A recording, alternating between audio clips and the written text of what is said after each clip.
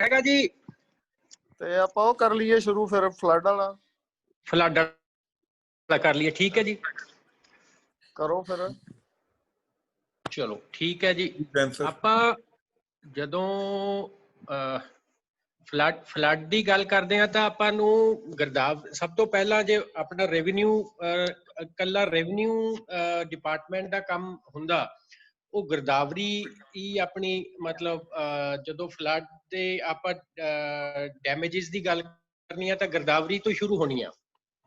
ਗਿਰਦਾਵਰੀਆਂ ਲਈ ਆਪਣਾ ਚੈਪਟਰ 9 ਆ ਲੈਂਡ ਰਿਕਾਰਡ ਮੈਨੂਅਲ ਦਾ, ਤੇ ਉਹਦੇ ਚ 9.1 ਚ ਗਿਰਦਾਵਰੀ ਜਿਵੇਂ ਜਿਹੜੀਆਂ ਦੋ ਦੀਆਂ ਗਿਰਦਾਵਰੀਆਂ ਆਪਾਂ ਕਰਨੀਆਂ ਨੇ ਗਦੌਰੀਆਂ, ਉਹਨਾਂ ਦਾ ਇੱਕ ਜਿਹੜੀ ਖਰੀਫ ਆ ਉਹ 1 ਅਕਤੂਬਰ ਤੋਂ 31 ਅਕਤੂਬਰ ਤੱਕ, ਰਵੀ ਦੀ ਹੈਗੀ ਆ 1 ਮਾਰਚ ਤੋਂ 31 ਮਾਰਚ ਤੱਕ।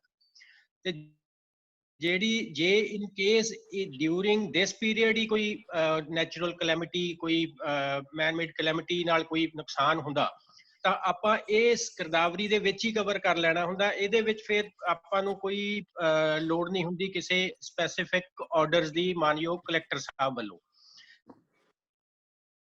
ਇਹ ਗਿਰਦਾਵਰੀ ਦਾ ਪੀਰੀਅਡ ਟੱਪ, ਜਿਹੜੀ ਨੈਚੁਰਲ ਗਿਰਦਾਵਰੀ ਆਪਾਂ ਕਰਦੇ ਹਾਂ, ਰੂਟੀਨ ਚ ਕਰਦੇ ਹਾਂ, ਇਹਦੀ ਜੇ ਇਨ ਕੇਸ ਟੱਪ ਜਾਵੇ, 10 ਦਿਨ ਟਾਈਮ ਟੱਪ ਜਾਵੇ, ਤਾਂ ਫਿਰ ਆਪਾਂ ਇੱਕ ਰਿਪੋਰਟ ਕਰਨੀ ਹੁੰਦੀ ਆ।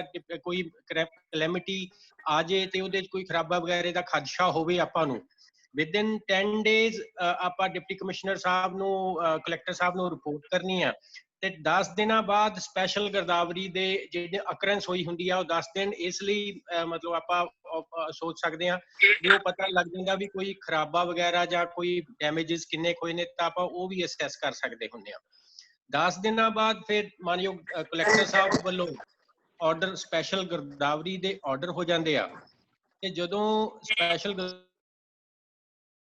ਤਾਂ ਵਿਦਨ ਵੀਕ ਲਿਖਿਆ ਹੋਇਆ ਵੀ ਆਪਾਂ ਸਾਰੀ ਉਹਨੀ ਜਿਹੜੀ ਡੈਮੇਜ ਅਸੈਸਮੈਂਟ ਆ ਟੂਵਰਡਸ ਕ੍ਰੌਪਸ ਔਰ ਐਨੀਥਿੰਗ ਐਲਸ, ਜਿਵੇਂ ਮਕਾਨ ਵਗੈਰਾ ਜਾਂ ਕੋਈ ਕਿਸੇ ਪਸ਼ੂਆਂ ਨੂੰ ਜਾਂ ਕੋਈ ਹੋਰ ਕਿਸੇ ਤਰ੍ਹਾਂ ਦਾ ਕੋਈ ਖਰਾਬਾ ਹੋਇਆ, ਤਾਂ ਆਪਾਂ ਉਹ 1 ਹਫ਼ਤੇ ਦੇ ਅੰਦਰ ਅਸੈਸਮੈਂਟ ਰਜਿਸਟਰ ਤਿਆਰ ਕਰਕੇ ਤੇ ਉਹ ਆਪਾਂ ਸਬਮਿਟ ਕਰਨੇ ਹੁੰਦੇ ਆ। ਤੇ ਇਹ ਫਿਰ ਕਲੈਕਟਰ ਸਾਹਿਬ ਵੱਲੋਂ ਇਹ ਸਾਰੀ ਰਿਪੋਰਟ ਆਪਣੇ ਡਿਸਟ੍ਰਿਕਟ ਦੀ ਇਕੱਠੀ ਕਰਕੇ ਤੇ ਸਟੇਟ ਨੂੰ ਭੇਜੀ ਜਾਂਦੀ ਆ। ਉਹਦੇ ਚ ਰੀਜ਼ਨ ਇਹ ਆ ਵੀ 2 ਤਰ੍ਹਾਂ ਦੇ ਫੰਡਸ ਹੁੰਦੇ ਆ ਜਿਹੜੇ ਇਹਦੇ ਚ ਯੂਟਿਲਾਈਜ਼ ਕੀਤੇ ਜਾਣੇ ਹੁੰਦੇ ਆ, NDRF ਦੇ ਤੇ ਸਟੇਟ ਫੰਡਸ ਤੇ ਸਟੇਟ ਡਿਜ਼ਾਸਟਰ ਮੈਨੇਜਮੈਂਟ ਫੰਡਸ। ਇਹਦੇ ਚ ਉਹਨਾਂ ਦਾ ਆਪਣਾ ਬਣਾਇਆ ਹੋਇਆ ਕ੍ਰਾਈਟੇਰੀਆ ਵੀ ਜਦੋਂ ਵੀ ਕੋਈ ਡੈਮੇਜਸ ਹੁੰਦੇ ਨੇ ਤਾਂ ਉਹਦੇ ਸਟੇਟ ਦੇ ਫੰਡਸ ਚੋਂ ਕਿੰਨੀ ਯੂਟਿਲਾਈਜ਼ ਕੀਤਾ ਜਾਣਾ ਤੇ ਉਹਦੇ ਚੋਂ ਸੈਂਟਰ ਵਾਲੇ ਚੋਂ ਕਿੰਨਾ ਯੂਟਿਲਾਈਜ਼ ਕੀਤਾ ਜਾਣਾ। ਇਹ ਹੋਰ ਵੱਧ ਜ਼ਿਆਦਾ ਇੰਪੋਰਟੈਂਟ ਇਸ ਲਈ ਹੋ ਜਾਂਦਾ ਵੀ ਜਦੋਂ ਵੀ ਸੈਂਟਰਲ ਗਵਰਨਮੈਂਟ ਤੋਂ ਆਪਾਂ ਨੂੰ ਹਰੇਕ 6 ਮਹੀਨੇ ਬਾਅਦ ਫੰਡਸ ਟ੍ਰਾਂਸਫਰ ਹੁੰਦੇ ਨੇ, ਆਪਾਂ ਨੂੰ ਫਿਕਸਡ ਫੰਡਸ ਨੇ। ਇਨ ਕੇਸ ਕੋਈ ਵੱਡੀ ਕਲੈਮਿਟੀ ਆ ਜਾਂਦੀ ਹੈ ਤੇ ਉਹਦੇ ਲਈ ਫਿਰ ਉਹ ਮਤਲਬ ਹੋਰ ਫੰਡ ਆਪਾਂ ਫਿਕਸਡ ਫੰਡਸ ਨੇ ਫॉर द ਸਟੇਟਸ। ਸਾਰੀਆਂ ਸਟੇਟਸ ਨੂੰ ਸੈਂਟਰਲ ਗਵਰਨਮੈਂਟ ਨੇ ਫਿਕਸ ਕੀਤੇ ਹੋਏ ਨੇ ਫੰਡਸ। ਉਹ ਤਾਂ ਹੀ ਅਗਲੀ ਉਹਨਾਂ ਦੀ ਜਾਰੀ ਹੁੰਦੀ ਆ ਕਿਸ਼ਤ ਜੇ ਆਪਾਂ ਪੁਰਾਣੇ ਸਾਰੇ ਫੰਡਸ ਯੂਟਿਲਾਈਜ਼, ਜਿਹੜੇ ਆਪਾਂ ਖਰਾਬਾ ਹੋਇਆ ਸੀਗਾ ਤੇ ਉਹਦੇ ਲਈ ਆਪਣੇ ਡਿਸਟ੍ਰਿਕਟਸ ਨੇ ਮੰਗੇ ਸੀਗੇ ਫੰਡਸ, ਤੇ ਉਹ ਆਪਾਂ ਯੂਟਿਲਾਈਜ਼ ਕਰਕੇ ਯੂਟਿਲਾਈਜੇਸ਼ਨ ਸਰਟੀਫਿਕੇਟ ਭੇਜ ਕੇ ਤੇ ਫਿਰ ਸਟੇਟ ਲੈਵਲ ਤੇ ਇੱਕ ਯੂਟਿਲਾਈਜੇਸ਼ਨ ਸਰਟੀਫਿਕੇਟ ਭੇਜਿਆ ਜਾਂਦਾ ਸੈਂਟਰਲ ਗਵਰਨਮੈਂਟ ਨੂੰ ਵੀ ਜੋ ਸਾਡਾ ਖਰਾਬਾ ਹੋਇਆ ਸੀ ਉਹਦੀ ਡਿਸਬਰਸਮੈਂਟਸ ਹੋ ਚੁੱਕੀਆਂ ਨੇ ਤੇ ਉਹ ਸਾਰਾ ਨਿਬੜ ਚੁੱਕਿਆ ਕੰਮ, ਤਾਂ ਫਿਰ ਉਹ ਨੈਕਸਟ ਕਿਸ਼ਤ ਭੇਜਿਆ, ਨਹੀਂ ਤਾਂ ਫਿਰ ਉਹ ਪ੍ਰਲੋਂਗ ਹੋ ਜਾਂਦੀ ਹੈ। ਤੇ ਉਹਦੇ ਕੋਈ ਕਿਸ਼ਤ ਜਦੋਂ ਇੱਕ ਵਾਰੀ ਪੈਂਡਿੰਗ ਹੋ ਜੇ ਫਿਰ ਉਹਦੇ ਲਈ ਕੋਈ ਮੀਟਿੰਗਸ, ਕੋਈ ਕੁਐਰੀਜ਼, ਕਈ ਫਿਰ ਆਡਿਟ ਪੈਰੇ, ਬੜਾ ਕੁਛ ਮਤਲਬ ਚੱਲਦਾ ਰਹਿੰਦਾ। ਬੇਸਿਕਲੀ ਆਪਾਂ ਨੂੰ ਐਜ਼ ਰੈਵਨਿਊ ਆਫਿਸਰਸ ਸਭ ਤੋਂ ਪਹਿਲਾਂ ਜਦੋਂ ਕੋਈ ਕਲੈਮਿਟੀ ਵੈਦਰ ਨੈਚੁਰਲ ਔਰ ਐਨੀ ਅਦਰ ਕਲੈਮਿਟੀ ਆਉਂਦੀ ਆ ਤਾਂ ਰੋਜ਼ਨਾਮਚਾ ਆਪਾਂ ਨੇ, ਹੁਣ ਆਪਣੇ ਫੀਲਡ ਸਟਾਫ ਨੇ ਰੋਜ਼ਨਾਮਚੇ ਦੀ ਜਿਹੜੀ ਹੈਗੀ ਆ ਨਾ ਅਹਿਮੀਅਤ, ਉਹਨੂੰ ਬੜਾ ਘਟਾ ਦਿੱਤਾ। ਜਦ ਕਿ ਜਿੱਥੇ ਕਿਤੇ ਵੀ ਮਤਲਬ ਕੋਈ ਕੰਮ, ਕਿਸੇ ਚੀਜ਼ ਦੀ ਲੋੜ ਪੜੀ ਜਾਣੀ ਆ, ਕਿਉਂਕਿ ਰੋਜ਼ਨਾਮਚੇ ਨਾਲ ਹੋਰ ਬੜਾ ਵੱਡਾ ਮਸਲਾ being part of record of rights, ਤੇ ਇਹਦੇ ਨਾਲ ਪ੍ਰਜ਼ੰਪਸ਼ਨ ਆਫ ਟਰੁਥ ਵੀ ਅਟੈਚਡ ਹੈ।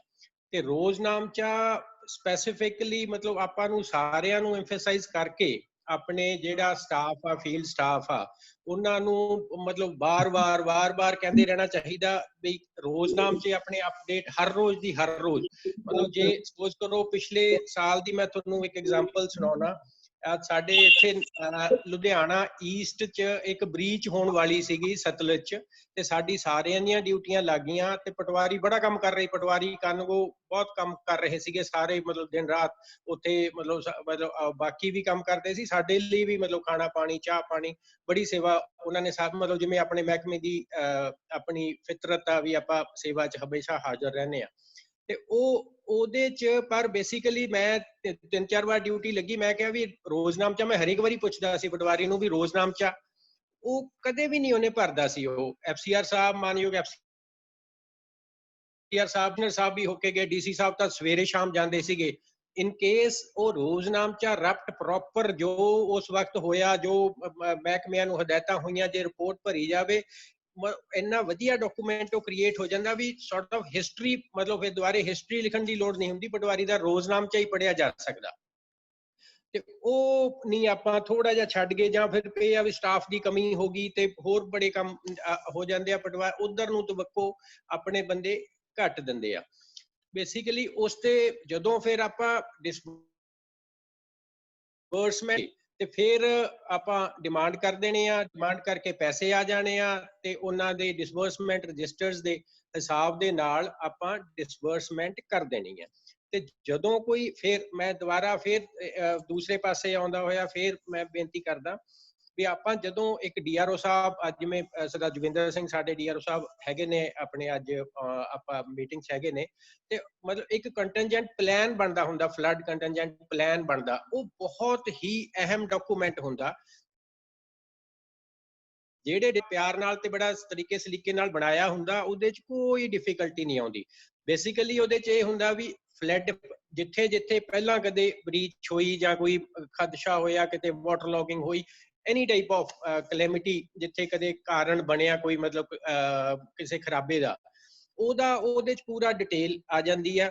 ਉਸ ਤੋਂ ਬਾਅਦ ਜਿੱਥੇ ਜਿੱਥੇ ਹੋ ਸਕਦਾ ਉਹ ਆ ਜਾਂਦਾ।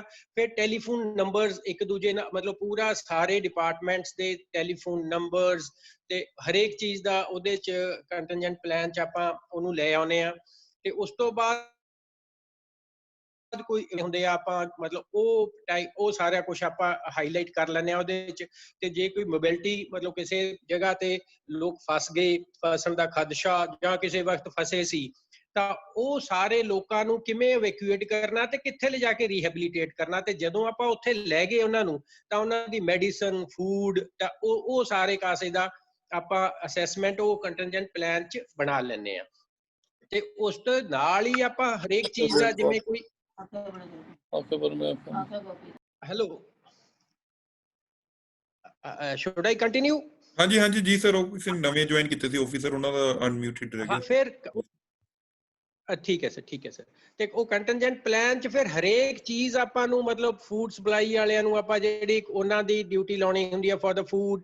ਫਿਰ ਆਪਾਂ ਜਿਵੇਂ ਜਿਹੜੇ ਹੈਗੇ ਆ ਐਨੀਮਲ ਹਸਬੈਂਡਰੀ ਡਿਪਾਰਟਮੈਂਟ ਨੂੰ ਵੀ ਉੱਥੇ ਜਿਹੜੇ ਇਹ ਦਿਨਾਂ 'ਚ ਫਿਰ ਕੋਲਰਾ ਉਹਨਾਂ ਦੇ ਹੁੰਦਾ, ਆਪਣਾ ਫੁੱਟ ਐਂਡ ਮਾਊਥ ਹੁੰਦਾ ਡਿਜ਼ੀਜ਼ ਹੁੰਦਾ, ਜਾਂ ਗਲ ਘੋਟੂ ਦੇ ਟੀਕੇ ਮਤਲਬ ਲੱਗਣੇ ਹੁੰਦੇ ਆ, ਉਹਦੀ ਸਾਰੀ ਅਸੈਸਮੈਂਟ ਤੇ ਉਹਨਾਂ ਦਾ ਸਾਰਾ ਜਿਹੜਾ ਉਹਨਾਂ ਨੇ ਆਪਣਾ ਉਸ ਕੀਤਾ, ਜਾਂ ਪ੍ਰਾਇਰ ਟੂ ਦੈਟ ਪੀਰੀਅਡ ਪਰ ਪ੍ਰੈਪਰੇਸ਼ਨ 'ਚ ਉਹਨਾਂ ਨੇ ਆਪਣੇ ਟੀਕੇਕਰਨ ਵਗੈਰਾ ਕੀਤਾ। ਤੇ ਆਪਣੇ ਇੱਧਰ ਜਿਹੜਾ ਹਿਊਮਨਸ ਲਈ ਜਿਹੜਾ ਮੈਡੀਕਲ ਸਟਾਫ ਹੈਗਾ, CMO ਸਾਹਿਬ ਹੈਗੇ ਨੇ, SMO ਸਾਹਿਬਾਨ ਹੈਗੇ ਨੇ, ਉਹਨਾਂ ਦਾ ਆਪਾਂ ਸਾਰਾ ਚੈੱਕ ਕਰਕੇ ਵੀ ਉਹਨਾਂ ਨੇ ਜਿਹੜੀਆਂ ਕੋਈ ਮਤਲਬ ਕੋਈ ਡਾਇਰੀਆ ਵਾਸਤੇ ਜਾਂ ਕੋਈ ਹੋਰ, ਜਿਵੇਂ ਇਹ ਡਾਕਟਰ ਸਾਹਿਬ ਜ਼ਿਆਦਾ ਦੱਸ ਸਕਣਗੇ, ਡਾਕਟਰ ਵਿਨੇ, ਤੇ ਉਹ ਸਾਰੀਆਂ ਮਤਲਬ ਆਪਾਂ ਉਹ ਕੰਟਿੰਜੈਂਟ ਪਲਾਨ ਜੇ ਸਾਰਿਆਂ ਦੇ ਟੇਬਲ ਤੇ ਹੋਊਗਾ ਤੇ ਜਾਂ ਮੋਬਾਈਲ 'ਚ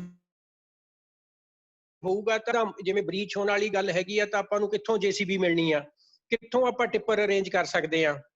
ਉਹਦੇ 'ਚ ਆਪਾਂ ਹਰੇਕ ਡਿਪਾਰਟਮੈਂਟ ਨੂੰ, ਪੁਲਿਸ ਵੀ, ਮਾਈਨਿੰਗ ਡਿਪਾਰਟਮੈਂਟ ਵੀ, ਫੋਰੈਸਟ ਡਿਪਾਰਟਮੈਂਟ ਵੀ, ਨਹੀਂ ਤਾਂ ਫਿਰ ਫੋਰੈਸਟ ਵਾਲੇ ਆ ਕੇ ਰੌਲਾ ਪਾ ਲੈਂਦੇ ਨੇ ਵੀ ਤੁਸੀਂ ਕਿਵੇਂ ਆਹ ਸਫੈਦਾ ਕੱਟਿਆ। ਤੇ ਜੇ ਆਪਾਂ ਕੰਟਿੰਜੈਂਟ ਪਲਾਨ ਬਣਾਇਆ ਹੋਇਆ ਤੇ ਆਪਾਂ ਉਹਦੇ ਚ ਉਹਦੇ ਹਿਸਾਬ ਨਾਲ ਮੀਟਿੰਗਸ ਕਰ ਰਹੇ ਹਾਂ ਤੇ ਉਹਨਾਂ ਦੀਆਂ ਡਿਊਟੀਆਂ ਲਾ ਰਹੇ ਹਾਂ, ਤਾਂ ਉਹ ਜੇ ਕੋਈ ਸਫੈਦਾ ਕੱਟਿਆ ਜਾਣਾ ਤਾਂ ਇਹ ਮੰਨਿਆ ਜਾਣਾ ਵੀ ਇਹ ਫੋਰੈਸਟ ਵਾਲਿਆਂ, ਚਾਹੇ ਆਪਾਂ ਹੀ ਕੱਟ ਲਿਆ, ਫੋਰੈਸਟ ਵਾਲਿਆਂ ਵੱਲੋਂ ਹੀ ਕੱਟਿਆ ਗਿਆ। ਇਹ ਮੋਟੇ-ਮੋਟੇ ਜਿਹੜੇ ਕੰਮ ਹੈਗੇ ਨੇ, ਜੇ ਆਪਾਂ ਇਹਨੂੰ ਮਤਲਬ ਅੰਡਰ ਕੰਟਰੋਲ ਰੱਖ ਲਈਏ ਤੇ ਇਹਦੇ ਤੇ ਐਮਫਸਾਈਜ਼ ਕਰਕੇ ਆਪਾਂ ਆਪਣੀਆਂ ਪ੍ਰੈਪਰੇਸ਼ਨਸ ਜਾਂ ਡਿਊਰਿੰਗ ਫਲੱਡ ਸੀਜ਼ਨ ਆਪਾਂ ਆਪਣੇ ਐਕਟੀਵਿਟੀਜ਼ ਇਹਦੇ ਮੁਤਾਬਕ ਕਰਦੇ ਰਹੀਏ, ਉਹਦੇ ਨਾਲ ਬੜਾ ਬੈਨੀਫੀਸ਼ੀਅਲ ਹੁੰਦਾ ਤੇ ਉਹ ਰੂਟੀਨ ਵਰਕ ਜੇ ਫਿਰ ਬਣ ਜਾਂਦਾ। ਨਹੀਂ ਤਾਂ ਫਿਰ ਉਹ ਹੱਥਾਂ ਪੈਰਾਂ ਦੀ ਪੈ ਜਾਂਦੀ ਹੈ, ਤੇ ਉਹ ਹੱਥਾਂ ਪੈਰਾਂ ਦੀ ਪਈ ਫਿਰ ਬੜਾ ਨੁਕਸਾਨ ਸਾਰਾ, ਮਤਲਬ ਡਿਪਟੀ ਕਮਿਸ਼ਨਰ ਸਾਹਿਬ ਲੈਵਲ ਤੇ, DRO ਸਾਹਿਬ ਲੈਵਲ ਤੇ, ਆਪਣੇ ਲੈਵਲ ਤੇ ਵੀ ਬੜੇ ਪ੍ਰੈਸ਼ਰਸ ਬਣ ਜਾਂਦੇ ਨੇ। ਫਿਰ ਆਪਾਂ ਕਦੇ ਪਟਵਾਰੀ ਲੱਭਦੇ ਹਾਂ, ਕਦੇ ਕੁਛ ਲੱਭਦੇ ਹਾਂ। ਜੇ ਸ਼ੁਰੂ ਤੋਂ ਹੀ ਜਦੋਂ ਫਲੱਡ ਸੀਜ਼ਨ ਸਟਾਰਟ ਹੋਣਾ ਉਸ ਤੋਂ 2 ਮਹੀਨੇ ਪਹਿਲਾਂ ਹੀ ਆਪਣੇ ਜਿੱਥੇ ਫਲੱਡ ਵਾਲਾ ਮਾਹੌਲ ਹੈਗਾ, ਕਦੇ ਆਇਆ ਜਾਂ ਕੁਛ ਮਤਲਬ ਦਰਿਆ ਨਿਕਲਦਾ ਆਪਣੀ ਸਬ ਡਿਵੀਜ਼ਨ ਚੋਂ, ਸਬ ਡਿਵੀਜ਼ਨ ਚੋਂ ਬਣਾ ਕੇ ਆਪਾਂ ਫਿਰ ਡਿਸਟ੍ਰਿਕਟ ਲੈਵਲ ਤੇ ਉਹ ਸਾਰਾ ਇੱਕ ਬਣ ਜੇ, ਕੰਪੋਜ਼ ਹੋ ਜੇ, ਤੇ ਉਹਦੇ ਚ ਬੜਾ ਫਾਇਦਾ ਵਾਲਾ ਮਤਲਬ ਆਪਾਂ ਹੋ ਸਕਦਾ। ਤੇ ਉਸ ਤੋਂ ਬਾਅਦ ਆਪਾਂ ਜਿਹੜੀਆਂ ਜਿੱਥੋਂ ਤੱਕ ਹੈਗੀਆਂ ਡਿਸਬਰਸਮੈਂਟ ਦੀਆਂ ਇੰਸਟਰਕਸ਼ਨਸ, ਉਹ ਮੈਂ ਜਦੋਂ MEO ਸੀਗਾ ਚੰਡੀਗੜ੍ਹ, ਉਦੋਂ ਮੈਂ ਕਲਪਨਾ ਮਿੱਤਲ ਬਰੂਆ ਮੈਮ, ਉਹਨਾਂ ਨੇ ਸਾਡੀ ਡਿਊਟੀ ਲਾਈ ਸੀਗੀ ਤੇ ਅਸੀਂ ਉਹ ਪੁਰਾਣੀਆਂ ਜਿੰਨੀਆਂ ਵੀ ਸਾਰੀਆਂ ਸਬਸੀਕੁਐਂਟ ਮਤਲਬ ਜਾਰੀ ਹੋਈਆਂ ਸੀਗੀਆਂ ਹਦਾਇਤਾਂ ਤੇ ਲੇਟੈਸਟ ਸੀ ਉਹਨਾਂ 'ਚ ਜਿਹੜੀਆਂ ਲਾਸਟ ਸੀਗੀਆਂ, ਉਹਨਾਂ ਨੂੰ ਸਾਰੀਆਂ ਨੂੰ ਕੰਪਾਈਲ ਕਰਕੇ ਇੱਕ ਜਿਹੜੀ ਉਹ ਹੁਣ ਆਪਣੇ ਕੋਲੇ ਸਾਰਿਆਂ ਨੂੰ ਸਰਕੂਲੇਟ ਆਪਾਂ ਕੀਤੀ ਹੋਈ ਆ, ਉਹਦੇ ਵਿੱਚ ਇੱਕ ਪੁਆਇੰਟ ਮਿਸਿੰਗ ਸੀਗਾ ਜਿਹੜਾ ਰੀਸੋਨ ਵਾਲਾ ਸੀ। ਉਹ ਫਿਰ ਆਪਾਂ ਇੱਕ ਵਾਰੀ ਚਿੱਠੀ ਸ਼ੇਅਰ ਕਰ ਲਈ ਸੀ ਸਾਰਿਆਂ ਨਾਲ ਵੀ ਉਹਦੇ ਤੇ ਉਹਨੂੰ ਕਿਵੇਂ ਡੀਲ ਕਰਨਾ, ਜਿੱਥੇ ਰੀਸੋਨ ਏਰੀਆ ਹੈਗਾ ਵੀ ਉਹਨੂੰ ਕਿਵੇਂ ਪੈਸੇ ਦੀ ਡਿਸਬਰਸਮੈਂਟ ਹੋਣੀ ਆ। ਤੇ ਜਿਹੜਾ ਮੇਰੇ ਹੁਣ ਦਿਮਾਗ 'ਚ ਆਇਆ ਤਾਂ ਇਹ ਹੈਗਾ ਵੀ ਜੇ ਕੋਈ ਹੋਰ ਪਲੀਜ਼ ਮੈਨੂੰ ਦੱਸ ਦਿਓ ਜੇ ਕੁਝ ਆਪਾਂ ਹੋਰ ਕਰ ਸਕਦੇ, ਮਤਲਬ ਕਰਨਾ ਚਾਹੁੰਦੇ। ਸਰ ਇੱਕ ਵਾਰੀ ਥੋੜਾ ਜਿਹਾ ਕਲੀਅਰ ਕਰ ਦਈਏ ਆਪਾਂ। ਹਾਂਜੀ ਸਰ। ਜਿਹੜੀ ਡਿਸਬਰਸਮੈਂਟ ਆਪਾਂ ਕਰਨੀ ਆ, ਉਹ ਸਰਕਾਰ ਦੇ ਜਿਹੜੇ ਖੇਵਟ ਆ ਗਈ, ਆਪਾਂ ਉਹਨਾਂ ਨੂੰ ਨਹੀਂ ਕਰਨੀ, ਕੀ ਗ੍ਰਾਮ ਪੰਚਾਇਤ ਨੂੰ ਕਰਨੀ ਹੈ, ਜਾਂ ਕਿਹਨੂੰ ਛੱਡਣਾ ਤੇ ਕਿਹਨੂੰ ਲੈਣਾ, ਤੇ 5 ਏਕੜ ਤੋਂ ਵੱਧ ਨਹੀਂ ਆਪਾਂ ਲੈਣੀ ਹੁੰਦੀ ਜੀ। ਹਾਂਜੀ, ਫॉर ਅ ਸਿੰਗਲ ਓਨਰ, ਜਿੱਥੇ ਸਿੰਗਲ ਓਨਰ ਦੀ ਗੱਲ ਆ ਉੱਥੇ 5 ਏਕੜ ਦੀ ਲਿਮਿਟ ਲਾਈ ਹੋਈ ਆ ਦੇਣਾ। ਹਾਂ, ਇਹਦੇ ਬਾਰੇ ਥੋੜਾ ਜਿਹਾ ਖੋਲ ਕੇ ਸਾਰਿਆਂ ਨੂੰ ਦੱਸਣਾ ਜਾਵੇ। ਠੀਕ ਹੈ ਜੀ। ਹੁਣ ਸਪੋਜ਼ ਕਰੋ ਪਹਿਲਾਂ ਕੀ ਸੀਗਾ ਜੀ, ਪਹਿਲਾਂ ਇਹਦੇ ਚ ਵੀ ਪਰਸੈਂਟੇਜ, ਜਿਵੇਂ ਗਵਰਨਮੈਂਟ ਲੈਂਡ ਆ, ਚਾਹੇ ਉਹ ਸੈਂਟਰਲ ਗਵਰਨਮੈਂਟ ਦੇ ਨਾਂ ਗਲਤ ਤਰੀਕੇ ਨਾਲ ਸੈਂਟਰਲ ਗਵਰਨਮੈਂਟ ਦੇ ਨਾਂ ਬੋਲੀ ਜਾ ਰਹੀ ਹੈ, ਚਾਹੇ ਉਹ ਸਟੇਟ ਗਵਰਨਮੈਂਟ ਦੇ ਨਾਂ ਸਹੀ ਆ ਗਈ ਤੇ ਸਹੀ ਬੋਲੀ ਜਾ, ਜੋ ਚਾਹੇ ਗਵਰਨਮੈਂਟ ਲੈਂਡ ਆ ਚਾਹੇ ਕੋਈ ਲੈਂਡ ਆ, ਉਹਦੇ ਤੇ ਆਪਾਂ ਜਿਹੜਾ ਪਹਿਲਾਂ ਸੀਗਾ ਵੀ ਜੇ ਗਵਰਨਮੈਂਟ ਲੈਂਡ ਆ ਤਾਂ ਉਹਦੇ ਤੇ ਪਰਸੈਂਟੇਜ ਬਣਾਈ ਹੋਈ ਸੀ 1/3 ਐਂਡ 2/3, ਮਤਲਬ ਉਹ ਆਪਾਂ ਪਾਸੇ ਜਾਈਏ। ਉਹ ਮਾਨਯੋਗ CM ਸਾਹਿਬ, ਉਸ ਵਕਤ ਦੇ CM ਸਾਹਿਬ ਨੇ ਆਰਡਰ ਪਾਸ ਕਰਕੇ ਕਰਤਾ ਸੀ ਵੀ ਚਾਹੇ ਗਵਰਨਮੈਂਟ ਲੈਂਡ ਵੀ ਆ ਤੇ ਖਰਾਬਾ ਸਿਰਫ ਤੇ ਸਿਰਫ ਟਿਲਰ ਨੂੰ ਦਿੱਤਾ ਜਾਊਗਾ, ਜਿਹੜਾ ਬੰਦਾ ਕਾਸ਼ਤ ਕਰਦਾ ਉਹਨੂੰ ਸਾਰੇ ਦਾ ਸਾਰਾ 100% ਖਰਾਬਾ ਉਹਨੂੰ ਦਿੱਤਾ ਜਾਊਗਾ, ਚਾਹੇ ਉਹ NDRF ਚੋਂ ਆ ਰਿਹਾ ਪੋਰਸ਼ਨ ਆ ਉਹਦਾ, ਚਾਹੇ ਉਹ SDF ਆਰ ਦਾ ਮਤਲਬ ਸਟੇਟ ਆਪਣਾ ਫੰਡ ਹੈਗਾ, ਉਹਦੇ ਚ ਜੇ ਉਹ ਸਾਰੇ 100% ਉਹ ਟਿਲਰ ਨੂੰ ਹੀ ਦਿੱਤਾ ਜਾਣਾ। ਹੁਣ ਟਿਲਰ ਦੀ ਫਿਰ ਆਪਾਂ ਸਪੋਜ਼ ਕਰੋ 20 ਕਿੱਲਿਆਂ ਦਾ ਇੱਕ ਟੱਕ ਹੈਗਾ, ਉਹਦੇ ਚ ਇੱਕ ਫੈਮਿਲੀ ਆਪਾਂ ਅਗਲੇ ਕਹਿ ਦਿੰਦੇ ਆ ਜੀ ਅਸੀਂ ਤਾਂ ਆਪਾਂ ਜੇ ਸਪੋਜ਼ ਕਰੋ ਬੰਦਾ ਮਰਿਆ ਹੋਇਆ, ਗਰਦਾਵਰੀ ਜੀ ਦੇ ਨਾਂ ਬੋਲਦੀ ਆ, ਉਹ ਬੰਦੇ ਦੀ ਡੈਥ ਹੋਈ ਆ, ਉਹ ਚਾਹੇ ਆਪਣੇ ਕੋਲੇ ਆ, ਆਪਾਂ ਡਰਦੇ ਨੇ ਸਰਕਾਰੀ ਆ ਰਹੀ ਆ, ਆਪਾਂ ਉਸ ਪਾਸੇ ਨਹੀਂ ਜਾਣਾ, ਆਪਾਂ ਮੌਕੇ ਦੀ ਪੋਜੀਸ਼ਨ ਦੇਖਣੀ ਆ। ਮੌਕੇ ਦੀ ਪੋਜੀਸ਼ਨ ਦੇ ਮੁਤਾਬਕ ਜੇ ਬੰਦਾ ਮਰਿਆ ਵੀ ਹੋਇਆ ਤਾਂ ਜੇ ਚਾਹੇ ਉਹਦੇ ਵਾਰਿਸ, ਚਾਹੇ ਕੋਈ ਥਰਡ ਬੰਦਾ, ਜਿਹੜਾ ਬੰਦਾ ਮੌਕੇ ਤੇ ਕਾਸ਼ਤ ਕਰਦਾ ਉਹਨੂੰ ਆਪਾਂ ਪੈਸੇ ਅਸੈਸਮੈਂਟ ਕਰਕੇ ਭੇਜਣੀ ਆ ਤੇ ਉਹਨੂੰ ਦਿਵਾਉਣੇ ਆ ਪੈਸੇ।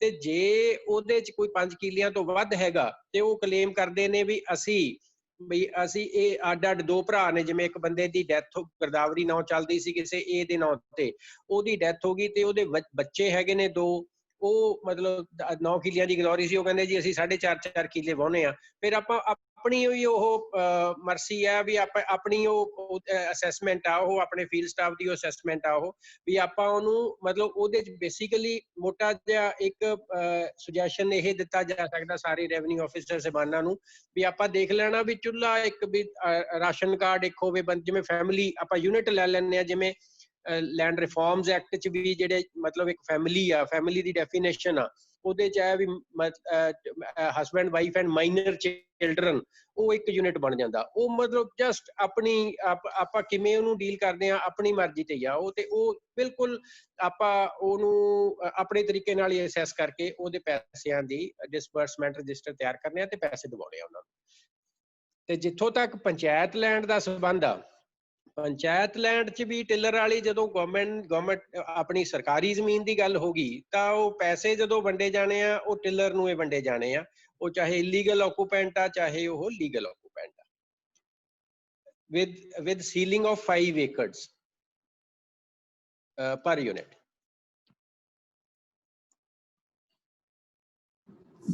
ਸਰ ਪੰਚਾਇਤ ਲੈਂਡ ਤੇ ਇੱਕ ਗੱਲ ਵਿਚਾਰਨਯੋਗ ਹੈ ਹਾਂਜੀ ਸਰ, ਕਿ ਗ੍ਰਾਮ ਪੰਚਾਇਤ ਦੀ ਖੇਵਟ ਖੁਦਕਾਸ਼ਤ ਹੋਵੇਗੀ। ਠੀਕ ਹੈ ਸਰ, ਲੇਕਿਨ ਵੀਡੀਓ ਵਿਭਾਗ ਰਾਹੀਂ ਉਹਨਾਂ ਨੂੰ ਬੋਲੀ ਤੇ ਦਿੱਤੀ ਗਈ, ਆਪਣੇ ਰਿਕਾਰਡ 'ਚ ਹੈ ਕਿਤੇ ਨਹੀਂ ਹੈ। ਆਪਾਂ ਤਾਂ ਆਪਣੇ ਰਿਕਾਰਡ ਮੁਤਾਬਕ ਅਸੈਸਮੈਂਟ ਰਜਿਸਟਰ ਤਿਆਰ ਕਰਾਂਗੇ ਜਾਂ ਆਪਾਂ ਵੀਡੀਓ ਤੋਂ ਆਪਾਂ ਉਹਨਾਂ ਦਾ ਪੇਪਰ ਲਵਾਂਗੇ, ਆਪਾਂ ਰਿਕਾਰਡ ਤੋਂ ਬਾਹਰ ਜਾ ਨਹੀਂ ਸਕਦੇ ਆਪਣੇ। ਨਾ ਸਰ, ਆਪਣੇ ਰਿਕਾਰਡ ਨੂੰ ਤਾਂ ਆਪਾਂ ਦੇਖਣਾ ਹੀ ਦੇਖਣਾ ਕਿਉਂਕਿ ਆਪਣਾ ਰਿਕਾਰਡ ਆ, ਅਦਰਵਾਈਜ਼ ਵੀਡੀਓ ਨਾਲ ਆਪਣਾ ਕੋਈ ਤਾਲੁਕ ਨਹੀਂ, ਆਪਾਂ ਮੌਕਾ ਦੇਖਣਾ ਜੀ। ਜਿਹਦੇ ਜਿਹੜਾ ਮੌਕੇ ਤੇ ਕਾਸ਼ਤ ਕਰ ਰਿਹਾ ਉਹਨੂੰ ਪੈਸੇ ਮਿਲਣਗੇ। ਤੇ ਸਰ ਆਪਣੇ ਰਿਕਾਰਡ 'ਚ ਖੁਦਕਾਸ਼ਤ ਆ, ਆਪਾਂ ਮੌਕੇ ਤੇ ਆਪਾਂ ਪੈਸੇ ਉਹਨੂੰ ਦੇ, ਆਪਾਂ ਖੁਦਕਾਸ਼ਤ ਆਪਣੇ ਰਿਕਾਰਡ 'ਚ ਹੈਗਾ ਤੇ ਆਪਾਂ ਨੂੰ ਪਤਾ ਵੀ ਇਹ ਪੰਚਾਇਤ ਦੇ ਕਬਜ਼ੇ 'ਚ ਨਹੀਂ, ਕਿਸੇ ਥਰਡ ਬੰਦੇ ਨੂੰ ਇਹਨਾਂ ਨੇ ਠੇਕੇ ਤੇ ਦਿੱਤੀ ਹੋਈ ਆ, ਤਾਂ ਆਪਾਂ ਠੇਕੇਦਾਰ ਨੂੰ ਦੇਵਾਂਗੇ ਜੀ।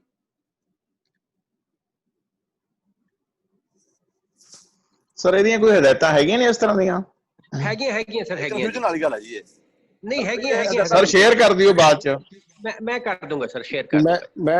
ਬੈਨ ਸਾਹਿਬ ਇੱਕ ਮਿੰਟ, ਇਹ ਜਿਹੜਾ ਗੁਰਤੇਜ ਜਿਹੜਾ ਤੁਹਾਡਾ ਕੁਐਸਚਨ ਹੈ, ਖੁਦਕਾਸ਼ਤ ਉੱਥੇ ਖੜਾ ਹੀ ਕਿਉਂ ਹੈ, ਐਂਟਰੀ ਕਿਉਂ ਖੜੀ ਖੁਦਕਾਸ਼ਤ ਦੀ ਜੇ ਪੰਚਾਇਤੀ ਲੈਂਡ ਜਾਂ ਸ਼ਾਮਲਾਟ? ਸਰ ਗ੍ਰਾਮ ਪੰਚਾਇਤ ਖੁਦਕਾਸ਼ਤ ਹੈ ਨਾ। ਹਾਂ ਨਹੀਂ, ਕਿਉਂ ਖੁਦਕਾਸ਼ਤ ਹੈ ਮੈਂ ਉਹੀ ਦੱਸਣ ਲੱਗਾ। ਬੇਸਿਕਲੀ ਉਹ ਖੁਦਕਾਸ਼ਤ, ਉਹ ਸੁਣਿਓ ਬੜਾ, ਸੁਣ ਲਓ, ਮੈਂ ਖੁਦਕਾਸ਼ਤ ਤੋਂ ਤਾਂ ਖੜੇ ਆ ਕਿਉਂਕਿ ਗਵਰਨਮੈਂਟ ਦੀ ਲੈਟਰ ਹੈ ਵੀ ਇਹ ਪ੍ਰਾਈਵੇਟ ਬੰਦਿਆਂ ਦੇ ਨਾਮ ਤੇ ਐਂਟਰੀਆਂ ਨਾ ਕੀਤੀਆਂ ਜਾਣ। ਇਹਦਾ ਖੁਦਕਾਸ਼ਤ ਦਾ ਮਤਲਬ ਇੱਥੇ ਇਹ ਨਹੀਂ ਹੈ ਵੀ ਉਹ ਪੰਚਾਇਤ ਹੀ ਬਾਹਰ ਰਹੀ ਹੈ ਤੇ ਪੰਚਾਇਤ ਨੂੰ ਹੀ ਜਾਣਾ ਉੱਥੇ। ਜਿਹੜਾ ਜਿਵੇਂ ਬੈਂਸ ਸਾਹਿਬ ਨੇ ਕਿਹਾ, ਬੇਸਿਕਲੀ ਤਾਂ ਜੇ ਤੁਸੀਂ ਕਰ ਸਕਦੇ ਹੋ ਕੋਆਰਡੀਨੇਟ ਕਰ ਲਓ ਪੰਚਾਇਤ ਨਾਲ, ਉਹਨਾਂ ਕੋਲੋਂ ਲੈ ਲਓ ਵੀ ਕੌਣ ਕੌਣ ਉੱਥੇ ਐਕਚੁਅਲ ਟਿਲਰ ਹੈ ਆ।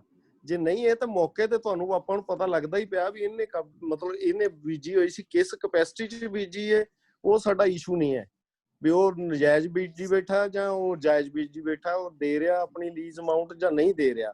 ਜਿਹੜਾ ਮੌਕੇ ਤੇ ਕਾਸ਼ਤਕਾਰ ਅਸੀਂ ਉਹਨੂੰ ਦੇਣਾ, ਨਾ ਕਿ ਅਸੀਂ ਖੁਦ ਕਾਸ਼ਤ ਦੇ ਹਿਸਾਬ ਨਾਲ ਉਹਨੂੰ ਆਪਰੇਟ ਕਰਨਾ।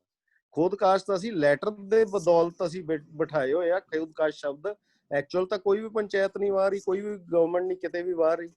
ਜੇ ਕਿਤੇ ਗਵਰਨਮੈਂਟ ਵਾਹ ਰਹੀ ਹੈ ਤਾਂ ਉਹਨੂੰ ਫਿਰ ਆਪਾਂ ਖੁਦ ਕਾਸ਼ਤ ਐਕਚੁਅਲ ਮੰਨੀਏ। ਦਿਸ ਇਜ਼ ਮਤਲਬ ਜਸਟ ਇੱਕ ਟੈਕਨੀਕੈਲਿਟੀ ਹੈ, ਇਹਨੂੰ ਆਪਾਂ ਬਹੁਤ ਜ਼ਿਆਦਾ ਅੱਗੇ ਡਰੈਗ ਨਾ ਕਰੀਏ ਵੀ ਇਹ ਖੁਦ ਕਾਸ਼ਤ ਤੇ ਇਹਦੇ ਕਰਕੇ ਕੋਈ ਕੰਪਲਿਕੇਸ਼ਨ ਆਏਗੀ।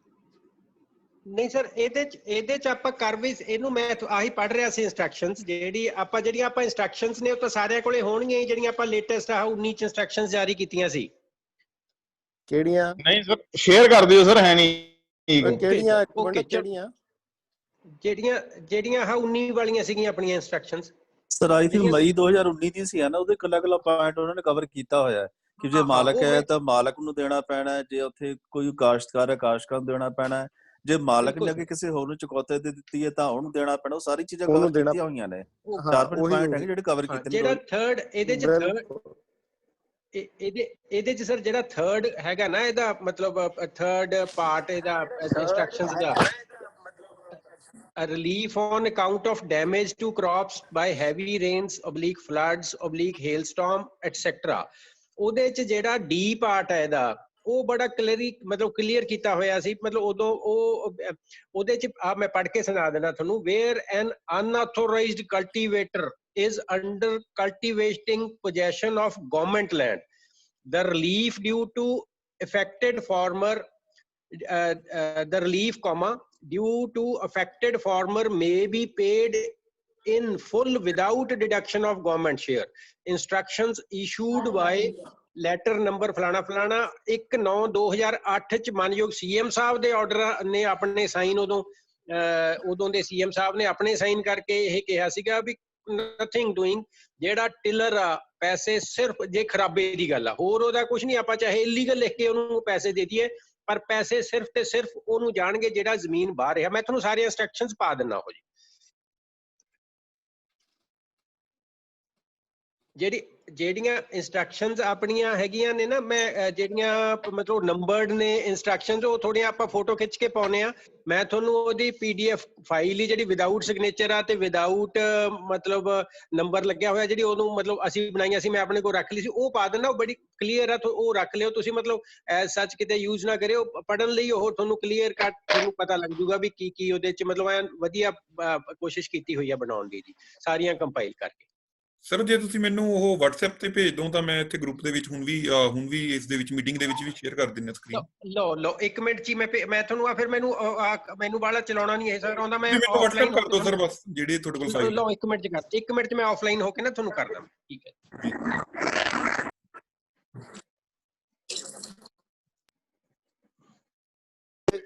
ਇਹਦੇ ਲਈ ਆਫਲਾਈਨ ਹੋਣ ਦੀ ਲੋੜ ਨਹੀਂ ਸ਼੍ਰੀਮਾਨ ਸਾਹਿਬ, ਤੁਸੀਂ ਪਰ ਮੈਨੂੰ ਕੰਟੀਨਿਊ ਕਰੋ ਫਿਰ ਹੋ ਜਾਣਗੇ ਸ਼ੇਅਰ।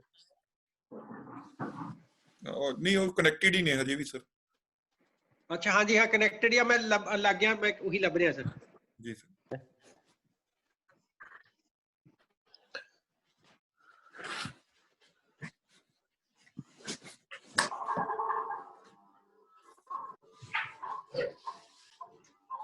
ਵਿਨੀ ਜੀ WhatsApp ਦੇਖਿਓ ਤੁਹਾਡੇ ਕੋਲ। ਹਾਂਜੀ ਤਪਨ ਸਰ ਤੁਹਾਡੇ ਵੱਲੋਂ ਆ ਗਈ ਹੈ ਮੈਨੂੰ। ਇਹ ਸਰ ਨੇ ਮੈਨੂੰ ਬੈਂਸ ਸਰ ਨੇ ਪਹਿਲਾਂ ਭੇਜੀ ਸੀ, ਉਹ ਤੁਹਾਨੂੰ ਭੇਜਤੀ। ਠੀਕ ਹੈ ਬੈਂਸ ਸਰ, ਮੈਂ ਤੁਸੀਂ ਕੰਟੀਨਿਊ ਕਰ ਲਓ ਫਿਰ, ਮੇਰੇ ਕੋਲ ਆ ਗਈਆਂ ਤਪਨ ਸਰ ਵੱਲੋਂ। ਓਕੇ ਸਰ ਚਲੋ ਆ ਬਸ ਮੈਂ ਵੀ ਭੇਜਤੀ ਸਰ, ਚਲੋ ਬਸ ਠੀਕ ਹੋ ਗਿਆ ਜੀ ਜੀ ਮੈਂ ਹੁਣੇ ਸ਼ੇਅਰ ਕਰ ਦਾਂਗਾ। ਠੀਕ ਹੈ ਸਰ। ਤੇ ਇਹਦੇ ਚ ਮੈਂ ਮਤਲਬ ਕੋਈ ਇਹਦੇ ਚ ਇਹੀ ਆ ਵੀ ਆਪਾਂ ਬਿਲਕੁਲ ਹੀ ਕਲੀਅਰ ਕਰਕੇ ਕੀਤਾ ਹੋਇਆ ਜੀ। ਤੁਸੀਂ ਸਾਰੇ ਜਾਣੇ ਪਲੀਜ਼ ਇਹਨੂੰ ਥੋੜਾ ਜਿਹਾ ਟਾਈਮ ਮਤਲਬ ਲਾ ਕੇ ਮਤਲਬ ਜਦੋਂ ਵੀ ਜਿਹੜੇ ਇੱਕ ਪੁਆਇੰਟ ਜਿੱਥੇ ਵੀ ਆਪਾਂ ਨੂੰ ਕੋਈ ਮਤਲਬ ਫੋਡਰ ਬਾਰੇ, ਕੋਈ ਐਨੀਮਲਸ ਲਾਈਵ ਸਟਾਕ ਬਾਰੇ, ਕਿਸੇ ਬਾਰੇ ਵੀ ਮਤਲਬ ਇਹਦੇ ਚ ਪੂਰਾ ਡਿਟੇਲ ਚ ਕੋਸ਼ਿਸ਼। ਬਸ ਇੱਕ ਚੀਜ਼ ਇਹਦੇ ਚ ਮਿਸਿੰਗ ਰਹਿ ਗਈ ਸੀਗੀ ਵੀ ਜਿਹੜਾ ਉਹ ਸੀ ਰੀਸੋਨ ਏਰੀਏ ਵਾਲਾ, ਉਹ ਪਿਛਲੀ ਵਾਰ ਆਪਣੇ ਸਰਦੂਲਗੜ੍ਹ ਵਾਲੇ ਨੈਬ ਸਾਹਿਬ ਦਾ ਆਇਆ ਸੀਗਾ ਤੇ ਉਹ ਆਪਾਂ ਬਾਂਸਲ ਸਾਹਿਬ ਇਹਨਾਂ ਦਾ ਸਰਦੂਲਗੜ੍ਹ ਵਾਲਿਆਂ ਦਾ ਓਮ ਪ੍ਰਕਾਸ਼ ਜੀ ਦਾ, ਉਹਦੇ ਚੋਂ ਲੈਟਰ ਉਦੋਂ ਪਾਤੀ ਸੀਗੀ ਮੈਂ ਗਰੁੱਪ ਚ, ਤੇ ਉਹ ਵੀ ਮੈਂ ਦੁਬਾਰੇ ਮੇਰੇ ਕੋਲ ਹੁਣ ਨਹੀਂ ਹੈਂਡੀ ਹੈਗੀ, ਮੈਂ ਪਾ ਦਿੰਦਾ ਜੀ ਬਾਅਦ ਚ ਗਰੁੱਪ ਚ ਪਾ ਦਿੰਦਾ ਜੀ।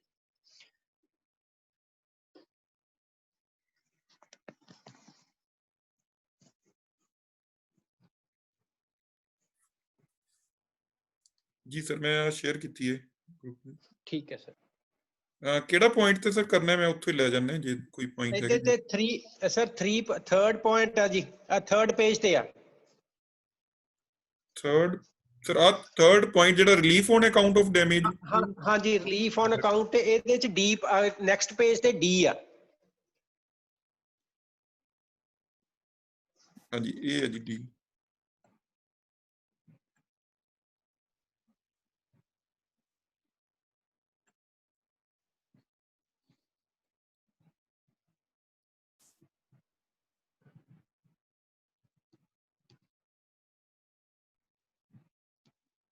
ਜੀ ਸਰ ਇਹ ਮੈਨੂੰ ਲੱਗਦਾ ਸਾਰੇ ਪੜ੍ਹ ਪਾ ਰਹੇ ਹੋਣਗੇ ਸਰ ਸਕਰੀਨ ਦੇ ਉੱਤੇ।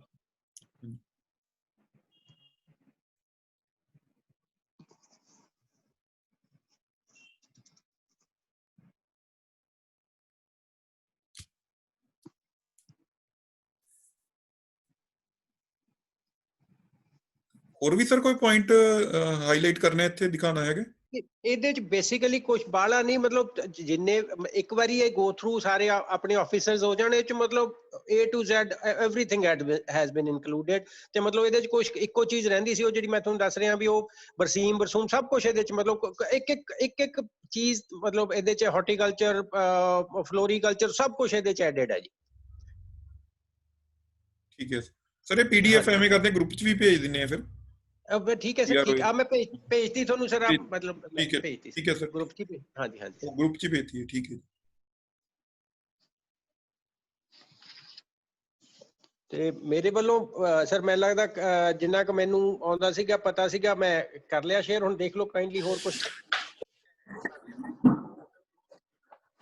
ਮੈਂ ਸਾਹਿਬ ਅੱਗੇ ਕਰੋ ਐਕਸਪਲੇਨ ਇਸ ਤੋਂ ਅੱਗੇ, ਜੇ ਇਹ ਆਪੇ ਚੱਲਦਾ ਰਹਿਣਾ ਲੰਬਾ ਚੌੜਾ ਤਾਂ ਗੁਰਦੇਵ ਜੀ, ਹੈਲੋ। ਹਾਂਜੀ ਹਾਂਜੀ ਗੁਰਦੇਵ ਜੀ, ਕਈ ਨਾ ਪ੍ਰੈਕਟੀਕਲੀ ਗੱਲਾਂ ਬਹੁਤ ਨੇ ਜਿਹੜੀਆਂ ਨਾ ਬੈਂਸ ਸਾਹਿਬ ਨੇ ਫਿਰ ਕਾਫੀ ਕੁਝ ਕਵਰ ਕਰ ਲਿਆ, ਬਟ ਜਦੋਂ ਆਪਾਂ ਬੰਨ ਤੇ ਖੜੇ ਹੁੰਦੇ ਨਾ, ਉਦੋਂ ਕਾਫੀ ਬਹੁਤ ਕੁਝ ਛੱਡ ਗਏ ਨੇ। ਮੈਂ ਕਿਹਾ ਬਹੁਤ ਕੁਝ ਛੱਡ ਗਿਆ। ਇੱਕ ਮਿੰਟ ਨਾ, ਮੈਂ ਇੱਕ ਵਾਰ ਬੈਂਸ ਸਾਹਿਬ ਨੂੰ ਕੰਪਲੀਟ ਕਰ ਲੈਂਦਾ, ਫਿਰ ਤਪਨ ਨੇ ਵੀ ਕੀਤਾ ਤਿਆਰ ਕੁਝ, ਠੀਕ ਹੈ ਜੀ ਨਾ। ਮੇਰੇ ਉਸ ਤੋਂ ਬਾਅਦ ਆਪਾਂ ਪੂਰੀ ਡਿਸਕਸ਼ਨ ਚ ਚੱਲਦੇ। ਮੇਰੇ ਵੱਲੋਂ ਕੰਪਲੀਟ ਹੈ ਸਰ, ਕੰਪਲੀਟ ਹੈ ਜੀ। ਨਹੀਂ, ਇਹ ਖਰਾਬਾ ਖਰੂਬਾ ਵੰਡਣ ਦਾ ਦੱਸ ਦੋ ਅੱਗੇ। ਖਰਾਬਾ ਵੰਡਣ ਦਾ ਹੁਣ ਗਵਰਨਮੈਂਟ ਨੇ ਇੰਸਟਰਕਸ਼ਨਸ ਜਾਰੀ ਕਰਤੀਆਂ। ਹੁਣ ਅਗਲੇ ਦੇ ਅਕਾਊਂਟ 'ਚ ਹੀ ਜਾਣਾ। ਜੇ ਤੁਸੀਂ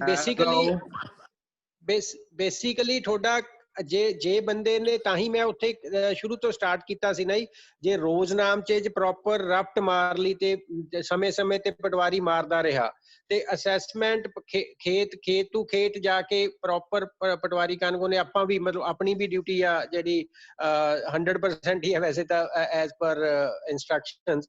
ਤਾਂ ਆਪ ਮਤਲਬ ਇਹ ਚੀਜ਼ ਜਦੋਂ ਆਪਾਂ ਜੇ ਅਸੈਸਮੈਂਟ ਰਜਿਸਟਰ ਆਪਾਂ ਜਿਵੇਂ ਤਕਸੀਮ ਦੇ ਕੇਸ 'ਚ ਮੈਂ ਮੰਨਦਾ ਹੁੰਦਾ, ਵੈਸੇ ਆਮ ਇਹ ਨਹੀਂ ਮੰਨਦੇ ਵੀ ਨਕਸ਼ਾ ਊੜਾ ਜੇ ਤੁਸੀਂ ਪ੍ਰੋਪਰਲੀ ਡੀਲ ਕਰ ਲਿਆ, ਤੁਹਾਡਾ 75% ਆਫ ਦਾ ਤਕਸੀਮ ਕੇਸ ਡਨ ਆ। ਤੇ ਉਵੇਂ ਜੇ ਤੁਸੀਂ ਅਸੈਸਮੈਂਟ ਰਜਿਸਟਰ ਪ੍ਰੋਪਰ ਤਿਆਰ ਕਰ ਲਿਆ ਤੇ ਉਹ ਤੁਹਾਡੇ ਮਤਲਬ ਗ੍ਰਿਪ 'ਚ ਹੈਗੀ ਆ ਚੀਜ਼ ਸਾਰੀ, ਵੀ ਅਸੈਸਮੈਂਟ ਰਜਿਸਟਰ ਪ੍ਰੋਪਰਲੀ ਤਿਆਰ ਹੋ ਗਿਆ ਤਾਂ ਉਦੋਂ ਬਾਅਦ ਤਾਂ ਕੋਈ ਕੰਮ ਹੀ ਨਹੀਂ ਹੈਗਾ। ਉਦੋਂ ਬਾਅਦ ਤਾਂ ਪੈਸੇ ਆਉਣੇ ਨੇ ਉਹਨਾਂ ਦੇ। ਜੇ ਅਸੈਸਮੈਂਟ ਰਜਿਸਟਰ 'ਚ ਆਪਾਂ ਨੇ ਉਹਦੇ ਅਕਾਊਂਟ ਨੰਬਰ IFSC ਕੋਡ ਲਏ ਹੋਏ ਨੇ ਤਾਂ ਉੱਥੋਂ ਸਿੱਧੇ ਤੁਹਾਡੇ ਦਫ਼ਤਰ ਬੈਠੇ ਤੁਸੀਂ ਟ੍ਰਾਂਸਫਰ ਕਰ ਦੇਣੇ ਆ, ਕਿਤੇ ਨਹੀਂ ਜਾਣ ਦੀ ਲੋੜ।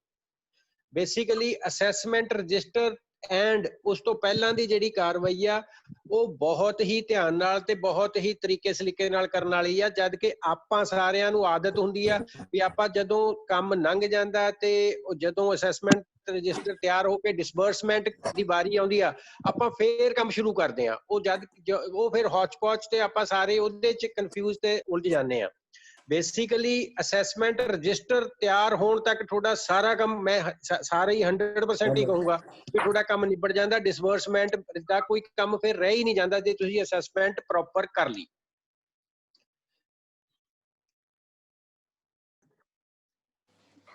ਬੈਂਸ ਸਾਹਿਬ, ਹੈਲੋ ਬੈਂਸ ਸਾਹਿਬ, ਮਤਲਬ ਕੰਪਲਿਕੇਸ਼ਨਸ ਕੀ ਨੇ ਵੰਡਨ 'ਚ? ਕੀ ਕੰਪਲਿਕੇਸ਼ਨ ਹੈ ਜਾਂ ਕੀ ਪ੍ਰੋਬਲਮ ਆ ਸਕਦੀ ਹੈ? ਉਸ ਪਾਰਟ ਤੇ ਜਾਓ ਥੋੜਾ ਜਿਹਾ। ਓਕੇ, ਉਹਦੇ 'ਚ ਇਹ ਆਉਂਦੀ ਆ ਵੀ ਜਦੋਂ, ਕਿਉਂਕਿ government of India the aid ਆ ਇਹ, ਜਿਹੜੀ ਮਤਲਬ ਵੱਡਾ 75% ਜਿਹੜਾ ਇਹਦੇ 'ਚ ਪੈਸਾ ਹੁੰਦਾ ਉਹ ਗਵਰਨਮੈਂਟ ਆਫ ਇੰਡੀਆ ਦਾ ਆਪਣੇ ਕੋਲੇ NDRF ਦੇ ਸ਼ਕਲ 'ਚ ਆਉਂਦਾ ਉਹ।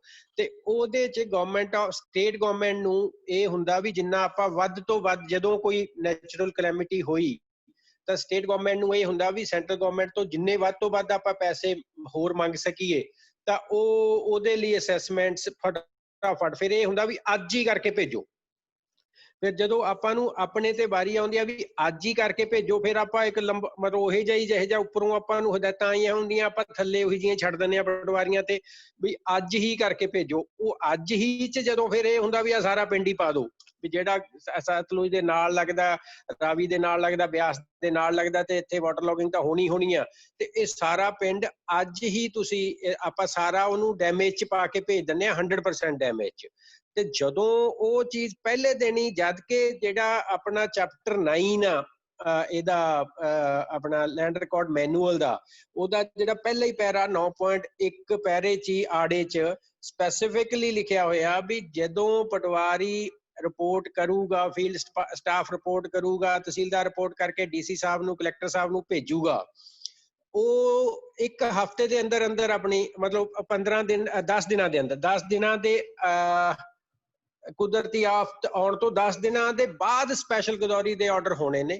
10 ਦਿਨਾਂ ਦੇ ਅੰਦਰ ਅੰਦਰ ਆਪਾਂ ਉਹਦੀ ਅਸੈਸਮੈਂਟ ਇੰਨੀ ਕਿ ਉਹਦੇ ਤੇ ਨਿਗਾਹ ਰੱਖਣੀ ਆ ਵੀ ਕਿੰਨਾ ਕਿ ਇਹਦੇ ਚੋਂ ਆਪਾਂ ਨੂੰ ਖਰਾਬਾ ਨਿਕਲੂਗਾ ਤੇ ਕਿੰਨਾ ਕੁ ਫਸਲ ਠੀਕ ਨਿਕਲ ਆਊਗੀ।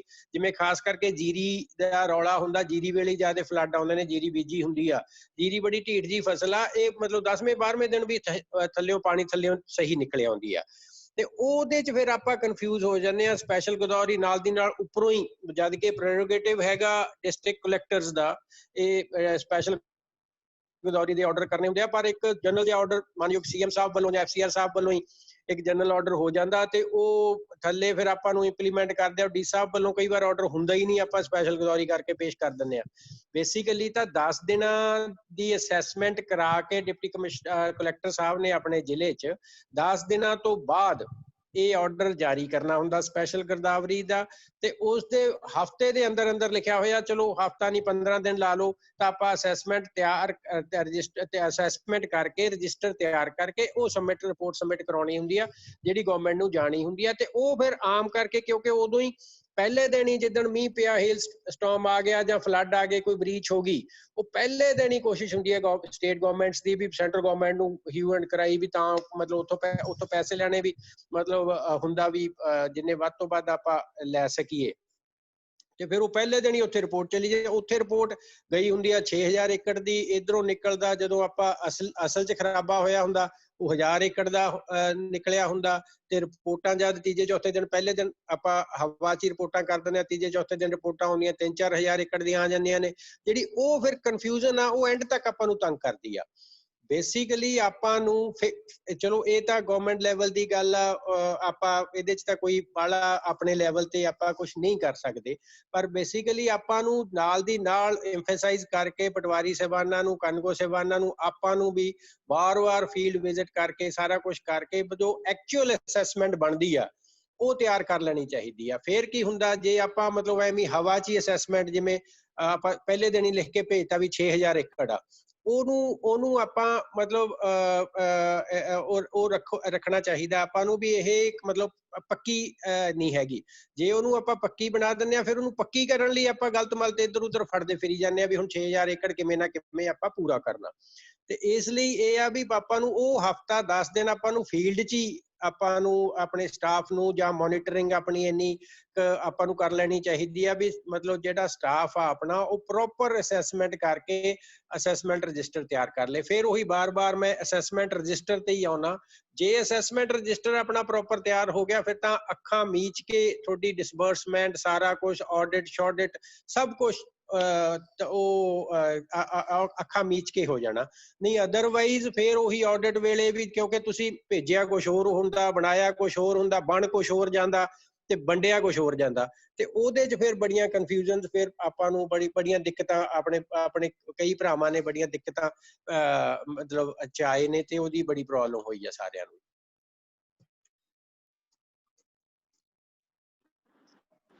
ठीक है बहन साहब। तपन हेलो जी, हेलो तपन हेलो जी। हाँ जी, हाँ जी सर। हेलो बहन साहब। सर हाँ जी, हाँ जी सर, ਇਹਦੇ ਵਿੱਚ ਇੱਕ ਟੈਕਨੀਕਲ ਪ੍ਰੋਬਲਮਸ ਇਹ ਆ ਰਹੀਆਂ ਨੇ। हाँ जी सर। ਵੀ ਹੁਣ ਸਪੋਜ਼ ਕਰ ਲਓ ਵੀ 4 ਸਾਲਾਂ ਬਣ ਚੁੱਕੇ ਆ, ਗਰਦਾਵਰੀਆਂ ਫਿਲਅਪ ਨਹੀਂ ਹੋ ਰਹੀਆਂ ਹੈਗੀਆਂ 3-3 4-4 ਸਾਲ ਦੀਆਂ, 5-5 ਸਾਲ ਦੀਆਂ। ਠੀਕ ਹੈ ਸਰ। ਠੀਕ ਹੈ ਕਿ ਨਹੀਂ? ਨਾ ਤਾਂ ਕੰਪਿਊਟਰ ਵਾਲੇ ਕੱਢ ਰਹੇ ਨੇ ਤੇ ਨਾ ਹੀ ਪਟਵਾਰੀ ਉਹਨਾਂ ਨੂੰ ਅਪਡੇਟ ਕਰ ਦੇਣਾ। ਜੇ ਆਪਾਂ ਦੇਖ ਲਈਏ ਜਾ ਕੇ ਅਸੈਸਮੈਂਟ ਰਜਿਸਟਰ ਕਿੱਥੋਂ ਤਿਆਰ ਕੀਤੇ ਜਾਣਗੇ।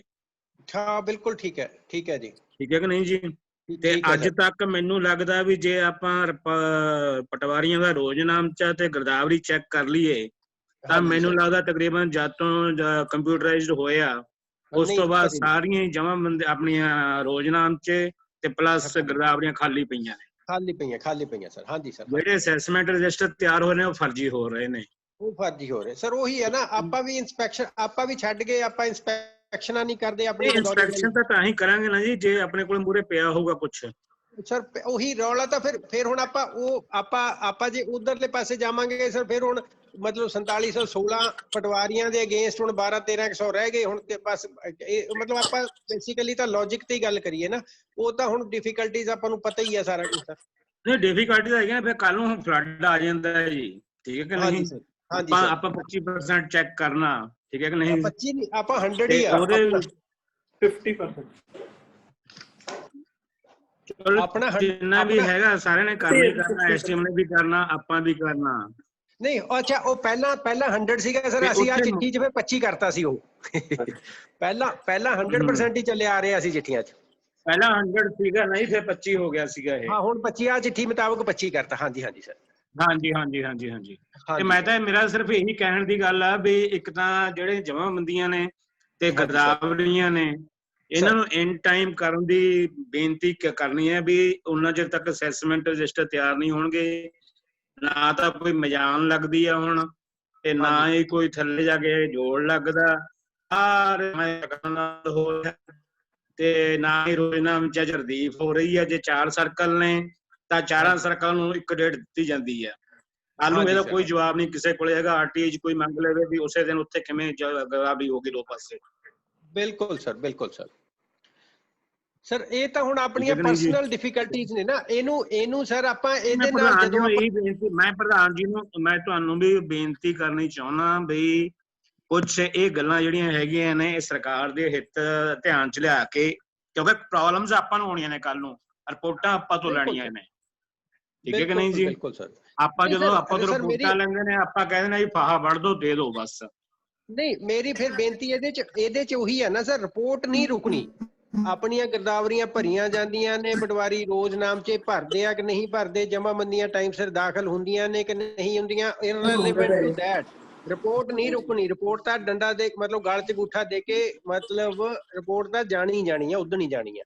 ਉਹ ਹੁਣ ਆਪਾਂ ਨੂੰ ਇਹ ਕਰਨਾ ਪੈਣਾ ਵੀ ਆਪਾਂ ਉਹਨੂੰ ਕਿਵੇਂ ਡੀਲ ਕਰਦੇ ਆ ਸਰ।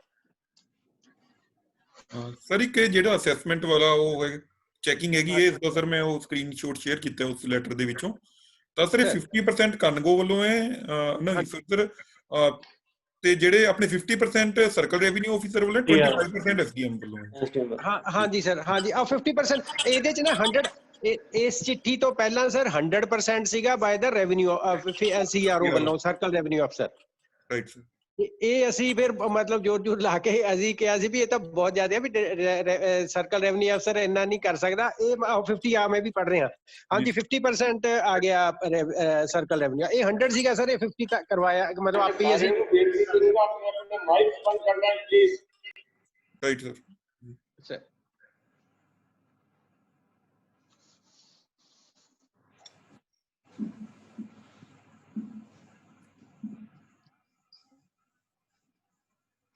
ਹੈਲੋ ਜੀ ਸਰ। ਹਾਂਜੀ ਸਰ, ਹੁਣ ਇਹਦੇ ਬਾਰੇ ਜਾਂ ਤਾਂ ਆਪਾਂ ਕੋਈ ਡਿਸੀਜਨ ਲਿਆ, ਕਿਉਂਕਿ ਉਸ ਤੋਂ ਬਾਅਦ ਪਰਚੇ ਹੁੰਦੇ ਨੇ, ਪਰਚੇ ਹੋਣ ਤੋਂ ਬਾਅਦ ਆਪਾਂ ਫਿਰ ਹੋਰ ਪਾਸੇ ਨੂੰ ਜਾਣ, ਜਾਂ ਹੁਣ ਹਰਸਿਮਰਨ ਦਾ ਜੇ ਆਪਾਂ ਦੇਖਿਆ ਜਾਵੇ, ਠੀਕ ਹੈ ਕਿ ਨਹੀਂ, ਕੇਸ ਸੀਗਾ ਮੇਰੇ ਧਿਆਨ 'ਚ ਵੀ ਉਹ ਹਰਸਿਮਰਨ ਸਰ ਵਾਲਾ ਹੀ ਆਇਆ ਸੀਗਾ। ਮਤਲਬ ਹੈ 200 300 ਪਤਾ ਨਹੀਂ ਕਿੰਨਾ 500 ਰੁਪਏ ਦਾ ਮਸਲਾ ਸੀਗਾ, ਤੇ ਉਹ ਬੜਾ ਮਤਲਬ ਸਾਰੀ ਉਮਰ ਦਾ ਮਤਲਬ ਕੰਮ ਖਰਾਬ ਹੋ ਜਾਂਦਾ ਸਾਰਾ ਸਿਸਟਮ। ਚਾਹੇ 5 ਰੁਪਏ ਦਾ ਵੀ ਹੋਵੇ, ਜਿਹਨੂੰ ਇਸ਼ੂ ਬਣਾਉਣਾ ਜੀ, ਕੱਲ ਨੂੰ ਰਫਟ ਲੈ ਲੈਂਦਾ ਬੰਦਾ, ਆਰਟੀਆਈ 'ਚ ਮੰਗ ਲੈਂਦਾ ਵੀ ਉਸੇ ਦਿਨ ਗਿਰਦਾਵਰੀ ਉਸੇ ਪਿੰਡ ਦੀ ਹੋ ਰਹੀ ਹੈ, ਉਸੇ ਦਿਨ ਦੂਜੇ ਪਿੰਡ ਦੀ ਹੈ। ਸੇਮ ਪਿੰਡ 'ਚ ਇੱਕ ਪਟਵਾਰੀ ਕਿਵੇਂ ਉਸ ਟਾਈਮ ਜਾ ਸਕਦਾ? ਮਨਮੋਹਨ ਜੀ ਹਾਂਜੀ, ਇਹਦਾ ਆਪਸ਼ਨ ਕੀ ਹੈ ਆਪਣੇ ਕੋਲ? ਇਹ ਤਾਂ ਪ੍ਰੋਬਲਮਸ ਨੇ, ਇਹਦਾ ਆਪਸ਼ਨ ਇਹ ਹੈ ਜੀ ਵੀ ਆਪਾਂ ਇਹ ਮੈਂ ਤੁਹਾਨੂੰ ਦੱਸਦਾ ਨਾ ਵੀ ਇਹਦਾ ਕੀ ਹੈ ਜੀ। ਇਹਦਾ ਇਹ ਹੈ ਵੀ ਆਪਾਂ ਰਿਟਰਨ ਦੇ ਵਿੱਚ ਸਰਕਾਰ ਨੂੰ ਤਾਂ ਲਿਆਂਦਾ ਜਾਵੇ ਵੀ ਜੇ ਕੰਪਿਊਟਰਾਈਜ਼ਡ ਕੀਤਾ ਤੁਸੀਂ ਤਾਂ ਇਹ ਵੀ ਪੂਰੀਆਂ ਕਰੋ। ਕੁਰਸੀ ਨਵਾਂ ਪੂਰਾ ਨਹੀਂ ਹੋ ਰਿਹਾ ਹੈਗਾ ਯਾਰ, ਇਹ ਕਿੰਨੇ ਕਰਨਾ? ਸਰਕਾਰ ਥੋੜੀ ਕਰਨਾ। ਇਹ ਤਾਂ ਆਪਾਂ ਸਰਕਾਰ ਦੇ ਧਿਆਨ 'ਚ ਤਾਂ ਲਿਆ ਸਕਦੇ ਆ ਨਾ, ਡੀਐਲਆਰ ਦੇ। ਇਹ ਗੱਲਾਂ ਤਾਂ ਨਹੀਂ, ਮੈਨੂਅਲ ਕਰ ਦੋ ਗਿਰਦਾਵਰੀ, ਮੈਨੂਅਲ ਕਰ ਲਓ। ਕਮਜ਼ੋਰੀ ਸਾਬਤ ਹੈ ਨਾ ਆਪਣੀ। ਨਹੀਂ ਸਰ, ਵੀ ਮੈਨੂਅਲ ਲਿਖ ਲੈਣ ਜੇ ਪਟਵਾਰੀ ਗਿਰਦਾਵਰੀ, ਉਹਦੇ ਵਿੱਚ ਵੀ ਕੋਈ ਹਰਜ ਨਹੀਂ ਹੈਗਾ। ਹੈਲੋ। ਸਭ ਤੋਂ ਵੱਡੀ ਪ੍ਰੋਬਲਮ ਇਹ ਆ ਵੀ ਰਿਪੋਰਟਾਂ ਦੂਜੇ ਇੱਕਦਮ ਹੀ ਮੰਗਦੇ ਆ ਵੀ ਅੱਜ ਹੀ ਰਿਪੋਰਟ ਕਰੋ, ਅੱਜ ਹੀ 10 ਦਿਨ ਦਾ ਤਾਂ ਟਾਈਮ ਹੀ ਨਹੀਂ ਦਿੰਦੇ। ਜਿੱਦਾਂ ਬੈਂਕ ਸਾਹਿਬ ਨੇ ਕਿਹਾ 10 ਦਿਨ ਦਾ ਟਾਈਮ ਹੈ, ਅੱਜ ਹੀ ਰਿਪੋਰਟ ਸ਼ਾਮ ਤੱਕ ਭੇਜੋ। ਵਿਨੇ ਆਵਾਜ਼ ਨਹੀਂ ਕਲੀਅਰ ਆ ਰਹੀ ਸਰ, ਤੁਹਾਡਾ ਕਨੈਕਸ਼ਨ ਪੂਅਰ ਹੈ, ਤੁਸੀਂ ਜਿਹੜਾ ਬੋਲ ਰਹੇ ਹੋ ਨਾ ਉਹ ਆਵਾਜ਼ ਬਹੁਤ ਸਲੋ ਆ ਰਹੀ ਹੈ। ਮੇਰੇ ਖਿਆਲ ਆਵਾਜ਼ 'ਚ ਕੋਈ ਨੋਇਜ਼ ਵਗੈਰਾ ਜ਼ਿਆਦਾ ਆ ਰਹੀ ਹੈ। ਉਹ ਨਾ ਸਰ ਅਨਮਿਊਟ ਜ਼ਿਆਦਾ ਆਫੀਸਰ ਨੇ ਕੀਤਾ ਹੋਇਆ ਸੀ, ਮੈਂ ਇੱਕ ਵਾਰ ਮਿਊਟ ਕਰ ਦਿੰਦਾ। ਮਿਊਟ ਕਰ ਦਿਓ ਬਾਕੀਆਂ ਦੇ। ਹਾਂਜੀ। ਤਾਂ ਸਰ ਹੁਣ ਟਰਾਈ ਕਰੀਏ, ਤੁਸੀਂ ਤੁਹਾਡੀ ਆਵਾਜ਼ ਨਹੀਂ ਆ ਰਹੀ ਯਾਰ ਸਿਮਰਨ ਠੀਕ ਹੋਣੀਆਂ ਹੁੰਦੀਆਂ, ਇਹ ਪ੍ਰੋਬਲਮ ਇਹ ਨਹੀਂ ਠੀਕ ਹੋਣੀਆਂ। ਮੈਂ ਪਿੰਡ ਆ ਹੈਲੋ ਮੇਰੀ ਨਾ ਇੱਕ ਵਾਰ ਸਾਰੇ ਦੋਸਤੋ ਇੱਕ ਮਿੰਟ ਸੋਲੂਸ਼ਨ ਦੱਸੋ ਕੀ ਹੈ। ਜਿਹੜੀਆਂ ਇਹ ਗੱਲਾਂ ਨਾ ਵੀ ਆਪਾਂ ਸਰਕਾਰ ਨੂੰ ਲਿਖ ਦਈਏ, ਆਪਾਂ ਕਰ ਦਈਏ, ਇਹ ਕਿਸੇ ਨਹੀਂ ਮੰਨਣੀਆਂ। ਆਪਾਂ ਤਾਂ ਉਹ ਗੱਲ ਹੈ ਵੀ ਜਿਹੜੀ ਅੱਗੇ ਵੀ ਕਈ ਵਾਰ ਸ਼ਬਦ ਵਰਤਦਾ ਨਾ ਵੀ ਆਪਣਾ ਕੰਮ ਹੈਗਾ ਵੀ ਮੱਝ ਜਾਂ ਗਾਂ ਦੁੱਧ ਦੇ ਰਹੀ, ਜਿੰਨਾ ਘੱਟ ਖਵਾ ਕੇ ਜਿੰਨਾ ਵੱਧ ਤੋਂ ਵੱਧ ਦੁੱਧ ਦੇ ਸਕਦੀ ਹੈ ਜਾਂ ਲੈ ਸਕਦੇ ਉਹ ਲੈ ਲਓ। ਨਾ ਤਾਂ ਪਟਵਾਰੀ ਪੂਰੇ ਹੋਣੇ ਆ, ਨਾ ਹੀ ਆਪਾਂ ਜੋ ਚੀਜ਼ਾਂ ਲੱਭਦੇ ਆ ਉਹ ਕੰਪਲੀਟ ਹੋਣੀਆਂ। ਤਾਂ ਆਪਾਂ ਕਿੰਨੇ ਕੁ ਵਿਜੀਲੈਂਟ ਹੋ ਸਕਦੇ ਆ, ਆਪਾਂ ਨੂੰ ਉਹਦੇ ਹਿਸਾਬ ਨਾਲ ਵੀ ਆਪਾਂ ਕੀ ਕਰ ਸਕਦੇ ਆ, ਉਹਦਾ ਸੋਲੂਸ਼ਨ ਦੱਸੋ ਵੀ ਆਪਾਂ ਕੀ ਕਰ ਸਕਦੇ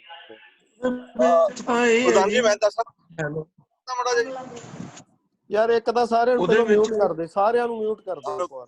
ਪ੍ਰਧਾਨ ਜੀ ਉਹ ਇੱਕ ਮਿੰਟ ਯਾਰ ਮਿਊਟ ਕਰ ਲਓ ਸਾਰੇ ਨਾ। ਉਹ ਜੀ ਸਰ ਸਾਰੇ ਮਿਊਟਡ ਨੇ ਸਰ। ਹੁਣ ਇੱਕ ਬੈਂਸ ਸਰ ਨੇ ਦੀ ਮਾਈਕ ਔਨ ਹੈ ਤੇ ਇੱਕ ਹਰਸਿਮਰਨ ਸਰ ਨੇ ਕੁਝ ਸ਼ੇਅਰ ਕਰਨਾ ਸੀਗਾ ਜੀ।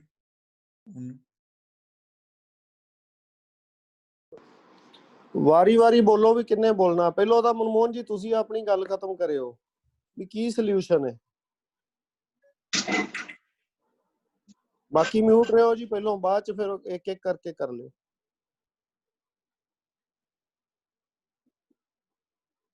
ਮਨਮੋਹਨ ਜੀ ਸ਼ਾਇਦ ਸਰ ਚਲੇ ਗਏ ਹੈ, ਉਹਨਾਂ ਦਾ ਡਿਸਕਨੈਕਟ ਨਾ ਹੋ ਗਿਆ। ਹੁਣ ਗੁਰਤੇਜ ਬੋਲ ਰਿਹਾ ਸੀ ਸ਼ਾਇਦ, ਉਹਨਾਂ ਨੂੰ ਪੁੱਛ ਸਰ। ਸੁਖਜੀਤ ਜੀ ਬੋਲ ਰਹੇ ਜੀ, ਸੁਖਜੀਤ ਬਰਾੜ ਜੀ। ਹਾਂਜੀ ਸਰ ਮੈਂ ਪੁੱਛਣਾ ਚਾਹੁੰਦਾ ਸੀਗਾ ਵੀ ਜਿਹੜੀ ਆਪਾਂ ਅਸੈਸਮੈਂਟ ਤਿਆਰ ਕਰਨੀ ਹੈ ਕੀ ਯਾਰ ਇੱਕ ਮਿੰਟ ਸੁਖਜੀਤ, ਪਹਿਲਾਂ ਜਿਹੜੀ ਗੱਲ ਚੱਲ ਰਹੀ ਉਹਨੂੰ ਖਤਮ ਹੋ ਲੈਣ ਦਿਓ। ਜਿਹੜੀ ਇਹ ਮਨਮੋਹਨ ਨੇ ਛੇੜੀ ਸੀ ਇਹਦਾ ਪਹਿਲਾਂ ਐਂਡ ਤਾਂ ਦੇਖ ਲਈਏ ਨਾ ਕੀ ਨਿਕਲਦਾ। ਸਰ ਮੈਂ ਉਹਦੇ ਬਾਰੇ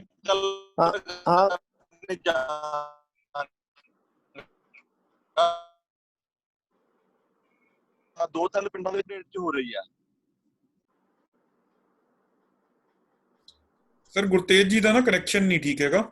ਮਨਮੋਹਨ ਜੀ ਹੈਲੋ ਸਰ, ਜਿਹੜੀ ਮਨਮੋਹਨ ਜੀ ਨੇ ਗੱਲ ਕੀਤੀ ਹੈ ਨਾ ਜੀ, ਹਾਂ ਕਿ ਇੱਕੋ ਡੇਟ ਤੇ ਦੋ ਤਿੰਨ ਪਿੰਡਾਂ 'ਚ ਗਿਰਦਾਵਰੀ ਹੋ ਰਹੀ ਹੈ, ਇਹਦਾ ਸੋਲੂਸ਼ਨ ਬਹੁਤ ਵਧੀਆ ਹੈਗਾ ਆ, ਬਟ ਆਪਾਂ ਨੂੰ ਕਰਨਾ ਪਊਗਾ। ਉਹਦੇ 'ਚ ਪਟਵਾਰੀਆਂ ਕੋਲੋਂ ਆਪਾਂ ਗਿਰਦਾਵਰੀ ਦੀ ਫਰਦਰ ਰਫ਼ਤਾਰ ਲੈਣੀ ਹੈ ਕਿ ਸਾਨੂੰ ਫਰਦਰ ਰਫ਼ਤਾਰ ਦਿਓ। ਫਰਦਰ ਰਫ਼ਤਾਰ ਡੇਟ ਵਾਈਜ਼ ਆਉਣੀ ਹੈ ਜੀ, ਅਲੱਗ-ਅਲੱਗ ਪਿੰਡਾਂ ਦੀ। ਜਦੋਂ ਅਲੱਗ-ਅਲੱਗ ਪਿੰਡਾਂ ਦੀ ਆਊਗੀ ਤਾਂ ਇੱਕ ਦਿਨ 'ਚ ਗਿਰਦਾਵਰੀ ਇੱਕ ਪਿੰਡ 'ਚ ਹੀ ਹੋਊਗੀ ਜੀ। ਸਾਨੂੰ ਇਹ ਕਨਫਰਮ ਕਰਨਾ ਪਊਗਾ ਜਦੋਂ ਖਰਾਬੇ ਦੀ ਗੁਰਤੇਜ ਜੀ ਜਿਹੜੀ ਗੱਲ ਤੁਸੀਂ ਜਿਹੜੀ ਫਰਦਰ ਰਫ਼ਤਾਰ ਆ ਰਹੀ ਆ। ਇੱਕ ਮਿੰਟ ਜੀ, ਇੱਕ ਮਿੰਟ ਹੁਣ ਸੁਣਿਓ ਗੁਰਤੇਜ ਜੀ, ਜਿਹੜੀ ਗੱਲ ਤੁਸੀਂ ਕਹਿ ਰਹੇ ਹੋ ਨਾ ਆਲਰੇਡੀ ਹੁੰਦੀ ਹੈ, ਸਾਰਿਆਂ ਕੋਲ ਫਰਦਰ ਰਫ਼ਤਾਰ ਬਣ ਕੇ ਆਉਂਦੀ ਹੈ, ਪਰ ਉਹ ਕੋਈ ਵੀ ਪਟਵਾਰੀ ਪ੍ਰਧਾਨ ਜੀ ਆਵਾਜ਼ ਨਹੀਂ ਕਲੀਅਰ ਆ ਰਹੀ। ਪ੍ਰਧਾਨ ਜੀ ਦੀ ਆਵਾਜ਼ ਨਹੀਂ ਆ ਰਹੀ ਦਿਨਾਂ ਦੇ ਵਿੱਚ। ਉਹ ਤਾਂ ਹੀ ਹੈਲੋ ਇੱਥੇ ਤਾਂ 30 ਪਿੰਡ। ਚਲੋ ਫਿਰ ਬਾਕੀ ਡਿਸਕਸ ਕਰੋ ਫਿਰ। ਹਾਂਜੀ ਇਹਦੇ ਤੇ ਡਾਕਟਰ ਸਾਹਿਬ ਮੇਰੀ ਆਵਾਜ਼ ਸਾਫ਼ ਨਹੀਂ, ਬਾਕੀ ਡਿਸਕਸ ਕਰ ਲਓ ਫਿਰ ਜੋ ਅੱਜ ਤਾਂ ਸਰ ਤੁਹਾਡੀ ਆਵਾਜ਼ ਕਾਫੀ ਉਹ ਖਰਾਬ ਮੈਂ ਨਹੀਂ ਬੋਲਦਾ ਜੀ ਜੀ। ਮੈਂ ਬੇਨਤੀ ਕਰਦਾ ਜੀ। ਹਾਂਜੀ ਬੈਂਸ ਸਰ, ਹਾਂਜੀ ਪਲੀਜ਼। ਹਾਂਜੀ, ਉਹਦੇ ਆਪਾਂ ਨਾ ਇੱਕ ਚੀਜ਼ ਤਾਂ ਕਰ ਸਕਦੇ ਹਾਂ, ਆਪਾਂ ਸਾਰੇ ਰੈਵਨਿਊ ਆਫਿਸਰਸ, ਆਪਾਂ ਜਿਹੜੇ ਬੇਸਿਕਸ ਨੇ ਆਪਣੇ, ਜਿਵੇਂ ਮਤਲਬ ਆਪਾਂ ਗਿਰਦਾਵਰੀ ਦੀ ਚਲੋ ਵਾਰੀ ਇੰਸਪੈਕਸ਼ਨਸ ਪਾ ਲਈਏ ਉਹਦੇ ਚ, ਤੇ ਅਦਰਵਾਈਜ਼ ਰੋਜ਼ਨਾਮਚੇ ਦੀ ਇੰਪੋਰਟੈਂਸ ਆਪਾਂ ਨੂੰ ਸਾਰੇ ਪਟਵਾਰੀ ਸੇਵਾਨਾਂ ਨੂੰ, ਆਪਣੇ ਸਾਥੀਆਂ ਨੂੰ, ਕਾਨੂੰਗੋ ਸੇਵਾਨਾਂ ਨੂੰ ਉਹਦੀ ਇੰਪੋਰਟੈਂਸ ਬਾਰੇ, ਮਤਲਬ ਪੁਲਿਸ ਦਾ ਰੋਜ਼ਨਾਮਚਾ ਦੇਖੋ ਕਿੱਡੀ ਕੀ ਚੀਜ਼ ਹੁੰਦੀ ਆ, ਉਹਦੇ ਨਾਲ ਕੋਈ ਪ੍ਰਜ਼ੰਪਸ਼ਨ ਨਹੀਂ ਜੁੜੀ ਹੁੰਦੀ, ਕੋਈ ਕੁਛ ਨਹੀਂ ਹੁੰਦਾ। ਮਤਲਬ DGP ਲੈਵਲ ਤੱਕ ਵੀ ਪੁਲਿਸ ਦਾ ਜਿਹੜਾ ਰੋਜ਼ਨਾਮਚਾ ਹੈਗਾ ਉਹ ਹੁੰਦਾ ਐਵੇਂ ਹਵਾ 'ਚ ਹੀ ਆ, ਮਤਲਬ ਉਹਦੀ ਬੜੀ ਇੰਪੋਰਟੈਂਸ ਉਹਨਾਂ ਨੇ ਬਣਾਈ ਹੋਈ ਆ। ਜਦ ਕਿ ਆਪਣਾ ਰੋਜ਼ਨਾਮਚਾ ਬੜੀ ਵੱਡੀ, ਮਤਲਬ ਇਹਦੇ 'ਚ ਆਪਣੇ ਰੋਜ਼ਨਾਮਚੇ ਨਾਲ ਮੈਂ ਇੱਕ ਗੱਲ ਮਤਲਬ ਸ਼ੇਅਰ ਕਰਨੀ ਚਾਹੁੰਦਾ ਸਾਰਿਆਂ ਨਾਲ ਵੀ ਮਰਡਰ ਕੇਸ ਤੱਕ ਬੰਦੇ ਛੁੱਟੇ ਹੋਏ ਨੇ। ਦਿੱਲੀ 'ਚ ਕੋਈ ਸਪੋਜ਼ ਕਰੋ ਮਰਡਰ ਹੋ ਗਿਆ ਤੇ ਦਿੱਲੀ 'ਚ ਬੰਦਿਆਂ ਨੇ ਦਾ ਨਾਮ ਲਿਖਾਤਾ ਤੇ ਉਹ ਇੱਥੇ ਉਸ ਤਰੀਕ ਨੂੰ ਇੱਥੇ ਖਾਨਗੀ ਤਕਸੀਮ 'ਚ ਬੰਦੇ ਹਾਜ਼ਰ ਆਏ ਹੋਏ ਸੀ ਤੇ ਰੋਜ਼ਨਾਮਚੇ ਤੋਂ ਉਹਨਾਂ ਦੇ ਸਿਗਨੇਚਰ ਸੀਗੇ। ਮਰਡਰ ਤੱਕ ਲੋਕ ਮਤਲਬ ਇਸ ਕੰਮ 'ਚ ਛੁੱਟੇ ਹੋਏ ਨੇ ਵੀ ਐਡੀ ਪਾਵਰਫੁਲ ਚੀਜ਼, ਐਡਾ ਪਾਵਰਫੁਲ ਡਾਕੂਮੈਂਟ ਕ੍ਰੀਏਟ ਹੋ ਜਾਂਦਾ ਰੋਜ਼ਨਾਮਚੇ 'ਚ। ਜੇ ਪ੍ਰੋਪਰ ਰੋਜ਼ਨਾਮਚਾ ਆਪਣਾ ਪਟਵਾਰੀ ਸਾਹਿਬਾਨ ਭਰਨ ਵੀ ਅੱਜ FCR ਸਾਹਿਬ ਨੇ ਵਿਜ਼ਿਟ ਕੀਤਾ, ਉੱਥੇ ਆਹ ਡਿਸੀਜਨ ਹੋਇਆ ਹੋਏ, ਉਹ ਹਿਸਟਰੀ ਮਤਲਬ ਕੱਲ ਨੂੰ ਕੋਈ ਆਪਾਂ ਉਸ ਜਗ੍ਹਾ ਦਾ ਜੇ DC ਸਾਹਿਬ ਨੇ ਆਪਣੀ ਕੰਪਾਈਲ ਕਰਨੀ ਆ ਪੂਰੀ ਰਿਪੋਰਟ ਜ਼ਿਲ੍ਹਾ ਲੈਵਲ ਦੀ DRO ਸਾਹਿਬ ਨੇ, ਤਾਂ ਜੇ ਉਹ ਪਟਵਾਰੀਆਂ ਦੇ ਰੋਜ਼ਨਾਮਚੇ ਮੰਗਾ ਕੇ ਜੇ ਪ੍ਰੋਪਰ ਉਹਦੇ 'ਚ ਰਫਤਾਂ ਬੱਜੀਆਂ ਹੋਣਗੀਆਂ ਤਾਂ ਮਤਲਬ ਕੋਈ ਮਸਲਾ ਹੀ ਨਹੀਂ ਵੀ ਕੋਈ ਚੀਜ਼ ਦਾ ਕੱਚ-ਵੱਚ ਰਹਿ ਜਾਊਗਾ। ਤੇ ਇਸ ਲਈ ਆਪਾਂ ਨੂੰ ਸਾਰੇ ਆਪਾਂ ਕਰ ਸਕਦੇ ਆ ਨਾ ਵੀ ਸਾਰੇ ਆਪਾਂ ਜਿਹੜਾ ਕੰਮ ਛੱਡਦੇ ਜਾ ਰਹੇ ਆ ਵਿੱਚ ਆਪਾਂ ਸਾਰੇ ਉਹ ਚੀਜ਼ ਨੂੰ ਮਤਲਬ ਇਹ ਆਪਾਂ ਵੀ ਆਪਾਂ ਸਾਰੇ ਜਾਣੇ ਉਹਦੀ ਘੱਟੋ ਘੱਟ ਇੰਪੋਰਟੈਂਸ ਤਾਂ ਦੱਸਦੇ ਰਹੀਏ ਨਾ ਵੀ ਆਪਣੇ ਆਹ ਡਾਕੂਮੈਂਟਸ ਨੇ, ਇਹਨਾਂ ਦੀ ਆਹ ਇੰਪੋਰਟੈਂਸ ਆ। ਤੇ ਉਹ ਮਤਲਬ ਜਦੋਂ ਆਪਾਂ ਲੈਂਡ ਐਡਮਿਨਿਸਟ੍ਰੇਸ਼ਨ ਮੈਨੂਅਲ ਹਰੇਕ ਬੰਦੇ ਦੇ ਰੈਵਨਿਊ ਅਫਸਰ ਦੇ ਟੇਬਲ ਤੇ ਹੋਵੇ, ਤੇ ਆਪਾਂ ਨੂੰ ਮਤਲਬ ਬੜੇ ਆਫਿਸਰ ਸਾਹਿਬਾਨਾਂ ਦਾ ਆਪਾਂ ਨੂੰ ਬੜੀ ਵਾਰ ਮਤਲਬ ਆਮ ਕਰਕੇ ਆਪਣੇ ਭੈਣਾਂ ਭਰਾਵਾਂ ਦਾ ਇਹ ਮਸਲਾ ਹੁੰਦਾ ਵੀ ਇਹ ਆਪਣਾ ਕੰਮ ਹੀ ਹੈ ਨੀਗਾ। ਤੇ ਉਹ ਜ਼ਿਆਦਾ ਆਪਾਂ ਕੋਈ ਮਤਲਬ ਉਹ ਐਕਸਟਰਾ ਕਿਤਾਬਾਂ ਜਿਹੜੀਆਂ ਮਤਲਬ ਹੁਣ ਆਪਾਂ ਪੜ੍ਹਨੀਆਂ ਛੱਡੀਆਂ ਹੋਈਆਂ ਨੇ, ਮਤਲਬ ਕਈ ਵਾਰ ਆਪਣਾ ਕੋਈ ਜਵਾਬ ਹੀ ਮੰਗਣਾ ਪੈ ਜਾਂਦਾ ਆਪਾਂ ਨੂੰ। ਇੱਕ ਵਾਰੀ ਮੈਂ ਤੁਹਾਨੂੰ ਇੰਸਟੈਂਸ ਸੁਣਾਉਣਾ, ਮੈਂ ਖਰੜ ਲੱਗਿਆ ਹੋਇਆ ਸੀਗਾ। ਖਰੜ ਮੈਨੂੰ SDM ਮੈਮ ਚਲੇ ਗਏ ਕੋਈ ਹਾਈ ਕੋਰਟ ਕੇਸ 'ਚ, ਤੇ ਇੱਕਦਮ DC ਸਾਹਿਬ ਦਾ ਫੋਨ ਆ ਗਿਆ ਵੀ ਖਰੜ SMO ਦੀ ਹਾਜ਼ਰੀ ਚੈੱਕ ਕਰੋ ਹਸਪੀਟਲ ਦੀ। ਤੇ ਮੈਂ ਚੈੱਕ ਕਰਨ ਚਲਿਆ ਗਿਆ ਜੀ। ਜਾ ਕੇ ਮੈਨੂੰ ਪਹਿਲਾਂ ਤਾਂ ਉਹਨਾਂ ਨੇ ਕਿਹਾ ਵੀ ਵੈਸੇ ਹੀ ਤਹਿਸੀਲਦਾਰ ਆਇਆ, ਚਲੋ ਕਹਿੰਦੇ ਬੈਠੋ ਜੀ। ਮੈਂ ਕਿਹਾ ਜੀ ਹਾਜ਼ਰੀ ਰਜਿਸਟਰ, ਕਹਿੰਦੇ ਜੀ ਯੂ ਆਰ ਨਾਟ ਆਥੋਰਾਈਜ਼ਡ, ਤੁਹਾਡੀ ਕਹਿੰਦਾ ਪੇ ਸਕੇਲ ਕੀ ਆ। ਤੇ ਓਬਵੀਅਸਲੀ ਡਾਕਟਰ ਸਾਹਿਬਾਨਾਂ ਦੀ ਬੜੀ ਆਪਣੇ ਨਾਲੋਂ ਵੱਧ ਪੇ ਸਕੇਲ ਹੁੰਦੇ ਆ।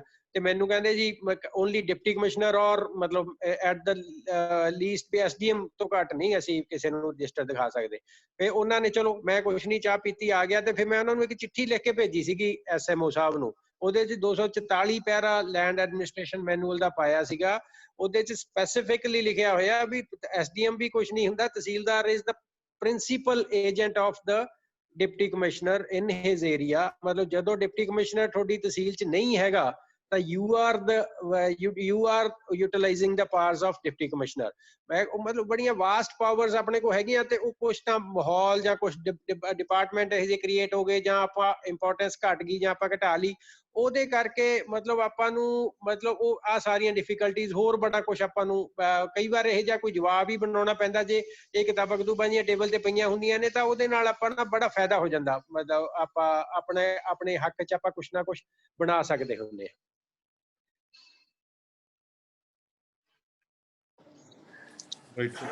ਪ੍ਰਦੀਪ ਜੀ ਇੱਥੇ ਹਾਂ ਵਿਨੇ ਮਨਮੋਹਨ ਜੀ ਹੈਗੇ ਨੇ ਆਨਲਾਈਨ ਤੇ? ਹਾਂਜੀ ਮਨਮੋਹਨ ਜੀ ਹੈਗੇ ਜੀ ਲਾਈਨ ਤੇ। ਮਨਮੋਹਨ ਜੀ ਜਿਹੜਾ ਤੁਹਾਡਾ ਪੁਆਇੰਟ ਸੀ, ਜਿਹੜਾ ਤਾਂ ਪ੍ਰਦੀਪ ਜੀ ਤੁਸੀਂ ਮਤਲਬ ਕੀਤਾ, ਇਹ ਤਾਂ ਚਲੋ ਸਾਰਿਆਂ ਨੂੰ ਆਪਾਂ ਨੂੰ ਪਤਾ ਵੀ ਹੈ, ਬਟ ਨੋ ਡਾਊਟ ਆਪਾਂ ਆਪਣੀ ਪ੍ਰੈਕਟਿਸ ਛੱਡੀ ਹੋਈ ਹੈ। ਆਲਮੋਸਟ ਅਸੀਂ ਹੁਣ ਈਜ਼ੀ ਗੋਇੰਗ ਚੱਲਦੇ ਹਾਂ, ਕੁਛ ਨਹੀਂ ਕਰਕੇ ਰਾਜੀ ਆਪਾਂ, ਹਨਾ। ਸਿਰਫ ਆਪਣਾ ਕੰਮ ਹੈ ਰੂਟੀਨ 'ਚ ਜਾਓ, ਦਫ਼ਤਰ ਬੈਠੋ ਤੇ ਮੁੜ ਆਓ। ਬਹਾਨੇ ਆਪਣੇ ਕੋਲ ਕੋਈ ਨੇ। ਮੇਰੇ ਮੁਤਾਬਕ ਆਈ ਐਮ ਵੈਰੀ ਸ਼ੋਰ ਵੀ ਕੋਈ 2-4 ਤਹਿਸੀਲਦਾਰ ਹੋਣਗੇ ਜਿਨ੍ਹਾਂ ਨੇ 1 ਸਾਲ ਦੇ ਵਿੱਚ ਕੋਈ ਵੀ ਪਟਵਾਰੀ 1 ਜਾਂ 2 ਪ੍ਰੋਪਰ ਚੈੱਕ ਕੀਤੇ ਹੋਣਗੇ, ਉਹਨਾਂ ਦੀ ਇੰਸਪੈਕਸ਼ਨ ਕੀਤੀ ਹੋਏਗੀ। ਭਾਵੇਂ ਉਹਨਾਂ ਕੋਲ 1 ਸਰਕਲ ਹੈ ਤੇ ਭਾਵੇਂ ਉਹ ਐਡੀਸ਼ਨਲ ਸਰਕਲ ਵਾਲੇ ਹੋਣਗੇ। ਇੱਕ ਮਿੰਟ ਮਨਮੋਹਨ, ਇੱਕ ਮਿੰਟ ਮੇਰੀ ਸੁਣ। ਮੈਂ ਤੁਹਾਡੇ ਤੇ ਹੀ ਆਉਣਾ, ਗੱਲ ਤੁਹਾਡੇ ਤੇ ਲੈ ਕੇ ਆਉਣੀ। ਮੈਂ ਉਹੀ ਗੱਲ ਕਰ ਰਿਹਾ ਵੀ ਅਸੀਂ ਛੱਡ ਗਏ ਪ੍ਰੈਕਟਿਸ। ਹੁਣ ਉਹ ਸਾਡੀਆਂ ਲਿਮਿਟੇਸ਼ਨਸ ਵੀ ਨੇ ਵੀ ਜੇ ਅਸੀਂ ਉਹ ਓਨਾ ਹੀ ਟਾਈਟ ਰੱਖਦੇ ਆ ਜਿਵੇਂ ਪਹਿਲੋਂ ਸੀ ਤੇ ਸਟਾਫ ਪੂਰਾ ਚਾਹੀਦਾ, ਫਿਰ ਮਾੜਾ ਜਿਹਾ ਤੁਸੀਂ ਇੱਕ ਨੂੰ ਟਾਈਟ ਕਰੋ ਪਟਵਾਰੀ ਜਾਂ ਕਾਨੂੰਗੋ ਨੂੰ, ਉਹਨਾਂ ਦਾ ਬੜਾ ਵਧੀਆ ਆਪਣੇ ਤਰ੍ਹਾਂ ਵੀ ਚਲੋ ਜੀ ਅਸੀਂ ਤਾਂ ਆਪਣਾ ਮਤਾ ਪਾਉਨੇ, ਅਸੀਂ ਐਡੀਸ਼ਨਲ ਸਰਕਲ ਲੈਣਾ ਹੀ ਹਨਾ। ਉਹ ਸਾਡੇ ਲਈ ਹੈਡੇਕ ਖੜੀਆਂ ਹੋ ਜਾਂਦੀਆਂ ਨੇ।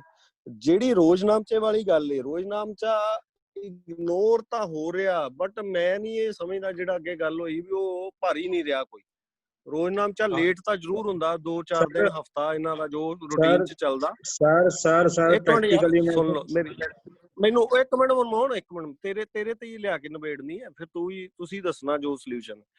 ਮੈਂ ਜਿਹੜੀ ਗੱਲ ਕਰ ਰਿਹਾ, ਜਿਹੜੀ ਇਹ ਹੈ ਵੀ ਰੋਜ਼ਨਾਮਚੇ ਦੇਖੋ ਭਰੇ ਜਾਂਦੇ ਨੇ, ਬਟ ਉਹ ਇੱਕ ਫਾਰਮੈਲਿਟੀ ਸੇਕ ਭਰ ਰਹੇ ਆ, ਨੋਟ ਐਜ਼ ਏ ਜਿਵੇਂ ਆਪਾਂ ਨੂੰ ਇੱਕ ਡਾਕੂਮੈਂਟ ਪ੍ਰਦੀਪ ਜੀ ਨੇ ਕਿਹਾ ਵਾਰ-ਵਾਰ, ਜਾਂ ਜਿਵੇਂ ਆਪਾਂ ਨੂੰ ਇਹਦੀ ਪਤਾ ਰੈਲੇਵੈਂਸ ਹੈ, ਜਾਂ ਇਹਦੇ ਵਿੱਚ ਹਰ ਇੱਕ ਛੋਟਾ ਮੋਟਾ ਇਵੈਂਟ ਕਵਰ ਹੋਣਾ ਚਾਹੀਦਾ ਸੀ। ਉਹ ਹੁਣ ਕੁਝ ਨਹੀਂ ਹੋ ਰਿਹਾ।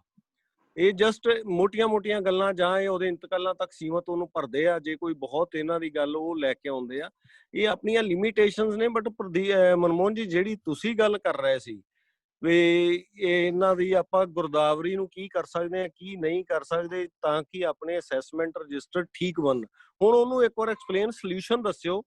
ਮਤਲਬ ਜਿਹੜਾ ਆਪਾਂ ਐਕਚੁਅਲ ਜਿਹੜਾ ਸੋਲੂਸ਼ਨ ਪੋਸੀਬਲ ਹੋ ਸਕਦਾ ਉਹ ਦੱਸੋ, ਆਪਾਂ ਉਹਦੇ ਤੇ ਟਰਾਈ ਸਰ ਇੱਕ ਤਾਂ ਫਸਟ ਜਿਹੜਾ ਗਿਰਦਾਵਰੀ ਦਾ ਸਿਸਟਮ ਆ ਉਹ ਮੈਨੂਅਲ ਜੇ ਕੀਤਾ ਜਾਵੇ ਪਟਵਾਰੀਆਂ ਤੋਂ, ਵੀ ਜਮਾਬੰਦੀ ਬਣ ਗਈ ਉਸ ਤੋਂ ਬਾਅਦ ਮੈਨੂਅਲ ਤਿਆਰ ਕਰ ਲੈਣ ਆਪਣਾ ਗਿਰਦਾਵਰੀ, ਪ੍ਰਿੰਟ ਨਾ ਕੀਤੀ ਜਾਵੇ, ਠੀਕ ਨਹੀਂ ਜੀ।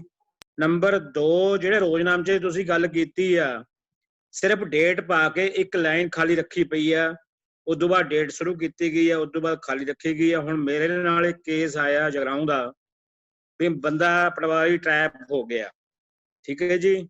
ਉਸ ਤੋਂ ਬਾਅਦ ਉਹਦਾ ਰੋਜ਼ਨਾਮਚਾ ਚੱਕ ਕੇ ਲੈ ਗਏ, ਉਹ ਸਾਰਾ ਖਾਲੀ ਸੀਗਾ। ਜਿਹੜਾ ਇੰਤਕਾਲ ਸੀਗਾ ਜਿਹਦੇ ਮਸਲੇ 'ਚ ਗਏ ਸੀਗੇ ਉਹ ਵੀ ਖਾਲੀ ਪਿਆ ਰੋਜ਼ਨਾਮਚਾ। ਹੁਣ ਉਹਦੀ ਡੈਥ ਹੋ ਗਈ ਪਟਵਾਰੀ ਦੀ, ਠੀਕ ਹੈ ਨਾ ਜੀ। ਹੁਣ ਰੋਜ਼ਨਾਮਚਾ ਤਾਂ ਖਾਲੀ ਪਿਆ ਸਾਰਾ, ਉਹਨੂੰ ਭਰੂ ਕੌਣ ਆ 2 ਸਾਲ ਦਾ?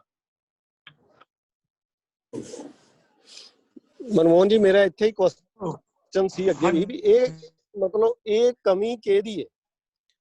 ਸਭ ਤੋਂ ਐਫੀਸ਼ੀਐਂਟ ਤੁਸੀਂ ਜੇ ਸਭ ਤੋਂ ਜ਼ਿਆਦਾ ਉੱਪਰ ਤੁਸੀਂ ਚੜ ਕੇ ਰਹਿੰਦੇ ਹੋ ਪਟਵਾਰੀਆਂ ਦੇ ਕਾਨੂੰਗੋ ਇਹੋ ਜਿਹੇ ਕੰਮਾਂ 'ਚ, ਜੇ ਤੁਹਾਡੇ ਕੋਲ ਵੀ ਇਹ ਕੁਛ ਹੈ ਤਾਂ ਅਸੀਂ ਤਾਂ ਅੱਗੇ ਬੜੇ ਈਜ਼ੀ। ਤਾਂ ਹੀ ਮੈਂ ਤੁਹਾਨੂੰ ਕਹਿ ਰਿਹਾ, ਜੇ ਮੈਂ ਉੱਪਰ ਚੜ ਕੇ ਰਹਿਣਾ ਮੈਂ ਤਾਂ ਹੀ ਤੁਹਾਨੂੰ ਇਹ ਗੱਲਾਂ ਕਹਿ ਰਿਹਾ। ਮੈਂ ਉਹ ਤਾਂ ਹੀ ਮੈਂ ਕਹਿ ਰਿਹਾ ਨਾ, ਗੱਲ ਇਹ ਆ ਵੀ ਇਹ ਸਾਡੀ ਕਮੀ ਹੈ ਨਾ ਕਿ ਇਹ ਸਿਸਟਮ ਦੀ ਕਮੀ ਹੈ। ਇਹਦੇ ਬਾਰੇ ਆਪਾਂ ਕਿਸੇ ਨੂੰ ਕੁਝ ਨਹੀਂ ਲਿਖ ਸਕਦੇ। ਇਹ ਕੰਟਰੋਲ ਅਸੀਂ ਕਰਨਾ ਜੇ ਅਸੀਂ ਇਨਸਪੈਕਸ਼ਨਾਂ ਪ੍ਰੋਪਰ ਕਰੀਏ ਟਾਈਮ ਨਾਲ, ਭਾਵੇਂ ਸਾਲ ਦੀਆਂ 2 ਕਰੀਏ ਭਾਵੇਂ 4 ਕਰੀਏ। ਨਹੀਂ ਸਰ, ਕੰਪਿਊਟਰਾਂ ਨੂੰ ਤਾਂ ਕਿਹਾ ਜਾ ਸਕਦਾ ਇਹਦੇ ਬਾਰੇ ਕੀ ਗੱਲ ਵੀ ਸਾਨੂੰ ਜਿਹੜਾ ਜਵਾਬਬੰਦੀ ਤਿਆਰ ਹੋ ਗਈ ਉਦੋਂ ਬਾਅਦ ਸਾਨੂੰ ਪ੍ਰਿੰਟ ਕੱਢ ਕੇ ਦਵੋ ਨਾਲ ਦੀ ਨਾਲ। ਯਾਰ ਗੱਲ ਆਪਣੀ ਰੋਜ਼ਨਾਮਚੇ ਦੀ ਹੋ ਰਹੀ ਹੈ, ਜਮਾਂ ਉੱਥੇ ਫਿਰ ਚੱਲਦੇ ਤੇ ਗਿਰਦਾਵਰੀ ਤੇ ਗਿਰਦਾਵਰੀ ਦੀ ਆ ਕੇ ਜਵਾਬਬੰਦੀ ਤਿਆਰ ਹੋ। ਚਲੋ ਅੱਛਾ, ਇੱਕ ਤਾਂ ਇਹ ਹੋ ਗਿਆ ਜਿਹੜਾ ਆਪਣੀ ਗੱਲ। ਬਾਕੀ ਇੱਕ ਮਿੰਟ ਨਾ, ਬਾਕੀ ਗੱਲਾਂ ਛੱਡ ਕੇ ਤਪਨ ਜੀ ਤੁਸੀਂ ਇੱਕ ਵਾਰ ਇਹਨੂੰ ਥੋੜਾ ਸਿਸਟਮਾਈਜ਼ ਕਰਕੇ, ਤੇ ਜਿਹੜੀ ਜੋਗਿੰਦਰ ਜੀ ਨੇ ਕਿਹਾ ਸੀ ਬੇਸਿਕਲੀ ਮੇਰੇ ਮੁਤਾਬਕ ਉਹ ਪਾਰਟ ਸਭ ਤੋਂ ਜ਼ਿਆਦਾ ਜ਼ਰੂਰੀ ਸੀ ਵੀ ਜਦੋਂ ਹੜ੍ਹ ਆਇਆ ਉਹਨੂੰ ਆਪਾਂ ਕੰਟਰੋਲ ਕੀ ਕਰਨਾ, ਸਾਡੀਆਂ ਕੀ ਪਾਵਰਸ ਨੇ, ਅਸੀਂ ਕਿੱਧਰ ਨੂੰ ਜਾਣਾ, ਕੀ ਕਰਨਾ, ਕੀ ਸਾਨੂੰ ਪ੍ਰੋਬਲਮਸ ਆਉਂਦੀਆਂ। ਇਹ 2 ਪਾਰਟ ਇੱਕ ਵਾਰ ਆਪਾਂ ਕਰ ਲਈਏ, ਫਿਰ ਆਪਾਂ ਡਿਸਕਸ਼ਨ 'ਚ ਚੱਲਦੇ ਹਾਂ। ਹਾਂਜੀ ਹਾਂਜੀ ਸਰ, ਗੁੱਡ ਆਫਟਰਨੂਨ ਹੋ ਗਿਆ ਜੀ। Good afternoon sir, Bains sir, good afternoon. ਤੇ ਸਾਰੇ ਸੀਨੀਅਰ ਆਫੀਸਰਸ, ਅੱਜ ਕਾਫੀ ਐਕਸਪੀਰੀਅੰਸ ਹੋਲਡਰਸ ਹੈਗੇ ਜਿਹੜੇ ਆਫੀਸਰਸ ਬੈਠੇ ਆ, ਸਾਰਿਆਂ ਨੂੰ ਬਹੁਤ ਅੱਜ ਤੇ ਆਏ ਆ, ਥੈਂਕਸ ਵੀ ਹੈ ਤੇ ਗਾਈਡੈਂਸ ਵੀ ਉਹਨਾਂ ਦੀ ਮੈਂ ਸੀਕ ਕਰੂੰਗਾ। ਸਰ ਨੇ ਕਾਫੀ ਸਾਰੇ ਜਿਹੜੇ ਪੁਆਇੰਟਸ ਹੈਗੇ ਆ ਬੈਂਸ ਸਰ ਨੇ ਆਲਰੇਡੀ ਦੱਸੇ ਆ। 1-2 ਚੀਜ਼ਾਂ ਸੀ ਕਿ ਜਿੱਦਾਂ ਉਦਨ ਧੰਮ ਸਰ ਨੇ ਲਾਸਟ ਮੇਰਾ ਜਿਹੜਾ ਸੀਗਾ ਡਿਸਕਸ਼ਨ ਸੀ ਉਹਦੇ ਵਿੱਚ ਕਿਹਾ ਸੀ ਵੀ ਇਹਨੂੰ ਤੁਸੀਂ ਨਾ ਡੇਟ ਵਾਈਜ਼ ਹਾਈਲਾਈਟ ਕਰਕੇ ਬਣਾ ਲਓ। ਸੋ ਅੱਜ ਜਿਹੜਾ ਮੈਂ ਫਲੱਡ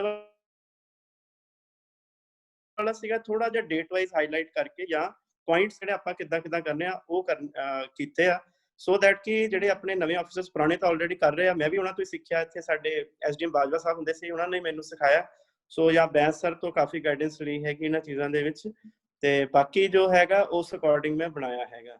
ਸੋ ਫਰਸਟਲੀ ਜਦੋਂ ਫਲੱਡ ਸੀਜ਼ਨ ਹੈਗਾ, ਫਲੱਡ ਸੀਜ਼ਨ ਗਵਰਨਮੈਂਟ ਫਲੱਡ ਨੂੰ ਪਹਿਲਾਂ ਲੈ ਕੇ ਚੱਲਦੇ ਆ, ਜਿਹੜੇ ਐਕਸੀਡੈਂਟਲ ਫਾਇਰਸ ਹੁੰਦੀਆਂ ਉਹ ਬਾਅਦ ਚੋਂ ਲਵਾਂਗੇ। ਫਲੱਡ ਜਿਹੜੀ ਖਰਾਬਾ ਬਣਾਉਣ ਬਾਰੇ, ਅਸੈਸਮੈਂਟ ਬਣਾਉਣ ਬਾਰੇ ਬੈਂਸ ਸਰ ਨੇ ਆਲਰੇਡੀ ਕਾਫੀ ਕੁਝ ਦੱਸਿਆ, ਬਟ ਮੈਂ ਪ੍ਰੋਸੀਜਰਲ ਦੂਸਰੇ ਪਾਸੇ ਜਿਹੜਾ ਕਿ ਫਲੱਡ ਪ੍ਰੈਪਰੇਸ਼ਨ ਜੇ ਗੱਲ ਕਰੀਏ ਉਹਦੇ ਰਿਗਾਰਡਿੰਗ ਮੈਂ ਗੱਲ ਕਰਨ ਲੱਗਿਆ ਹੈਗਾ। तो सब तो पहला तो एक चीज है कि ये 1 जून तो ये डिक्लेयर करते हैं, पहले लेट करते होंगे सी जुलाई च, फिर इन्होंने 15 जून करता, फिर 1 जून तो करन लग गए। और मोस्टली जो जेड़ा ज्यादा फ्लड आंदा या नुकसान हुंदा वो जदों जाण वाला सीजन हुंदा, सैप्टेंबर दे एंड दे विच हुंदा, बारिशां दे विच दरिया दा इन्ना नहीं हुंदा हैगा। ਜਿਹੜਾ ਉੱਪਰੋਂ ਪਾਣੀ ਆਂਦਾ ਹੈਗਾ, ਜਿਹੜੀਆਂ ਟ੍ਰਿਬਿਊਟਰੀਜ਼ ਹੁੰਦੀਆਂ ਨਾ ਦਰਿਆ ਦੀਆਂ, ਜਿਹੜੀਆਂ ਉੱਪਰੋਂ ਵਿੱਚ ਪੈਂਦਾ ਪਹਾੜਾਂ ਦੇ ਵਿੱਚੋਂ ਪਾਣੀ, ਉਹਨਾਂ ਇਹਨੂੰ ਖਤਰਾ ਪੈਦਾ ਹੁੰਦਾ। ਸੋ ਫਸਟਲੀ ਤੁਸੀਂ 1 ਜੂਨ ਨੂੰ ਇੱਕ ਡੈਡਲਾਈਨ ਬਣਾ ਕੇ ਚੱਲੋ। ਔਰ ਉਹਦੇ ਵਿੱਚ ਕੀ ਆ, ਫਸਟਲੀ ਤਾਂ ਆਪਣਾ ਜਿਹੜਾ ਤੁਹਾਡਾ ਏਰੀਆ ਹੈਗਾ ਜਿਹੜਾ ਤੁਹਾਡੀ ਤਹਿਸੀਲ ਦਾ ਏਰੀਆ ਹੈਗਾ ਉਹਦੀ ਇੱਕ ਅਸੈਸਮੈਂਟ ਕਰ ਲਓ, ਉਹਦੀ ਟੋਪੋਗ੍ਰਾਫੀ ਕੀ ਹੈਗੀ। 1 ਦਿਨ ਲੱਗਦਾ ਹੈ ਹਾਰਡਲੀ। ਕਈ ਜਗ੍ਹਾ ਤੇ ਜਿਹੜਾ ਦਰਿਆ ਹੈਗਾ ਆ, ਬੰਨ ਕਿਸ ਤਰ੍ਹਾਂ ਦਾ ਆ, ਸਟਰੋਂਗ ਆ, ਵੀਕ ਹੈਗਾ, ਉਹ ਵੈਸੇ ਡਰੇਨੇਜ ਡਿਪਾਰਟਮੈਂਟ ਵੀ ਕਰਦਾ ਆ, ਬਟ ਉਹ ਮੈਂ ਬਾਅਦ ਚ ਆਊਂਗਾ। ਬਟ ਹੁਣ ਜਿਹੜਾ ਆਪਾਂ ਦੇਖਣਾ ਹੈਗਾ, ਕਈ ਜਗ੍ਹਾ ਤੇ ਦਰਿਆ ਜਿਹੜਾ ਰਿਵਰ ਦਾ ਫਲੋ ਹੈਗਾ ਉਹ ਉੱਚਾ ਹੁੰਦਾ ਆ, ਆਪਣਾ ਜ਼ਮੀਨ ਦਾ ਫੀਲਡਸ ਦਾ ਫਲੋ ਨੀਵਾਂ ਹੈਗਾ। ਕਈ ਜਗ੍ਹਾ ਤੇ ਫੀਲਡਸ ਉੱਚੇ ਹੈਗੇ ਆ ਤੇ ਜਿਹੜਾ ਦਰਿਆ ਹੈਗਾ ਉਹ ਨੀਵਾਂ ਹੈਗਾ। ਕਈ ਜਗ੍ਹਾ ਤੇ ਇਹ ਬੰਨ ਤੋਂ ਕਾਫੀ ਦੂਰ ਵਗਦਾ ਹੁੰਦਾ, ਕਈ ਜਗ੍ਹਾ ਤੇ ਬਿਲਕੁਲ ਘੁੰਮ ਕੇ ਯੂ ਟਰਨ ਵੀ ਲੈਂਦਾ ਹੈਗਾ ਤੇ ਬਿਲਕੁਲ ਦਰਿਆ ਦੇ ਨਾਲ ਨਾਲ ਵਗਦਾ ਹੈਗਾ। ਸੋ ਸਭ ਤੋਂ ਪਹਿਲਾਂ ਇਹ ਚੀਜ਼ ਇੱਕ ਦਿਨ ਜਾ ਕੇ ਦੇਖ ਲੈਣੀ ਚਾਹੀਦੀ ਹੈ। ਉਸ ਤੋਂ ਤਾਂ ਮੇਰੇ ਕੋਲ ਮੈਪ ਲੱਗਿਆ, ਇਹਦੇ ਵਿੱਚ ਸਾਰੇ ਜਿਹੜੇ ਦਰਿਆ ਦੇ ਨਾਲ ਲੱਗਦੇ ਪਿੰਡ ਹੈਗੇ ਆ ਉਹ ਹਾਈਲਾਈਟ ਹੋ ਜਾਂਦੇ ਆ। ਤੇ ਨਾਲ ਹੀ ਇਹ ਵੀ ਥੋੜਾ ਜਿਹਾ ਕਿ ਪਿਛਲੇ ਡਿਸਟ੍ਰਿਕਟ ਦੇ ਵਿੱਚ ਕਿਹੜਾ, ਜਿੱਦਾਂ ਹੁਣ ਅਪਸਟ੍ਰੀਮ ਦਰਿਆ ਦੇ ਅਪਸਟ੍ਰੀਮ ਕਿਹੜਾ ਪਿੰਡ ਲੱਗਦਾ ਹੈਗਾ, ਕਿਹੜਾ ਸਬ ਡਿਵੀਜ਼ਨ ਲੱਗਦਾ, ਥੋੜਾ ਜਿਹਾ ਆਪਾਂ ਕਿਉਂਕਿ ਉਹਨਾਂ ਨਾਲ ਵੀ ਕੋਆਰਡੀਨੇਸ਼ਨ ਰੱਖਣਾ ਹੁੰਦਾ। ਸੈਕੰਡ ਜਿਹੜੀ ਚੀਜ਼ ਹੈ ਉਹ ਇਹ ਹੈਗੀ ਕਿ ਡਰੇਨੇਜ ਡਿਪਾਰਟਮੈਂਟ ਦੇ ਕੋਲ ਜਿਹੜਾ ਹੈਡਵਰਕਸ ਹੈਗਾ, ਜਿੱਦਾਂ ਭਾਖੜਾ ਹੈਡਵਰਕਸ ਦਾ ਇਹਨਾਂ ਦੇ ਕੋਲ ਡੇਲੀ ਦੇ ਡੇਲੀ ਗੇਜ ਆਉਂਦੀ ਹੈ ਕਿ ਕਿੰਨਾ ਪਾਣੀ ਚੱਲ ਰਿਹਾ। ਉਹ ਚੀਜ਼ ਉਹ ਆਪਾਂ ਇਹਨਾਂ ਦੇ ਐਸਡੀਓ ਜਾਂ ਐਕਸ਼ਨ ਦੇ ਨਾਲ ਟਾਈ ਅਪ ਕਰਕੇ ਉਹ ਆਪਾਂ ਨੂੰ ਭੇਜਣਾ ਸ਼ੁਰੂ ਕਰ ਦਿੰਦਾ। ਉਹਨਾਂ ਥੋੜਾ ਜਿਹਾ ਆਈਡੀਆ ਬਣ ਜਾਂਦਾ ਆ ਕਿ ਕਿਵੇਂ ਚੱਲ ਰਿਹਾ ਹੈਗਾ ਦਰਿਆ ਦਾ ਟੋਟਲ ਜਿਹੜਾ ਫਲੋ ਹੈਗਾ ਉਹ ਕਿਸ ਤਰੀਕੇ ਨਾਲ ਚੱਲ ਰਿਹਾ। ਵੈਸੇ ਮੇਰੀ 6.5 ਸਾਲ ਦੀ ਸਰਵਿਸ ਆ, ਮੈਂ ਸਾਰੇ ਫਲੱਡ ਪ੍ਰੋਨ ਏਰੀਆ ਦੇ ਵਿੱਚ ਮੇਰੇ 6.5 ਸਾਲ ਲੱਗੇ ਹੋਏ। तो जो ਕੀਤਾ ਉਹ ਬਸ ਡਿਸਕਸ਼ਨ ਹੀ ਆ, ਜੋ ਮੇਰੇ ਐਕਸਪੀਰੀਅੰਸ ਰਹੇ। ਦਿਸ ਇਜ਼ ਐਕਸਪੀਰੀਅੰਸ ਸ਼ੇਅਰਿੰਗ, ਨਾਟ ਕਿ ਕੋਈ ਇਹਦੇ ਵਿੱਚ ਨੋਰਮਸ ਹੈਗੀਆਂ। ਸੋ ਉਸ ਤੋਂ ਬਾਅਦ 2 ਮੀਟਿੰਗਸ ਆਪਾਂ ਕਰ ਲਈਏ, ਕਿਉਂਕਿ ਆਪਣੇ ਐਸਡੀਐਮਸ ਵੀ ਜਿਹੜੇ ਆ ਆਪਾਂ ਨੂੰ ਨੋਡਲ ਆਫੀਸਰ ਚਿੱਠੀ, ਜਦੋਂ ਵੀ ਕੋਈ ਕੰਮ ਆਣਾ ਨੋਡਲ ਆਫੀਸਰ ਦੀ ਚਿੱਠੀ ਤਾਂ ਨਾਲ ਹੀ ਕੱਢ ਦੇਣੀ ਹੈਗੀ ਆ ਉਹਨਾਂ ਨੇ। ਸੋ ਇਹਦੇ ਵਿੱਚ ਨੋਡਲ ਆਫੀਸਰ ਲਾ ਦਿੰਦੇ ਆ। ਫਰਸਟ ਮੀਟਿੰਗ ਜਿਹੜੀ ਕਰਦੇ ਆਪਾਂ ਉਹ ਡਿਫਰੈਂਟ ਡਿਪਾਰਟਮੈਂਟਸ ਦੇ ਨਾਲ, ਜਿਵੇਂ ਕਿ ਸਰ ਨੇ ਦੱਸਿਆ ਵੀ ਐਨੀਮਲ ਹਸਬੈਂਡਰੀ ਹੈਗੀ ਆ, ਐਨੀਮਲ ਹਸਬੈਂਡਰੀ ਤੇ ਉਸ ਮੀਟਿੰਗ ਦੇ ਪ੍ਰੋਸੀਡਿੰਗ ਦੇ ਵਿੱਚ ਲੈ ਕੇ ਆਣਾ ਕਿ ਹਾਂਜੀ ਇਹਨਾਂ ਨੇ ਕੈਟਲ ਸੈਂਸਸ ਕਰ ਲਿਆ ਜਾਂ ਨਹੀਂ ਕੀਤਾ। ਜੇ ਨਹੀਂ ਕੀਤਾ ਉਹਦੇ ਵਿੱਚ ਐਸਡੀਐਮ ਵੱਲੋਂ ਇੰਸਟਰਕਸ਼ਨ ਕਿ ਹਾਂਜੀ ਤੁਸੀਂ ਕਰ ਲਓ। ਸੈਕਿੰਡ ਜਿਹੜੇ ਆਪਣਾ ਐਗਰੀਕਲਚਰ ਡਿਪਾਰਟਮੈਂਟ ਹੈਗਾ ਉਹਨਾਂ ਨੂੰ ਵੀ ਨਾਲ, ਕਿਉਂਕਿ ਜਦੋਂ ਇਹਦੀ ਖਰਾਬੇ ਦੀ ਗਿਰਦਾਵਰੀ ਹੁੰਦੀ ਹੈਗੀ ਆ ਜਾਂ ਅਸੈਸਮੈਂਟ ਰਜਿਸਟਰ ਬਣਦੇ ਆ, ਉਹਦੇ ਵਿੱਚ ਐਗਰੀਕਲਚਰ ਡਿਪਾਰਟਮੈਂਟ ਦੀ ਬਰਾਬਰ ਦੀ ਡਿਊਟੀ ਹੈਗੀ ਆ। ਇਹ ਲੈਟਰ ਦੇ ਵਿੱਚ ਵੀ ਲਿਖਿਆ ਹੋਇਆ। ਸੋ ਉਹਨਾਂ ਨੂੰ ਵੀ ਆਪਾਂ ਨਾਲ ਇਸ ਚੀਜ਼ ਦੇ ਵਿੱਚ ਰੱਖਣਾ। ਫਿਰ ਐਸਐਮਓਸ ਡਾਕਟਰਸ ਕਿਹੜੇ ਇਹਨਾਂ ਦੇ ਕੋਲ ਅਵੇਲੇਬਲ ਹੈ, ਐਂਟੀ ਵੈਨਮ ਹੈ ਜਾਂ ਨਹੀਂ ਹੈਗਾ, ਫਿਰ ਇਹਨਾਂ ਦੇ ਕੋਲ ਕਲੋਰੀਨ ਟੈਬਲੇਟਸ ਹੈ ਜਾਂ ਨਹੀਂ ਹੈਗੀਆਂ, ਫੂਡ ਸਪਲਾਈ ਵਾਲਿਆਂ ਦੇ ਕੋਲ ਫੂਡ ਦੇ ਇਹਨਾਂ ਨੂੰ ਦੇਣ ਦੇ ਕੀ ਪ੍ਰਬੰਧ ਹੈਗੇ। ਉਹ ਸਾਰੀ ਚੀਜ਼ ਮਤਲਬ ਕਹਿਣ ਦਾ ਕਿ ਡਾਕੂਮੈਂਟਡ ਹੋਵੇ, ਮੀਟਿੰਗ ਦੀ ਪ੍ਰੋਸੀਡਿੰਗ ਦੇ ਵਿੱਚ ਹੀ ਆ ਜਾਵੇ ਕਿ ਹਾਂਜੀ ਇਸ ਡਿਪਾਰਟਮੈਂਟ ਦੀ ਆਹ ਡਿਊਟੀ ਸਪੈਸੀਫਿਕ ਲਗਾਈ ਗਈ ਹੈਗੀ ਹੈ। ਦੂਸਰੀ ਚੀਜ਼ ਜਿਹੜੀ ਉਹ ਮੀਟਿੰਗ ਸਪੈਸ਼ਲੀ ਆਪਾਂ ਡਰੇਨੇਜ ਵਾਲਿਆਂ ਨਾਲ ਕਰਦੇ ਆ। ਡਰੇਨੇਜ ਵਾਲਿਆਂ ਨਾਲ ਕਰਕੇ ਤੇ ਆਪਾਂ ਜਿੰਨੇ ਵੀ ਵੀਕ ਪੁਆਇੰਟਸ ਹੈਗੇ ਬੰਦ ਦੇ ਉਹ ਆਪਾਂ ਆਇਡੈਂਟੀਫਾਈ ਕਰ ਲੈਂਦੇ ਆ ਵੀ ਕਈ ਜਗ੍ਹਾ ਤੋਂ ਸਟੱਡ ਤੇ ਸਪਰ ਲੱਗਣ ਵਾਲੇ ਹੈਗੇ ਆ। ਸਪਰ ਇੱਕ ਅਲੱਗ ਚੀਜ਼ ਹੈ, ਸਟੱਡ ਅਲੱਗ ਚੀਜ਼ ਹੈ। ਦੂਸਰੀ ਜਗ੍ਹਾ ਤੇ ਕਿ ਇੱਕ ਹੋਰ ਹੈ ਕਿ ਇਹਨਾਂ ਦੇ ਕੋਲ ਅਵੇਲੇਬਿਲਿਟੀ ਕਿਹੜੀ ਹੈ, ਕਿ ਜਿੱਦਾਂ ਵੈਸੇ ਸਟੋਨਸ ਦੀ ਜਿਹੜੀ ਪੱਥਰਾਂ ਦੀ ਜਿਹਨੂੰ ਬੋਲਡਰਸ ਕਹਿੰਦੇ ਨਾ, ਬੋਲਡਰਸ ਦੇ ਕ੍ਰੇਟਸ ਬਣਾ ਕੇ ਜੇ ਪਾਏ ਜਾਣ ਉਹ ਹਮੇਸ਼ਾ ਲੌਂਗ ਲਾਸਟਿੰਗ ਹੁੰਦਾ। ਬਾਕੀ ਇਹ ਮਿੱਟੀ ਮੁੱਟੀ ਦਾ ਤਾਂ ਜੋ ਪਾਉਂਦੇ ਆ ਉਹ ਤਾਂ ਬਸ ਜਿੰਨੀ ਪਾਉਂਦੇ ਉਨੀ ਦਰਿਆ ਵਿੱਚ ਲੈ ਜਾਂਦਾ ਹੁੰਦਾ, ਰੋੜ ਕੇ ਲੈ ਜਾਂਦਾ। ਸੋ ਥਰਡ ਥਿੰਗ ਇਹਨਾਂ ਦੇ ਕੋਲ ਹੀ ਐਸਟੀਮੇਟ ਲੈ ਕੇ ਇੱਕ ਲੈਟਰ ਆਪਾਂ ਡਿਮਾਂਡ ਦੀ ਇਮੀਡੀਏਟਲੀ ਕੱਢ ਦੇਣੀ ਆ ਫਲੱਡ ਸੀਜ਼ਨ ਸ਼ੁਰੂ ਹੋਣ ਤੋਂ ਪਹਿਲਾਂ ਹੀ ਕਿ ਸਾਨੂੰ ਜੀ ਇੰਨੇ ਜਿਹੜੇ ਕੱਟੇ ਜਿਹਨੂੰ ਕਹਿੰਦੇ ਆ ਜਾਂ ਬੋਰੀਆਂ, ਖਾਲੀ ਬੋਰੀਆਂ ਹੁੰਦੀਆਂ ਉਹ ਪ੍ਰੋਵਾਈਡ ਕੀਤੀਆਂ ਜਾਣ। ਮਿੱਟੀ ਦਾ ਦੇਖ ਲੈਣਾ ਕਿ ਹਾਂਜੀ ਜੀ ਮਿੱਟੀ ਜੇ ਐਮਰਜੈਂਸੀ ਚਾਹੀਦੀ ਹੋਵੇ ਕਿੱਥੋਂ ਮਿਲਦੀ ਆ, ਉਹ ਚੀਜ਼ ਆਪਾਂ ਨਾਲ ਲੈ ਕੇ ਸਾਰੀ ਚੀਜ਼ ਮਤਲਬ ਡਾਕੂਮੈਂਟਡ ਇਹ ਚੀਜ਼ ਫਲੱਡ ਪ੍ਰੈਪਰੇਸ਼ਨ ਲਈ ਕਰ ਲਈ ਜਾਵੇ। ਔਰ ਸਪੈਸ਼ਲੀ ਜਿਹੜੀ ਆ ਪਸ਼ੂਆਂ ਦੀ ਵੈਕਸੀਨੇਸ਼ਨ ਇਹ ਪਹਿਲਾਂ ਹੀ ਕਰ ਲੈਂਦੇ ਹੁੰਦੇ ਫਲੱਡ ਸੀਜ਼ਨ ਸ਼ੁਰੂ ਹੋਣ ਤੋਂ, ਉਹ ਵੀ ਜ਼ਰੂਰੀ ਆ। ਫਿਰ ਇਹਦੇ ਵਿੱਚ ਜਿਹੜੇ ਤੁਹਾਡੇ ਲੋਕਲ ਗਵਰਨਮੈਂਟ ਦੀਆਂ ਅਥਾਰਟੀਜ਼ ਪੈਂਦੀਆਂ ਆ, ਜਿਵੇਂ ਪਿੰਡਾਂ ਦੇ ਵਿੱਚ BDO ਤੇ EO ਇਹਨਾਂ ਨੂੰ ਵੀ ਇਨਵੋਲਵ ਕਰ ਲਓ ਕਿ ਹਾਂਜੀ ਜੇ ਫੌਗਿੰਗ ਕਰਨੀ ਪੈਂਦੀ ਆ, ਫੌਗਿੰਗ ਕਰਨੇ ਵਾਸਤੇ, ਕਲੋਰੀਨੇਸ਼ਨ ਵਾਸਤੇ ਤੇ ਇਹਨਾਂ ਦਾ ਸਟਾਫ ਜਿਹੜਾ ਹੈਗਾ ਉਹ ਰਿਟਨ ਡਿਊਟੀਜ਼ ਲਗਵਾ ਲਓ ਹਰੇਕ ਚੀਜ਼ ਦੀਆਂ। ਤਾਂ ਫਰਸਟ ਐਸਪੈਕਟ ਤਾਂ ਇਹ ਹੋ ਗਿਆ। ਸੈਕਿੰਡ ਸਰ ਨੇ ਦੱਸਿਆ ਸੀ ਕੰਟੀਨਜੈਂਸੀ ਪਲਾਨ। ਕੰਟੀਨਜੈਂਸੀ ਪਲਾਨ ਜਿਹੜਾ ਹੈਗਾ ਇਹ ਦੋ ਚੀਜ਼ਾਂ ਇਹਦੇ ਚ ਬਣਦੀਆਂ। ਇੱਕ ਬੰਦਾ ਹੁੰਦਾ ਡਿਜ਼ਾਸਟਰ ਮੈਨੇਜਮੈਂਟ ਪਲਾਨ, ਸੈਕਿੰਡ ਬੰਦਾ ਕੰਟੀਨਜੈਂਸੀ ਪਲਾਨ। ਹੁਣ ਕੰਬਾਈਨ ਕਰਕੇ ਆਪਾਂ ਕੰਟੀਨਜੈਂਸੀ ਪਲਾਨ ਦੇ ਵਿੱਚ ਹੀ ਸਾਰੀ ਚੀਜ਼ ਪਾ ਦਿੰਦੇ ਆ। ਉਹਦੇ ਵਿੱਚ ਜਿਹੜਾ ਤਾਂ ਡਿਜ਼ਾਸਟਰ ਮੈਨੇਜਮੈਂਟ ਵਾਲਾ ਐਸਪੈਕਟ ਹੈਗਾ ਉਹਦੇ ਚ ਆਪਾਂ ਜਿੰਨੀਆਂ ਵੀ ਆਫੀਸਰਸ ਨੇ ਇੰਚਾਰਜ ਹੈਗੇ ਅਲੱਗ-ਅਲੱਗ ਡਿਪਾਰਟਮੈਂਟ ਦੇ, ਚਾਹੇ ਸਬ ਡਿਵੀਜ਼ਨ ਤੇ ਵੀਡੀਓ ਵੀ ਹੋ ਜਾਣੇ, ਈਓ ਵੀ ਹੋ ਜਾਣੇ, ਆਪਾਂ ਵੀ ਹੋ ਜਾਣੇ ਆ, ਸਾਰਿਆਂ ਦੇ ਨਾਮ ਤੇ ਮੋਬਾਈਲ ਫੋਨ ਇਹ ਆਪਾਂ 1 ਜੂਨ ਤੋਂ ਪਹਿਲਾਂ ਹੀ ਲਿਸਟ ਲੈ ਕੇ ਅਪਡੇਟ ਕਰ ਲੈਣਾ ਹੈਗਾ। ਨਾਲ ਦੀ ਨਾਲ ਜਿਹੜੇ ਆ ਤੁਹਾਡੀ ਐਨਜੀਓਜ਼ ਕਿਹੜੀਆਂ ਆ, ਜਿਹਦਾ ਐਨਜੀਓਜ਼ ਕਿਹੜੇ ਹੈਗੇ ਆ, ਉਹਨਾਂ ਜਿਹੜੇ ਹੈਲੇ ਲੰਗਰ ਵਾਸਤੇ ਬਹੁਤ ਹੈਲਪ ਕਰਦੇ ਹਮੇਸ਼ਾ ਹੀ, ਮਤਲਬ ਅਲਟੀਮੇਟਲੀ ਉਹ ਮਤਲਬ ਗੁਰਦੁਆਰਾ ਸਾਹਿਬ ਦਾ ਓਨਲੀ ਪਲੇਸ ਜਿੱਥੋਂ ਸਾਰੀ ਹੈਲਪ ਮਿਲਦੀ ਹੈਗੀ ਆ। ਸੋ ਉਹਨਾਂ ਦੇ ਨਾਲ ਗੱਲਬਾਤ ਕਰਕੇ ਉਹਨਾਂ ਦੇ ਵੀ ਜਿਹੜੇ ਮੈਨੇਜਰਸ ਨੇ ਉਹਨਾਂ ਦੇ ਨੰਬਰ ਆਪਾਂ ਰੱਖਦੇ ਆ ਵਿੱਚ, ਡਾਈਵਰਸ ਦੇ ਨੰਬਰ ਜ਼ਰੂਰ ਰੱਖਦੇ ਆ, ਡਾਈਵਰਸ। ਥਰਡ ਇੱਕ ਹੋਰ ਚੀਜ਼ ਆ ਜਾਂਦੀ ਆ, ਜਿਹੜੇ ਆਪਾਂ ਨੂੰ ਆਰਮੀ ਦਾ ਵੀ ਇੱਕ ਮਿਲਿਆ ਹੁੰਦਾ, ਕੋਈ ਨਾ ਕੋਈ ਇਹਨਾਂ ਨੂੰ ਗਵਰਨਮੈਂਟ ਆਫ ਇੰਡੀਆ ਵੱਲੋਂ ਹੀ ਇਹਨਾਂ ਨੂੰ ਸਬ ਡਿਵੀਜ਼ਨ ਅਲਾਟ ਹੋਈਆਂ ਹੁੰਦੀਆਂ। ਉਹ ਮੇਜਰ ਜਿਹੜੇ ਵੀ ਰੈਂਕ ਦਾ ਆਫੀਸਰ ਆਂਦਾ ਆ ਉਹਨਾਂ ਤੁਸੀਂ ਉਹਦਾ ਵੀ ਨੰਬਰ ਲੈ ਲਓ, ਨੰਬਰ ਵਿੱਚ ਪਾ ਲਓ, ਪਲਾਨ ਬਣਾ ਕੇ ਉਹਨੂੰ ਵੀ ਮੇਲ ਕਰ ਦਿਓ, ਉਹਨੇ ਆਪਣਾ ਈਮੇਲ ਆਈਡੀ ਤੁਹਾਨੂੰ ਦੇ, ਪ੍ਰੋਬਲਮ ਹੋਵੇ ਤਾਂ ਰਿਸਪੌਂਸਿਬਿਲਿਟੀ ਸਾਰੀ ਸ਼ੇਅਰ ਹੋ ਜਾਂਦੀ ਹੈ। ਤੇ ਉਸ ਤੋਂ ਬਾਅਦ ਆ ਜਾਂਦਾ ਕੰਟੀਨਜੈਂਸੀ ਪਲਾਨ। ਕੰਟੀਨਜੈਂਸੀ ਪਲਾਨ ਦੇ ਵਿੱਚ ਆਪਾਂ ਬਣਾਉਂਦੇ ਹੈਗੇ ਇਵੈਕੂਏਸ਼ਨ ਸੈਂਟਰਸ। ਇਵੈਕੂਏਸ਼ਨ ਸੈਂਟਰਸ ਦਾ ਇੱਕ ਇੰਚਾਰਜ ਬਣਾਓ, ਕੋਸ਼ਿਸ਼ ਕਰੋ ਵੀ ਆਪ ਇੰਚਾਰਜ ਨਾ ਬਣੋ ਕਿਸੇ ਦੇ ਵੀ, ਤੇ ਨਾ ਹੀ ਜਿਹੜਾ ਹੈਗਾ ਨਾਇਬ ਤਹਿਸੀਲਦਾਰ ਸਾਹਿਬਾਨ ਨੂੰ ਇੰਚਾਰਜ ਬਣਾਇਆ ਜਾਵੇ, ਕਿਉਂਕਿ ਉਹਨਾਂ ਦੇ ਕੋਲ ਹੋਰ ਬਹੁਤ ਕੰਮ ਹੁੰਦੇ ਆ ਮੈਨੇਜਮੈਂਟ ਦੇ ਫਲੱਡ ਦੇ ਦੌਰਾਨ।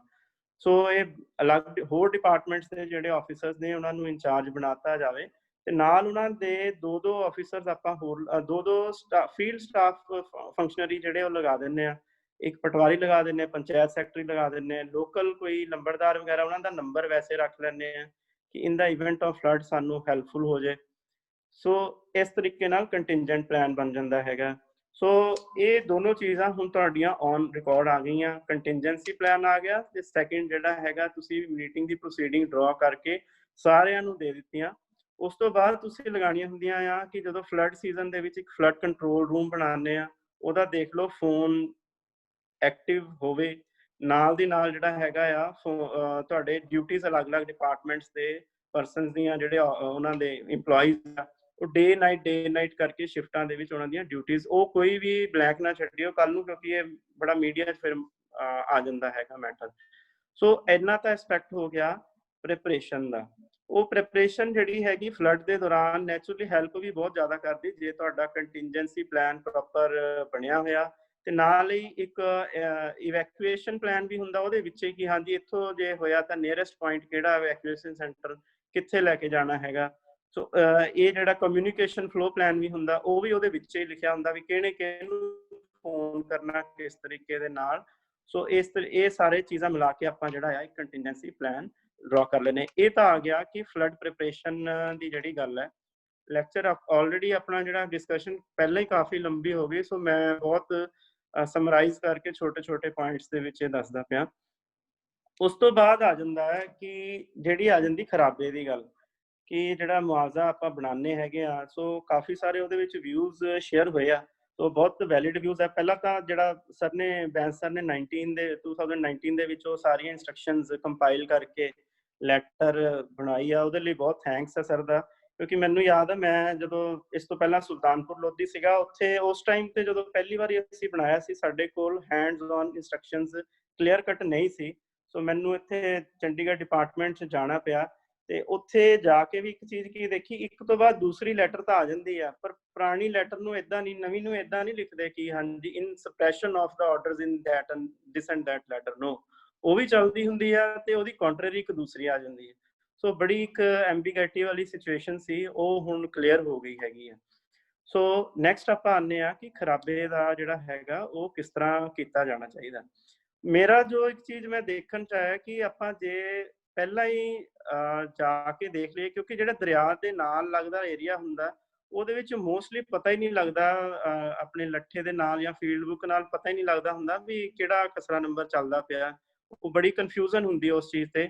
ਔਰ ਉਹਦੀ ਗਿਰਦਾਵਰੀ ਵੀ ਨਾ ਪ੍ਰੋਪਰ ਮੇਰੇ ਖਿਆਲ ਨਾਲ ਰੂਟੀਨ 'ਚ ਵੀ ਚੈੱਕ ਕੀਤੀ ਜਾਣੀ ਚਾਹੀਦੀ ਆ, ਕਿਉਂਕਿ ਕਈ ਵਾਰੀ ਉੱਥੇ ਫਸਲ ਲੱਗੀ ਹੋਈ ਨਹੀਂ ਹੁੰਦੀ ਜਾਂ ਸਬਜ਼ੀਆਂ ਵਗੈਰਾ ਉੱਥੇ ਜ਼ਿਆਦਾ ਲੱਗੀਆਂ ਹੁੰਦੀਆਂ, ਜਾਂ ਜਿਹੜੇ ਆ ਦਾਲਾਂ ਵੀ ਲਗਾਉਂਦੇ ਆ, ਮੂੰਗੀ ਬਹੁਤ ਲਗਾਉਂਦੇ ਇੱਥੇ, ਸਬਜ਼ੀਆਂ ਲਗਾਉਂਦੇ ਹੈਗੇ ਆ। ਸੋ ਉਹ ਚੀਜ਼ ਦੀ ਗਿਰਦਾਵਰੀ ਜਿਹੜੀ ਆ, ਜਾਂ ਪੱਠੇ ਲਗਾਉਂਦੇ ਜਿਹੜੇ ਪਸ਼ੂਆਂ ਨੂੰ ਚਾਰਾ ਪਾਉਂਦੇ ਹੈਗੇ ਆ, ਝੋਨਾ ਬਹੁਤ ਘੱਟ ਲੱਗਿਆ ਹੁੰਦਾ ਬਟ ਉਹ ਬਾਅਦ ਚੋਂ ਜਦੋਂ ਪਾਉਂਦੇ ਖਰਾਬਾ ਉਦੋਂ ਝੋਨਾ ਪਾ ਦਿੰਦੇ। ਸੋ ਉਹ ਚੀਜ਼ ਪਹਿਲਾਂ ਹੀ ਹੈਂਡਸ ਔਨ ਆਪਾਂ ਥੋੜਾ ਚੈੱਕ ਕਰਦੇ ਰਹਿਣਾ ਵੀ ਇੱਥੇ 'ਚ ਕੀ ਹੈਗਾ ਆ। ਜਿੱਦਾਂ ਰੂਟੀਨ ਦੀ ਹੁਣ ਇਸ ਸੀਜ਼ਨ 'ਚ ਫਲੱਡ ਨਹੀਂ ਆਇਆ, ਬਟ ਆਪਾਂ ਫੇਰ ਵੀ ਹੁਣ ਗਿਰਦਾਵਰੀ ਜਿਹੜੀ ਹੋਈ ਆ ਉਹ ਚੈੱਕ ਕੀਤੀ ਆ, ਕਰਾਂਗੇ ਅੱਗੇ ਵੀ ਜਿਹੜਾ ਉਹ ਨਾ ਬੈਨੀਫੀਸ਼ੀਅਲ ਰਹਿੰਦਾ ਹਮੇਸ਼ਾ ਹੀ। ਸੋ ਇਹ ਚੀਜ਼ ਆ ਗਈ। ਤੇ ਇੱਕ ਹੋਰ ਐਸਪੈਕਟ ਇਹਦੇ 'ਚ ਆ ਕਿ ਜਿਹੜਾ ਤੁਹਾਡਾ ਬੰਨ ਹੈਗਾ ਆ ਉਹ ਮਾਰਕ ਹੋਇਆ ਹੁੰਦਾ ਲੱਠੇ ਦੇ ਉੱਤੇ, ਤੇ ਉਹਨਾਂ ਜੇ ਨਹੀਂ ਹੋਇਆ ਤਾਂ ਪਟਵਾਰੀ ਨੂੰ ਕਹਿ ਕੇ ਕਰਾ ਲੈਣਾ ਚਾਹੀਦਾ ਮੇਰੇ ਖਿਆਲ ਨਾਲ, ਕਿਉਂਕਿ ਉਹਨਾਂ ਪਤਾ ਲੱਗ ਜਾਂਦਾ ਵੀ ਕਿਹੜਾ ਏਰੀਆ ਦੇ ਵਿੱਚ ਪਾਣੀ ਵਾਕਈ ਆ ਸਕਦਾ, ਕਿਹੜੇ 'ਚ ਨਹੀਂ ਆਇਆ ਹੈਗਾ ਜਾਂ ਨਹੀਂ ਆ ਸਕਦਾ ਹੈਗਾ। ਸੋ ਇਹ ਵੀ ਬੜਾ ਇੰਪੋਰਟੈਂਟ ਐਸਪੈਕਟ ਹੈ। ਉਸ ਤੋਂ ਬਾਅਦ ਤੁਸੀਂ ਆਪਾਂ ਜਿਹੜਾ ਆ ਜਦੋਂ ਇਹਦੀ ਆ ਜਾਂਦੀ ਹੈਗੀ ਆ, ਇੱਕ ਗੱਲ ਚੱਲ ਰਹੀ ਸੀ ਕਿ ਲੈਟਰ ਆਉਂਦੀ ਹੈ ਕਿ ਹਾਂਜੀ ਤੁਸੀਂ ਜੀ ਇਮੀਡੀਏਟਲੀ ਭੇਜ ਦਿਓ। ਸੋ ਇਹਦੇ ਵਿੱਚ ਇੰਦਰਦੇਵ ਸਰ ਸਾਡੇ ਸੀਨੀਅਰ ਸੀਗੇ, ਹੁਣ ਤਾਂ ਰਿਟਾਇਰ ਹੋ ਗਏ ਆ, ਉਹਨਾਂ ਨੇ ਇੱਕ ਬੜਾ ਅੱਛੀ ਲੈਟਰ ਬਣਾਈ ਸੀ। ਉਹਨਾਂ ਨੇ ਲਿਖ ਦਿੱਤਾ ਸੀ ਕਿ ਹਾਂਜੀ ਜੀ ਇਹਦੇ 'ਚ ਪੰਛੀ ਝਾਤ ਵਿਊ ਹੈਗਾ ਆ ਕਿ ਇੰਨਾ ਏਕੜ ਜਿਹੜਾ ਆ, ਬਾਕੀ ਤਾਂ ਜਦੋਂ ਇਹਦੀ ਐਕਚੁਅਲ ਗਿਰਦਾਵਰੀ ਖਤਮ ਹੋਣੀ ਆ ਔਰ ਪਾਣੀ ਜਦੋਂ ਲੱਥ ਜਾਊਗਾ ਉਦੋਂ ਹੀ ਪਤਾ ਲੱਗਣਾ। ਹਾਲੇ ਤਾਂ ਇਹਦੇ 'ਚ ਇੱਕ ਜਸਟ ਇੱਕ ਬਰਡਸ ਆਈ ਵਿਊ ਅਸੀਂ ਦੇਣ ਨੂੰ ਕੀਤਾ ਹੈਗਾ। ਸੋ ਉਹਦੇ 'ਚ ਮੇਰੇ ਖਿਆਲ ਨਾਲ ਅਸੀਂ ਵੀ ਸੇਫ ਹੋ ਗਏ ਸੀ। ਬਾਅਦ 'ਚ ਕੋਈ ਕਿਸੇ ਨੇ ਕੁਐਸਚਨ ਕੀਤਾ ਨਹੀਂ ਸੀ। ਪਹਿਲਾਂ ਲੈਂਡ ਜ਼ਿਆਦਾ ਸੀ ਤੇ ਜਿਸ ਟਾਈਮ ਤੇ ਫਾਈਨਲੀ ਅਸੀਂ ਅਸੈਸਮੈਂਟ ਬਣਾਈ ਉਹ ਲੈਂਡ ਘਟ ਗਿਆ ਸੀਗਾ। ਸੋ ਫਿਰ ਆ ਜਾਂਦੀ ਹੈਗੀ ਆ ਅਸੈਸਮੈਂਟ ਦੀ ਗੱਲ। ਅਸੈਸਮੈਂਟ ਮੈਂ ਰਜਿਸਟਰ ਵੈਸੇ ਇੱਥੇ ਰੱਖਿਆ ਆ, ਇੱਕ ਜਿਹੜਾ ਮੈਂ ਬਣਾਇਆ ਹੋਇਆ ਆ ਮੇਰੇ ਕੋਲ ਇੱਕ ਪਿੰਡ ਦਾ, ਇਹ ਪਵਾਰੀ ਪਿੰਡ ਦਾ ਹੈਗਾ। ਇਹਦੇ ਵਿੱਚ ਅਸੀਂ ਪਹਿਲਾਂ ਗਿਰਦਾਵਰੀ ਹੋਈ, ਗਿਰਦਾਵਰੀ ਦੀਆਂ ਇੰਸਪੈਕਸ਼ਨਸ ਪ੍ਰੋਪਰ ਅਸੀਂ ਆਪ ਵੀ ਮੈਂ ਜਾ ਕੇ ਕੀਤੀਆਂ ਰੋਜ਼ਨਾਮ 'ਚ, ਟੋਟਲੀ 100% ਫਿਲ ਹੈਗੇ ਇੱਥੇ। ਉਹ ਆਪਾਂ ਹੀ ਮਤਲਬ ਪਟਵਾਰੀਆਂ ਨੂੰ ਨਾਲ ਲਗਾ ਕੇ ਅਸੀਂ ਸੈਟਰਡੇ ਲਗਾ ਲੈਂਦੇ ਸੀਗੇ ਜਾਂ ਕੁਝ ਵੀ, ਹੁਣ ਵੀ ਲਗਾਉਂਦੇ ਵੀ ਕੋਈ ਵੀ ਪੈਂਡਿੰਗ ਕੰਮ ਹੈ ਕਰ ਲਿਆ ਜਾਵੇ। ਸੋ ਰੋਜ਼ਨਾਮ 'ਚ ਜਿਹੜੇ ਆ ਉਹ ਪ੍ਰੋਪਰਲੀ ਫਿਲਡ ਸੀਗੇ। ਅਸੀਂ ਜਦੋਂ ਗਏ ਆ ਆਪਣੇ ਪ੍ਰੋਪਰਲੀ ਉੱਥੇ ਲੋਕਾਂ 'ਚ ਪਹਿਲਾਂ ਅਨਾਉਂਸਮੈਂਟ ਕਰਾਈ ਦੀ ਆ, ਕਰਾ ਕੇ ਫਿਰ ਜਾ ਕੇ ਹੁਣ ਆ ਬਣ ਗਿਆ ਹੈਗਾ ਇੱਕ, ਸਪੋਜ਼ ਕਰੋ ਰਜਿਸਟਰ ਬਣਿਆ, ਮੈਂ ਦਿਖਾ ਰਿਹਾ ਤੁਹਾਨੂੰ। ਇਹਦਾ ਅਸੀਂ ਸੋਸ਼ਲ ਆਡਿਟ ਵੀ ਕਰਵਾਇਆ ਹੋਇਆ, ਹਾਲਾਂਕਿ ਇੰਸਟਰਕਸ਼ਨ ਨਹੀਂ ਸੀ ਬਟ ਇਹਦਾ ਸੋਸ਼ਲ ਆਡਿਟ ਵੀ ਹੋਇਆ। ਆ ਦੇਖੋ ਐਂਡ ਦੇ ਵਿੱਚ ਪੰਚਾਇਤ ਵੱਲੋਂ ਵੀ ਹੋਇਆ ਤੇ ਹੋਰ ਇਹਦੇ ਵਿੱਚ ਸੰਮਤੀ ਮੈਂਬਰਸ ਵਗੈਰਾ ਨੇ ਵੀ ਸਾਰਿਆਂ ਨੇ ਸਾਈਨ ਕੀਤੇ ਹੋਏ ਆ ਸੋਸ਼ਲ ਆਡਿਟ ਕਰਕੇ, ਤਾਂ ਨੂੰ ਕੋਈ ਇਹਦੇ ਤੇ ਆਬਜੈਕਸ਼ਨ ਨਾ ਆਵੇ। ਫਿਰ ਜਦੋਂ ਅਸੀਂ ਵੰਡਦੇ ਆ ਇੱਕ ਐਸਪੈਕਟ ਮੋਸਟਲੀ ਨਿਗਲੈਕਟਡ ਰਹਿ ਜਾਂਦਾ, ਕੈਸ਼ ਬੁੱਕ ਨਹੀਂ ਲਿਖੀ ਜਾਂਦੀ। ਸੋ ਕੈਸ਼ ਬੁੱਕ ਵੀ ਜ਼ਰੂਰ ਲਿਖੋ। ਅੱਜ ਕੱਲ੍ਹ ਆਨਲਾਈਨ ਆਪਾਂ ਪੇਮੈਂਟ ਕਰਦੇ ਆ, ਪੇਮੈਂਟ ਕਰਕੇ ਜਿਹੜਾ ਤੁਸੀਂ ਬੈਂਕ ਦੀ ਸਟੇਟਮੈਂਟ ਮੰਗਵਾ ਲਓ, ਸਟੇਟਮੈਂਟ ਤੋਂ ਹੀ ਕੈਸ਼ ਬੁੱਕ ਲਿਖੀ ਜਾਂਦੀ ਹੈਗੀ ਹੈ। ਸੋ ਉਹ ਚੀਜ਼ ਲਿਖ ਲਓ, ਉਹ ਕੈਸ਼ ਬੁੱਕ ਲਿਖ ਕੇ ਬੈਂਕ ਦੀ ਸਟੇਟਮੈਂਟ ਨਾਲ ਲਾਓ ਤੇ ਅਲਟੀਮੇਟਲੀ ਆਪਾਂ ਖਜ਼ਾਨੇ ਤੋਂ ਵੀ ਉਹਨੂੰ ਵੈਰੀਫਾਈ ਕਰਾ ਸਕਦੇ ਹੈਗੇ ਆ। ਸੋ ਇਹਨਾਂ ਜਿੰਨਾ ਵੀ ਹੈਗਾ ਤੁਹਾਡਾ ਖਰਾਬਾ ਵੰਡਣ ਦਾ ਬਣਾਉਣ ਦਾ ਤੇ ਅਸੈਸਮੈਂਟ ਰਜਿਸਟਰ ਤੱਕ ਦਾ। ਫਿਰ ਆ ਜਾਂਦੇ ਆਪਾਂ ਵੰਡਣ ਤੇ। ਕੈਸ਼ ਬੁੱਕ ਤਾਂ ਚਲੋ ਉਸ ਤੋਂ ਵੀ ਬਾਅਦ ਦਾ ਐਸਪੈਕਟ ਹੈਗਾ। ਜਦੋਂ ਆਪਾਂ ਵੰਡਣ ਦੀ ਗੱਲ ਕਰਦੇ ਆ ਤੇ ਇੱਕ ਕਈ ਵਾਰੀ ਦਰਿਆ ਦੇ ਏਰੀਆ ਦੇ ਵਿੱਚ ਹੋਰ ਵੀ ਪ੍ਰੋਬਲਮ ਆਉਂਦੀ ਆ ਕਿ ਗਿਰਦਾਵਰੀਆਂ ਜੇ ਆਪਾਂ ਵੈਸੇ ਵੀ ਗੱਲ ਕਰੀਏ ਤੇ ਉਹ ਲੋਕ ਹੀ ਨਹੀਂ ਕਈ ਵਾਰੀ ਟਰੇਸ ਹੁੰਦੇ ਹੈਗੇ ਕਿ ਜਿਹਦੇ ਨਾਮ ਤੇ ਗਿਰਦਾਵਰੀ ਚੱਲਦੀ ਆ ਉਹ ਲੋਕ ਹੀ ਨਹੀਂ ਟਰੇਸ ਹੁੰਦੇ, ਕਿ ਬਹੁਤ ਪੁਰਾਣੀਆਂ ਐਜ਼ ਇਟ ਇਜ਼ ਚੱਲੇ ਜਾਂਦੇ ਆ ਤੇ ਬਸ ਉਹ ਏਰੀਆ ਅਸੀਂ ਮੁਨਾਦੀਆਂ ਕਰਾਤੀਆਂ, ਸਾਰਾ ਕੁਝ ਆਪਣੇ ਵੱਲੋਂ ਪ੍ਰੋਸੀਜਰ ਪੂਰਾ ਕਰਤਾ। ਜੇ ਕੋਈ ਨਹੀਂ ਆਇਆ ਤੇ ਉਹ ਅਸੀਂ ਪੈਸੇ ਹੁਣ ਵਾਪਸ ਹੀ ਕਰਦੇ ਹੈਗੇ ਆ, ਬਜਾਏ ਕਿ ਕੋਈ ਕੰਟਰੋਵਰਸੀ 'ਚ ਪੈਣ ਦੇ। ਸੋ ਫਾਈਨਲ ਅਸੀਂ ਆਨਲਾਈਨ ਪੇਮੈਂਟਸ ਕਰ ਦਿੱਤੀਆਂ ਆ। ਆਨਲਾਈਨ ਪੇਮੈਂਟਸ ਵਾਸਤੇ ਵੀ ਉਹਨਾਂ ਦਾ ਆਧਾਰ ਕਾਰਡ, ਬੈਂਕ ਅਕਾਊਂਟ ਦੀ ਜਿਹੜਾ ਕਾਪੀ ਦੀ ਫੋਟੋ ਕਾਪੀ, ਉਹ self attested with their application, ਉਹ ਅਸੀਂ ਐਂਡ ਸੈਲਫ ਡਿਕਲੇਰੇਸ਼ਨ ਇੱਕ ਬਣਾਈ ਸੀ ਕਿ ਜੇ ਕਿਸੇ ਨੂੰ ਕੋਈ ਪੈਸੇ ਵੱਧ ਆ ਜਾਂਦੇ ਆ ਤਾਂ ਅਸੀਂ ਦੇਣ ਲਈ ਪ੍ਰਤੀਬੱਧ ਹੋਵਾਂਗੇ। ਉਹ ਸਾਰਾ ਹਾਲਾਂਕਿ ਇੰਸਟਰਕਸ਼ਨਸ ਵਿੱਚ ਨਹੀਂ ਆ, ਉਹ ਅਸੀਂ ਆਪਣੇ ਲੈਵਲ ਤੇ ਕੀਤਾ ਸੀ ਕਿਉਂਕਿ ਆਨਲਾਈਨ ਪੇਮੈਂਟ ਦੇ ਵੈਸੇ ਹੀ ਆਰਬੀਆਈ ਦੀ ਇੰਸਟਰਕਸ਼ਨਸ ਕੁਝ ਇੱਕ ਹੁੰਦੀਆਂ, ਉਹਦੇ ਅਕੋਰਡਿੰਗ ਅਸੀਂ ਆਪਣੇ ਵੱਲੋਂ ਡਿਜ਼ਾਈਨ ਕਰਕੇ ਇਹ ਚੀਜ਼ ਕਰ ਲਈ ਸੀ। ਸੋ ਹੁਣ ਅਸੀਂ ਵੰਡ ਵੀ ਚੁੱਕੇ ਆ, ਯੂਸੀ ਵੀ ਦੇ ਚੁੱਕੇ ਹੈਗੇ ਆ। So this is the total aspect of distribution of ਖਰਾਬਾ ਤੇ preparation of floods। ਫਿਰ ਇੱਕ ਚੀਜ਼ ਹੋ ਰਿਹਾ, ਆਡਿਟ ਦੀ ਗੱਲ ਚੱਲਦੀ ਪਈ ਸੀ। ਵਿਨੀ ਜੀ ਕਾਈਂਡਲੀ ਰਿਕਾਰਡਿੰਗ ਬੰਦ ਕਰ ਦਿਓ ਜੀ। ਕੁਝ ਦੱਸਦਾ ਬੈਂਸ ਸਰ ਨੇ ਦੱਸਤਾ ਤੇ ਤਪਨ ਭਾਈ ਨੇ ਦੱਸ ਸਾਰਿਆਂ ਨੇ, ਠੀਕ ਹੈ ਨਾ। ਹਾਂਜੀ। ਜਦੋਂ ਮੌਕੇ ਤੇ ਆਪਾਂ ਫਲੱਡ ਨੂੰ ਜਾ ਕੇ ਸੰਭਾਲਦੇ ਆ ਨਾ, ਜਦੋਂ ਅੱਧੀ ਰਾਤ ਨੂੰ ਪੂਰਾ ਦਰਿਆ ਚੜਿਆ ਹੁੰਦਾ ਜਾਂ ਕੋਈ ਹੋਰ ਹੈ, ਉੱਥੇ ਕਈ ਗੱਲਾਂ ਨੇ ਜਿਨ੍ਹਾਂ ਦਾ ਧਿਆਨ ਰੱਖਣਾ ਪੈਂਦਾ। ਕੀ ਹੁੰਦਾ, ਆਪਾਂ ਕਈ ਵਾਰੀ ਆਪਣਾ ਨੁਕਸਾਨ ਵੀ ਕਰਾ ਲੈਂਦੇ ਆ ਉੱਥੇ। ਪੁਰਾਣਾ ਐਕਸਪੀਰੀਅੰਸ ਦੱਸ ਰਿਹਾ ਹੈ ਕਿ ਵੀ 93 ਦੇ ਵਿੱਚ ਕੀ ਸੀਗਾ, ਇੱਥੇ ਪਾਤੜਾ ਇੱਕ ਫਲੱਡ ਆਇਆ ਸੀਗਾ ਤੇ ਘੱਗਰ ਦੇ ਵਿੱਚ ਘੱਗਰ ਦਾ ਫਲੋ ਕਾਫੀ ਜ਼ਿਆਦਾ ਸੀ, ਜਿਹਦੇ ਚ ਉਹਨਾਂ ਨੇ ਕੀ ਕੀਤਾ, ਉਹਨਾਂ ਨੇ ਇੱਕ ਦੋ ਡਾਈਵਰਸ ਲਏ ਤੇ ਨਾਲ ਹੀ ਬੰਦਿਆਂ ਨੂੰ ਜਿਹੜੇ ਉਹਨਾਂ ਚ ਕੋਠਿਆਂ ਕਾਠਿਆਂ ਦੇ ਰੁਕੇ ਸੀ, ਜਾਂ ਜਿਹਨੂੰ ਕੀ ਕਹਿੰਦੇ ਨੇ ਆਪਣੇ ਟੈਂਪਰੇਰੀ ਸ਼ੈਡ ਸੀਗੇ ਜੀ, ਉਹਨਾਂ ਨੂੰ ਲੋਕਾਂ ਨੂੰ ਕੱਢਣ ਵਾਸਤੇ ਚਲੇ ਗਏ ਜੀ। ਉਹ ਵਿਚਾਰੇ ਆਪ ਹੀ ਡੁੱਬ ਗਏ 3-4 ਬੰਦੇ। ਜਿਨ੍ਹਾਂ ਤੁਹਾਨੂੰ ਯਾਦ ਨਾ, ਪ੍ਰੇਮਵਤ ਆਪਣੀ ਇੱਕ ਨਾਇਬ ਤਹਿਸੀਲਦਾਰ ਸੀਗੀ ਜਿਹੜੀ ਬਾਅਦ ਵਿੱਚ ਟਰਮੀਨੇਟ ਹੋ ਗਈ ਸੀ, ਉਹਦਾ ਹਸਬੈਂਡ ਵੀ ਮਰ ਗਿਆ ਸੀਗਾ। ਠੀਕ ਹੈ ਨਾ, ਇਹਨਾਂ ਗੱਲਾਂ ਦਾ ਧਿਆਨ ਰੱਖਣਾ ਬੜਾ ਜ਼ਰੂਰੀ ਹੈ। ਤੇ 2-4 ਪੁਆਇੰਟਸ ਹੋਰ ਵੀ ਹੈਗੇ, ਫਿਰ ਕਾਫੀ ਪੁਆਇੰਟਸ ਤਪਨ ਜੀ ਨੇ ਕਵਰ ਕਰ ਦਿੱਤੇ। ਜਿਵੇਂ ਮੌਕੇ ਤੇ ਜਿਵੇਂ ਆਪਾਂ ਜਿਹੜਾ ਡੰਗਰ ਡਾਕਟਰਾਂ ਤੋਂ ਕਹਿ ਲਓ ਜਾਂ ਵੈਟਰਨਰੀ ਵਾਲਿਆਂ ਤੋਂ ਲੈ ਲਓ, ਵੀ ਇਹਨਾਂ ਕੋਲ ਵੈਕਸੀਨੇਸ਼ਨ ਪ੍ਰੋਪਰ ਹੈ ਨਹੀਂ ਹੈ, ਇਹ ਚੀਜ਼ਾਂ ਠੀਕ ਹੈ ਕਵਰ ਹੋ ਗਈਆਂ। ਤੇ ਆਈ ਥਿੰਕ ਮੇਰਾ ਠੀਕ ਹੋ ਗਿਆ ਹੁਣ, ਤਪਨ ਜੀ ਕਾਫੀ ਕੁਝ ਕਵਰ ਕਰ ਗਿਆ ਹੁਣ, ਪਹਿਲਾਂ ਥੋੜਾ ਜਿਹਾ ਸੀਗਾ ਕਨਫਿਊਜ਼ਨ, ਠੀਕ ਹੈ ਹੁਣ। ਸਰ ਇੱਕ ਮੈਂ ਪੁਆਇੰਟ ਹੋਰ ਸੀਗਾ, ਸਰ ਨੇ ਬੜਾ ਅੱਛਾ ਡੀਆਰਓ ਸਰ ਨੇ ਕਿਹਾ ਹੈਗਾ ਜਿਹੜਾ ਘੱਗਰ ਵਾਲਾ।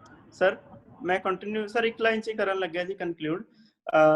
ਉਹ ਸੀਗਾ ਜਿਹੜਾ ਘੱਗਰ ਵਾਲਾ। ਐਕਚੁਅਲੀ ਮੈਂ ਸਰ ਰਿਕੁਐਸਟ ਪਹਿਲਾਂ ਕੀਤੀ ਸੀਗੀ ਕਿ ਹਰੇਕ ਬਿਆਸ ਮੈਂ ਸੁਲਤਾਨਪੁਰ ਸੀ, ਉੱਥੇ ਬਿਆਸ ਸੀਗਾ। ਬਿਆਸ ਦੀ ਟੋਪੋਗ੍ਰਾਫੀ ਬਿਲਕੁਲ ਡਿਫਰੈਂਟ ਹੈ। ਸਤਲੁਜ ਦਾ ਮੈਂ ਦੇਖਿਆ, ਘੱਗਰ ਦਾ ਮੈਨੂੰ ਐਕਸਪੀਰੀਅੰਸ ਨਹੀਂ, ਸਤਲੁਜ ਦੀ ਬਿਲਕੁਲ ਡਿਫਰੈਂਟ ਹੈ। ਹੁਣ ਬਿਆਸ ਦੇ ਵਿੱਚ ਕੀ ਹੈ ਕਿ ਇਹ ਜਿਹੜਾ ਸੁਲਤਾਨਪੁਰ ਏਰੀਆ ਜਿਹੜਾ ਨਾ, ਇਹ ਇੱਕ ਹੈਗਾ ਆ ਤਸ਼ਤਰੀ ਦੀ ਫਾਰਮ 'ਚ ਹੈ। ਉਹ ਬਿਆਸ ਉੱਥੋਂ ਘੁੰਮਦਾ ਹੈ, ਬਿਲਕੁਲ ਘੁੰਮ ਕੇ, ਤੇ ਥੋੜਾ ਜਿਹਾ ਵਿੱਚ ਆਈਲੈਂਡ ਵੀ ਬਣਾਉਂਦਾ। ਉੱਥੇ ਕਾਫੀ ਸਾਰੇ ਵਿਲੇजेस ਜਿਹੜੇ ਆਈਲੈਂਡ ਦੇ ਵਿੱਚ ਆਉਂਦੇ ਹੈਗੇ ਆ। ਸੋ ਉਹਨਾਂ ਨੂੰ ਜਿਹੜਾ ਕਨੈਕਟ ਕੀਤਾ ਹੁੰਦਾ ਮੇਨ ਲਾਈਨ ਨਾਲ, ਉੱਥੇ ਮੇਨ ਲੈਂਡ ਦੇ ਨਾਲ, ਉੱਥੇ ਇੱਕ ਟੈਂਪਰੇਰੀ ਜਿਹਾ ਪੁਲ ਬਣਾਇਆ ਹੋਇਆ ਆ, ਤੇ ਉਹ ਡਿਊਰਿੰਗ ਫਲੱਡ ਸੀਜ਼ਨ ਉਹ ਪੁਲ ਚੱਕ ਵੀ ਦਿੱਤਾ ਜਾਂਦਾ। ਸੋ ਇਵੈਕੂਏਸ਼ਨ ਦਾ ਯੈਸ, ਉਹ ਮੇਰਾ ਪੁਆਇੰਟ ਰਹਿ ਗਿਆ ਸੀਗਾ, ਉਹ ਮੈਂ ਸਰ ਥੈਂਕਸ ਤੁਸੀਂ ਰਿਮਾਈਂਡ ਕਰਾਇਆ। ਇਵੈਕੂਏਸ਼ਨ ਉਸ ਏਰੀਏ ਦੀ ਅਸੀਂ ਬਹੁਤ ਪਹਿਲਾਂ ਹੀ ਕਰਾ ਦਿੰਦੇ ਹੁੰਦੇ ਆ, ਫਲੱਡ ਦੇ ਜਦੋਂ ਅਰਾਊਂਡ 15 ਜੂਨ ਦੇ ਕਰੀਬ ਕਰਾ ਦਿੰਦੇ ਹੁੰਦੇ ਆ, ਕਿ ਉਹ ਸਭ ਤੋਂ ਜ਼ਿਆਦਾ ਇੱਕ ਲੋ ਲਾਈਂਗ ਵੀ ਆ, ਤੇ ਦੂਸਰਾ ਜਿਹੜਾ ਹੈਗਾ ਉਹਨੂੰ ਕੋਈ ਕਨੈਕਟੀਵਿਟੀ ਵੀ ਹੈ ਨਹੀਂ। ਤੇ ਇਸ ਤੋਂ ਬਾਅਦ ਇੱਕ ਜੇ ਸਤਲੁਜ ਤੇ ਬਿਆਸ ਜਿੱਥੇ ਮਿਲਦੇ ਆ, ਇੱਥੇ ਸਾਡੇ ਇੱਕ ਜਲੰਧਰ 'ਚ ਏਰੀਆ ਪੈਂਦਾ, ਉਹਨੂੰ ਗਿੱਦੜ ਪਿੰਡੀ ਕਹਿੰਦੇ ਆ। ਉੱਥੇ ਕੀ ਹੈ, ਮਿਲਣ ਦੇ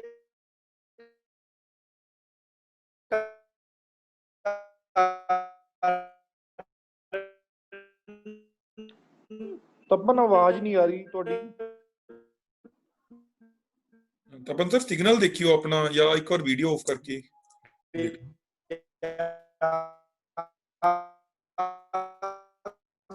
ਇਕੋ ਆ ਰਹੀ ਹੈ ਵਿਨੇ ਇਹਨਾਂ ਦੀ ਆਵਾਜ਼। ਤਪਨ ਸਰ ਤੁਹਾਡਾ ਕਨੈਕਸ਼ਨ ਪੂਰਾ ਹੈ, ਤੁਸੀਂ ਵੀਡੀਓ ਆਫ ਕਰ ਲਓ।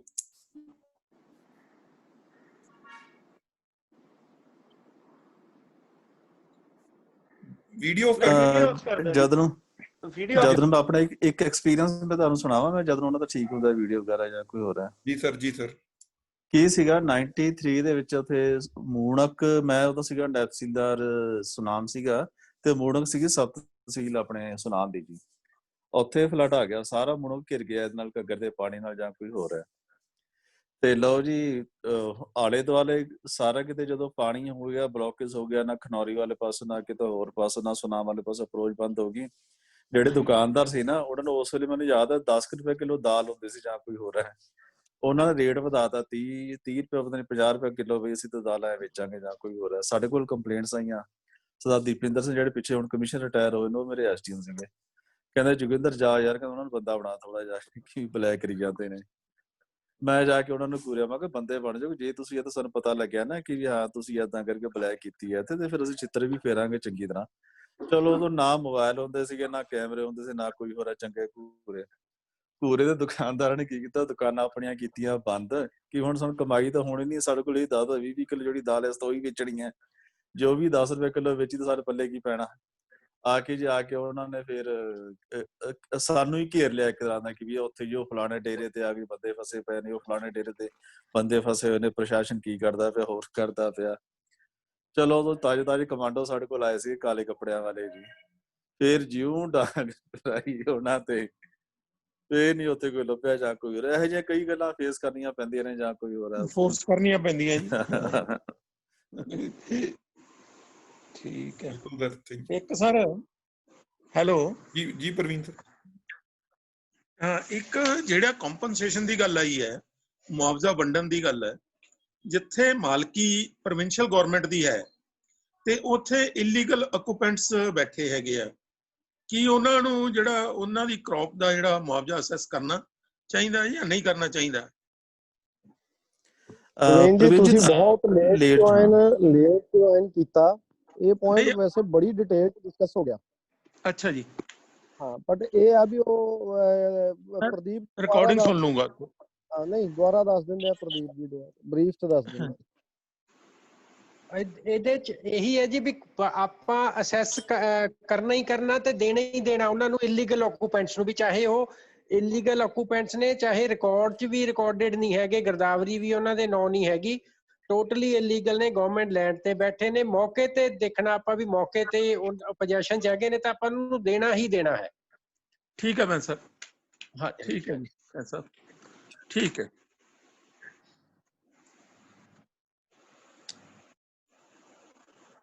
ਜੀ ਤਪਨ ਸਰ ਤੁਹਾਡਾ ਤੁਸੀਂ ਦੁਬਾਰਾ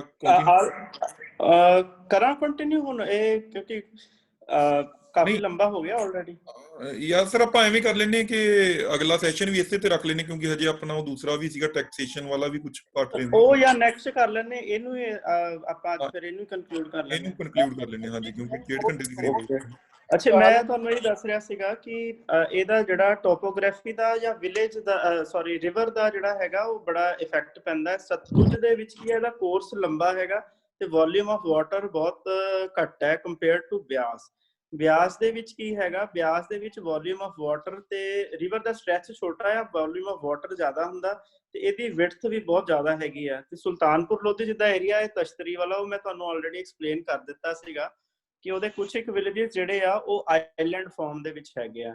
ਸੋ ਜੇ ਮੈਂ ਫਿਰ ਇੱਕ ਗੱਲ ਕਰ ਰਿਹਾ ਸੀਗਾ, ਸ਼ਾਹਕੋਟ ਏਰੀਆ ਸਾਡੇ ਕੋਲ ਪੈਂਦਾ ਆ, ਉਹ ਜਲੰਧਰ ਜ਼ਿਲ੍ਹੇ ਦੇ ਵਿੱਚ।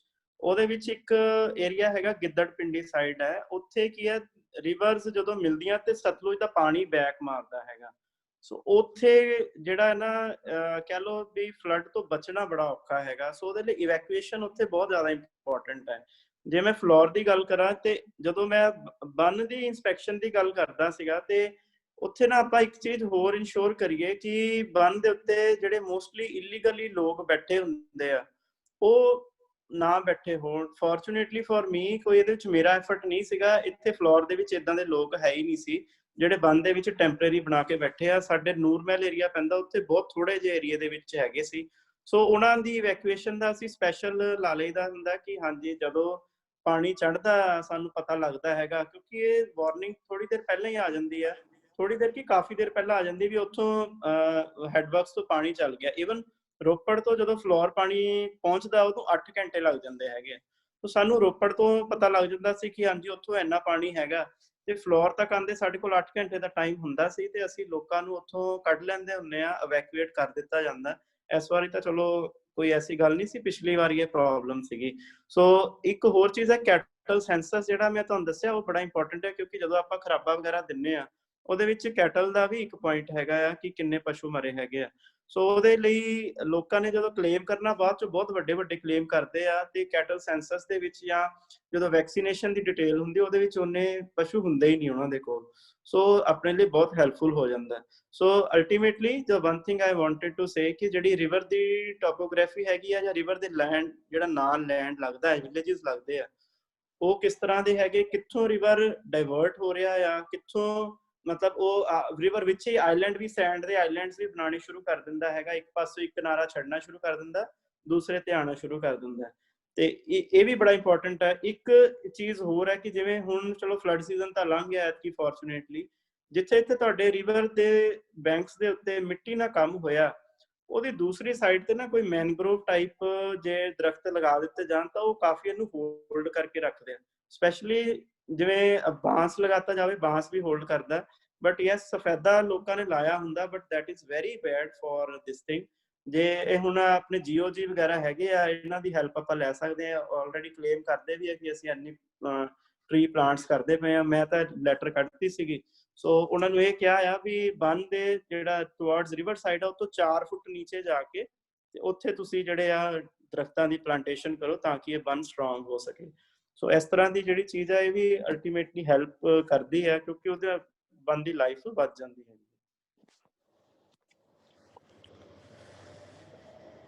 ਠੀਕ ਹੈ ਤਪਨ ਜੀ। ਤੇ ਹੁਣ ਮੈਂ ਫਿਰ ਉਹੀ ਕਹਿਣ ਲੱਗਾ ਕਿ ਮੈਂ ਉਹਨੂੰ ਸੁਰਜੀਤ ਨੂੰ ਰੋਕਿਆ ਸੀ, ਪੁੱਛ ਲਓ ਬਾਕੀ ਜਿਹਦੀ ਕੁਐਰੀ ਹੈ 10-15-20 ਮਿੰਟ ਲਾ ਲਓ, ਫਿਰ ਇਹ ਦੁਬਾਰਾ ਨਾ ਗੱਲ ਨਹੀਂ ਬਣਦੀ ਜਦੋਂ ਆਪਾਂ ਦੁਬਾਰਾ ਕੰਟੀਨਿਊ ਕਰਦੇ ਹਾਂ ਨੈਕਸਟ ਸੈਸ਼ਨ। ਜੀ ਸਰ ਮੇਰੀ ਕੁਐਰੀ ਹੈ ਇੱਕ, ਮੈਂ ਜੇ ਇਹਦਾ ਸਪਸ਼ਟ ਨਹੀਂ ਹੋ ਸਕਿਆ ਇੱਕ ਵਿਸ਼ੇ ਤੇ। ਬੋਲੋ। ਜਿਹੜਾ ਆਪਣਾ ਖਰਾਬੇ ਦਾ ਅਸੈਸਮੈਂਟ ਰਜਿਸਟਰ ਤਿਆਰ ਕੀਤਾ ਜੀ ਆਪਾਂ, ਬੈਂਸ ਸਰ ਨੇ ਇਹ ਗੱਲ ਕਹੀ ਹੈ ਕਿ ਜਿਹੜਾ ਮੌਕੇ ਤੇ ਕਬਜ਼ਾ ਆਪਾਂ ਉਹਨੂੰ ਦੇਣਾ ਹੀ ਦੇਣਾ ਹੈ। ਲੇਕਿਨ ਖਾਨਾ ਜਦੋਂ ਆਪਾਂ ਅਸੈਸਮੈਂਟ ਰਜਿਸਟਰ ਤਿਆਰ ਕਰਦੇ ਆ ਉਹਦੇ ਚ ਪਹਿਲਾਂ ਆਉਂਦਾ ਕਿ ਆਪਣਾ ਚਲੋ ਮਾਲਕ ਦਾ ਨਾਮ, ਦੂਜਾ ਕਾਸ਼ਤਕਾਰ ਦਾ ਨਾਮ। ਕਾਸ਼ਤਕਾਰ ਚ ਉਹ ਵਿਅਕਤੀ ਨਹੀਂ ਹੈ, ਫਿਰ ਆਪਾਂ ਉਸ ਵਿਅਕਤੀ ਨੂੰ ਵਿਸ਼ੇਸ਼ ਕਥਨ ਚ ਦਿਖਾਵਾਂਗੇ ਆਪਾਂ, ਜਾਂ ਉਹ ਕੀ ਲਿਖ ਕੇ ਦਿਖਾਵਾਂਗੇ ਆਪਾਂ। ਹੁਣੇ ਤਪਨ ਸਰ ਨੇ ਇਹ ਗੱਲ ਕਹੀ ਹੈ ਕਿ ਸਾਡੇ ਕੋਲੇ ਬਹੁਤ ਸਾਰੇ ਕਾਸ਼ਤਕਾਰ ਇਸ ਤਰ੍ਹਾਂ ਦੇ ਜਿਨ੍ਹਾਂ ਦੇ ਅਸੀਂ ਮੁਨਾਦੀ ਵੀ ਕਰਾਈ, ਉਹ ਹੈ ਨਹੀਂ, ਪੈਸੇ ਵੀ ਵਾਪਸ ਕੀਤੇ। ਜਦੋਂ ਐਕਚੁਅਲੀ ਜਿਹੜੇ ਲੋਕ, ਇਹਦਾ ਮਤਲਬ ਜਿੱਥੇ ਮੁਨਾਦੀ ਹੋਈ ਉਹ ਬੰਦੇ ਇੱਥੇ ਨਹੀਂ ਹੈ, ਲੇਕਿਨ ਉਹ ਕਿਸੇ ਨੇ ਕਾਸ਼ਤ ਕੀਤੀ ਸੀ ਨਾ, ਫਿਰ ਉਹਨਾਂ ਨੂੰ ਕਿਉਂ ਨਹੀਂ ਦਿਖਾਇਆ ਗਿਆ ਉੱਥੇ? ਦੇਖੋ ਮੈਂ ਪਲੀਜ਼ ਇਹਦੇ ਤੇ ਜਵਾਬ ਦੇਣਾ ਚਾਹੁੰਦਾ। ਬਾਕੀ ਸਰ ਦੇਖਿਓ, ਦਿਸ ਇਜ਼ ਦਾ ਵਿਊ ਜਿਹੜਾ ਕਿ ਮੈਂ ਤੇ ਸਾਡੇ ਨਾਇਬ ਸਾਹਿਬ ਜਸਵਿੰਦਰ ਜੀ ਇਜ਼ ਵੈਰੀ ਇੰਟੈਲੀਜੈਂਟ ਪਰਸਨ, ਅਸੀਂ ਮਿਲ ਕੇ ਅਸੀਂ ਇਹਨੂੰ ਪਰਗਨ ਜੀ ਹੁੰਦੇ ਸੀ, ਅਸੀਂ ਡਿਸਾਈਡ ਕੀਤਾ ਸੀ ਵੀ ਇਹਨੂੰ ਇਦਾਂ ਦੇ ਮੈਟਰਸ ਨੂੰ ਕਿੱਦਾਂ ਸੌਰਟ ਆਊਟ ਕਰਨਾ ਹੈਗਾ। ਸੋ ਪਹਿਲੀ ਚੀਜ਼ ਤਾਂ ਇਹ ਆ ਕਿ ਜੋ ਆਲਰੇਡੀ ਆਨੇ ਕਿ ਗਿਰਦਾਵਰੀ ਦੇ ਡਿਫੈਕਟਸ ਹੈਗੇ ਆ, ਥੀਸ ਆਰ ਡਿਫੈਕਟਸ ਆਫ ਗਿਰਦਾਵਰੀ, ਜਾਂ ਅਗਲੇ ਨੇ ਦਰੁਸਤੀ ਕਰਾਉਣ ਵਾਸਤੇ ਐਪਲੀਕੇਸ਼ਨ ਨਹੀਂ ਦਿੱਤੀ, ਜਾਂ ਜੋ ਵੀ ਲਗਾ ਲਓ, ਥੀਸ ਆਰ ਅਲਟੀਮੇਟਲੀ ਡਿਫੈਕਟਸ ਆਫ ਗਿਰਦਾਵਰੀ। ਸੋ ਉਹਨੂੰ ਇਸ ਮੌਕੇ ਤੇ ਤਾਂ ਦੂਰ ਕੀਤਾ ਨਹੀਂ ਜਾ ਸਕਦਾ।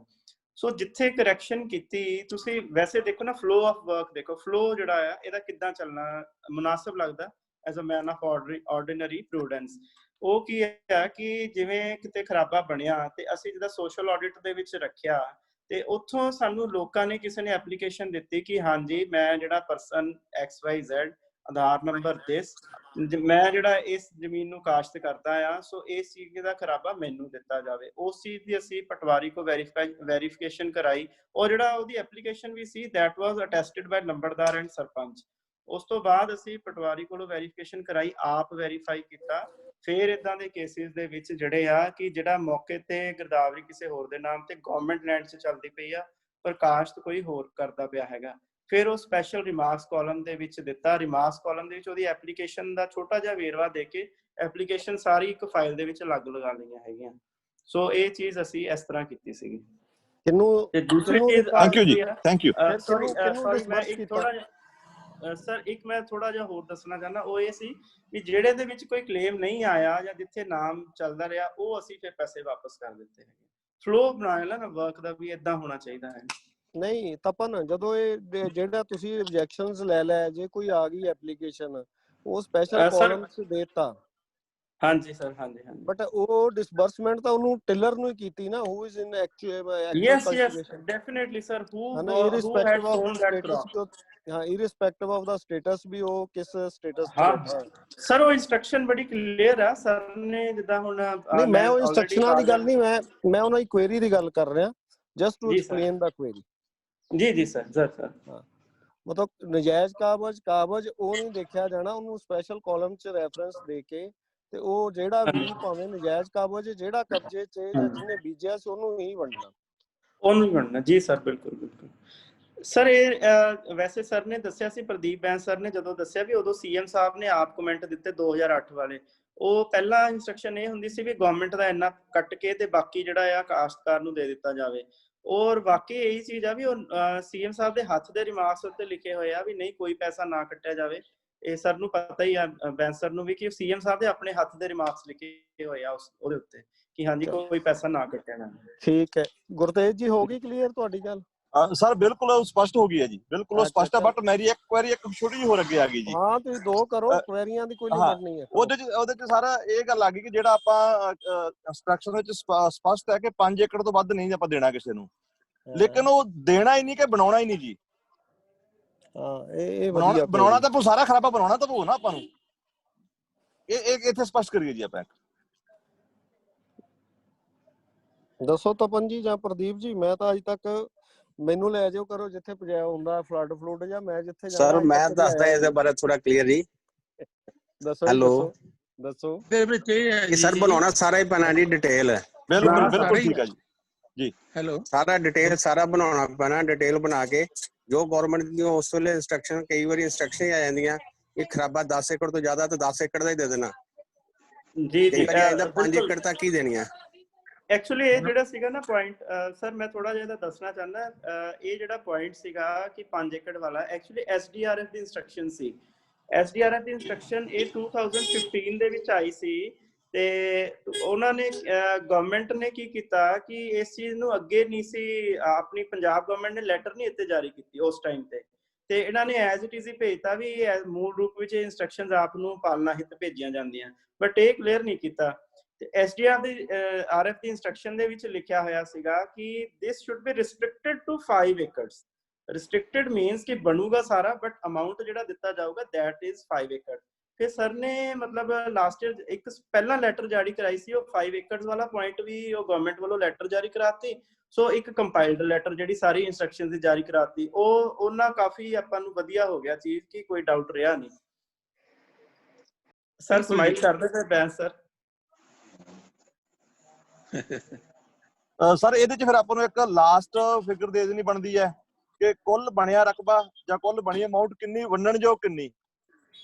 ਵੰਡਣਯੋਗ ਨੈਚੁਰਲੀ ਘੱਟ ਹੋ ਜਾਣੀ ਹੈ ਤੇ ਜਿਹੜੀ ਵੈਸੇ ਕੁੱਲ ਜ਼ਿਆਦਾ ਹੋ ਜਾਣੀ ਹੈ। ਬਿਲਕੁਲ ਕੁੱਲ ਜ਼ਿਆਦਾ ਹੋਏ, ਪਰ ਉਹ ਆਪਾਂ ਨੂੰ ਲਾਸਟ ਤੇ ਆਪਾਂ ਨੂੰ ਇੱਕ ਪੁਆਇੰਟ ਦੇ ਦੇਣਾ ਬਣਦਾ ਜੀ, ਜਦੋਂ 5 ਏਕੜ ਦੀ ਟੋਟਲ। ਮੈਂ ਦਿੱਤਾ ਹੋਇਆ ਜੀ ਜੀ ਜੀ ਬਿਲਕੁਲ ਸਰ, ਬਿਲਕੁਲ ਸਰ।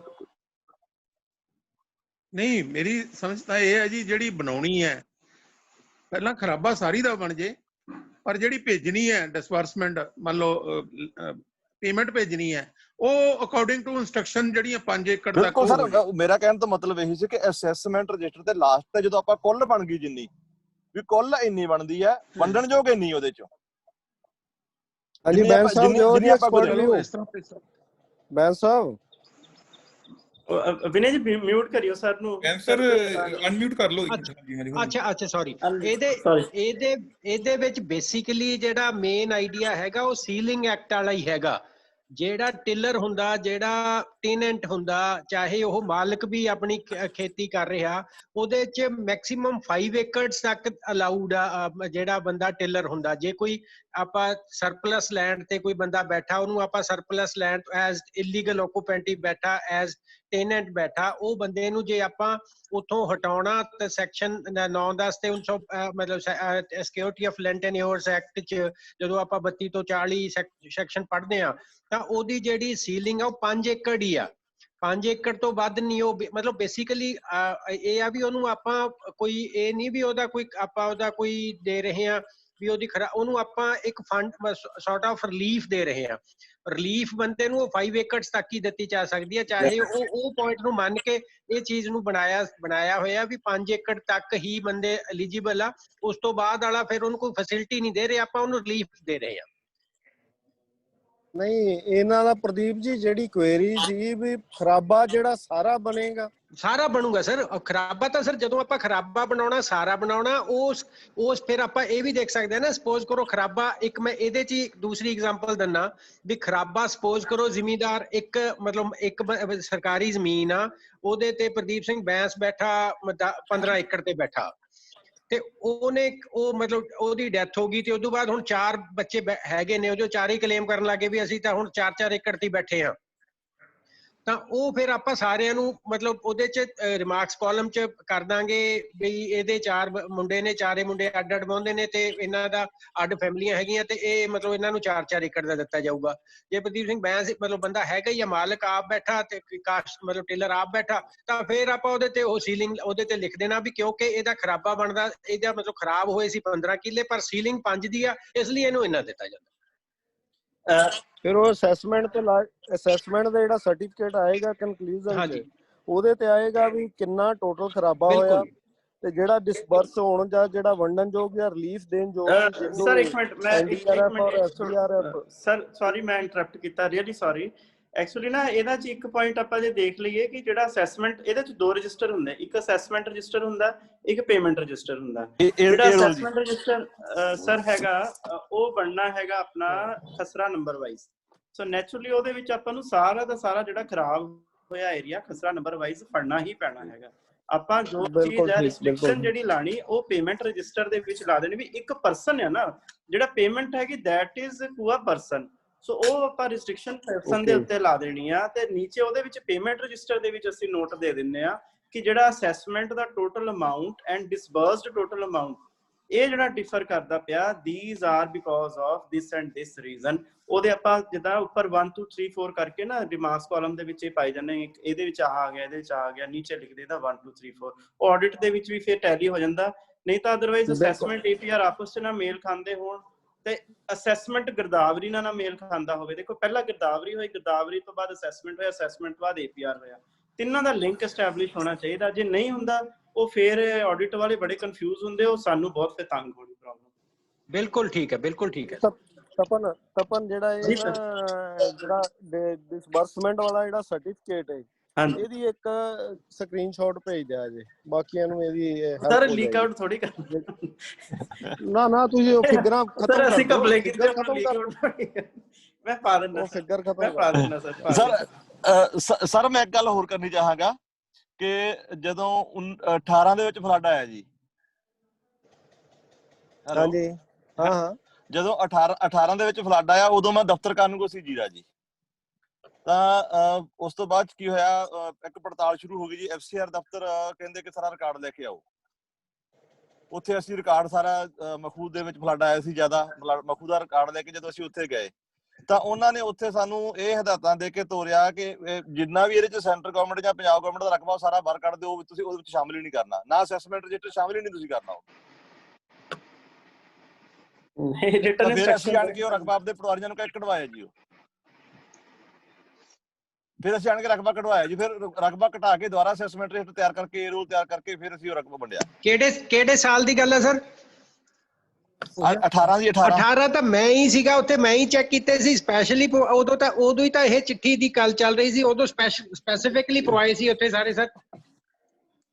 ਜੀ ਅਸੀਂ ਮੈਂ ਉਹ ਸਰ ਉਦੋਂ ਰਿਕਾਰਡ ਲੈ ਕੇ ਮੈਂ ਵੀ ਗਿਆ ਸੀ ਨਾਲ ਜੀਰੇ ਤੋਂ, ਇੱਧਰੋਂ ਦਫ਼ਤਰ ਕਾਨੂੰਗੋ ਮੇਰੀ ਡਿਊਟੀ ਸੀ। ਮੈਂ ਉੱਥੇ ਹੀ ਸੀਗਾ ਉਦੋਂ।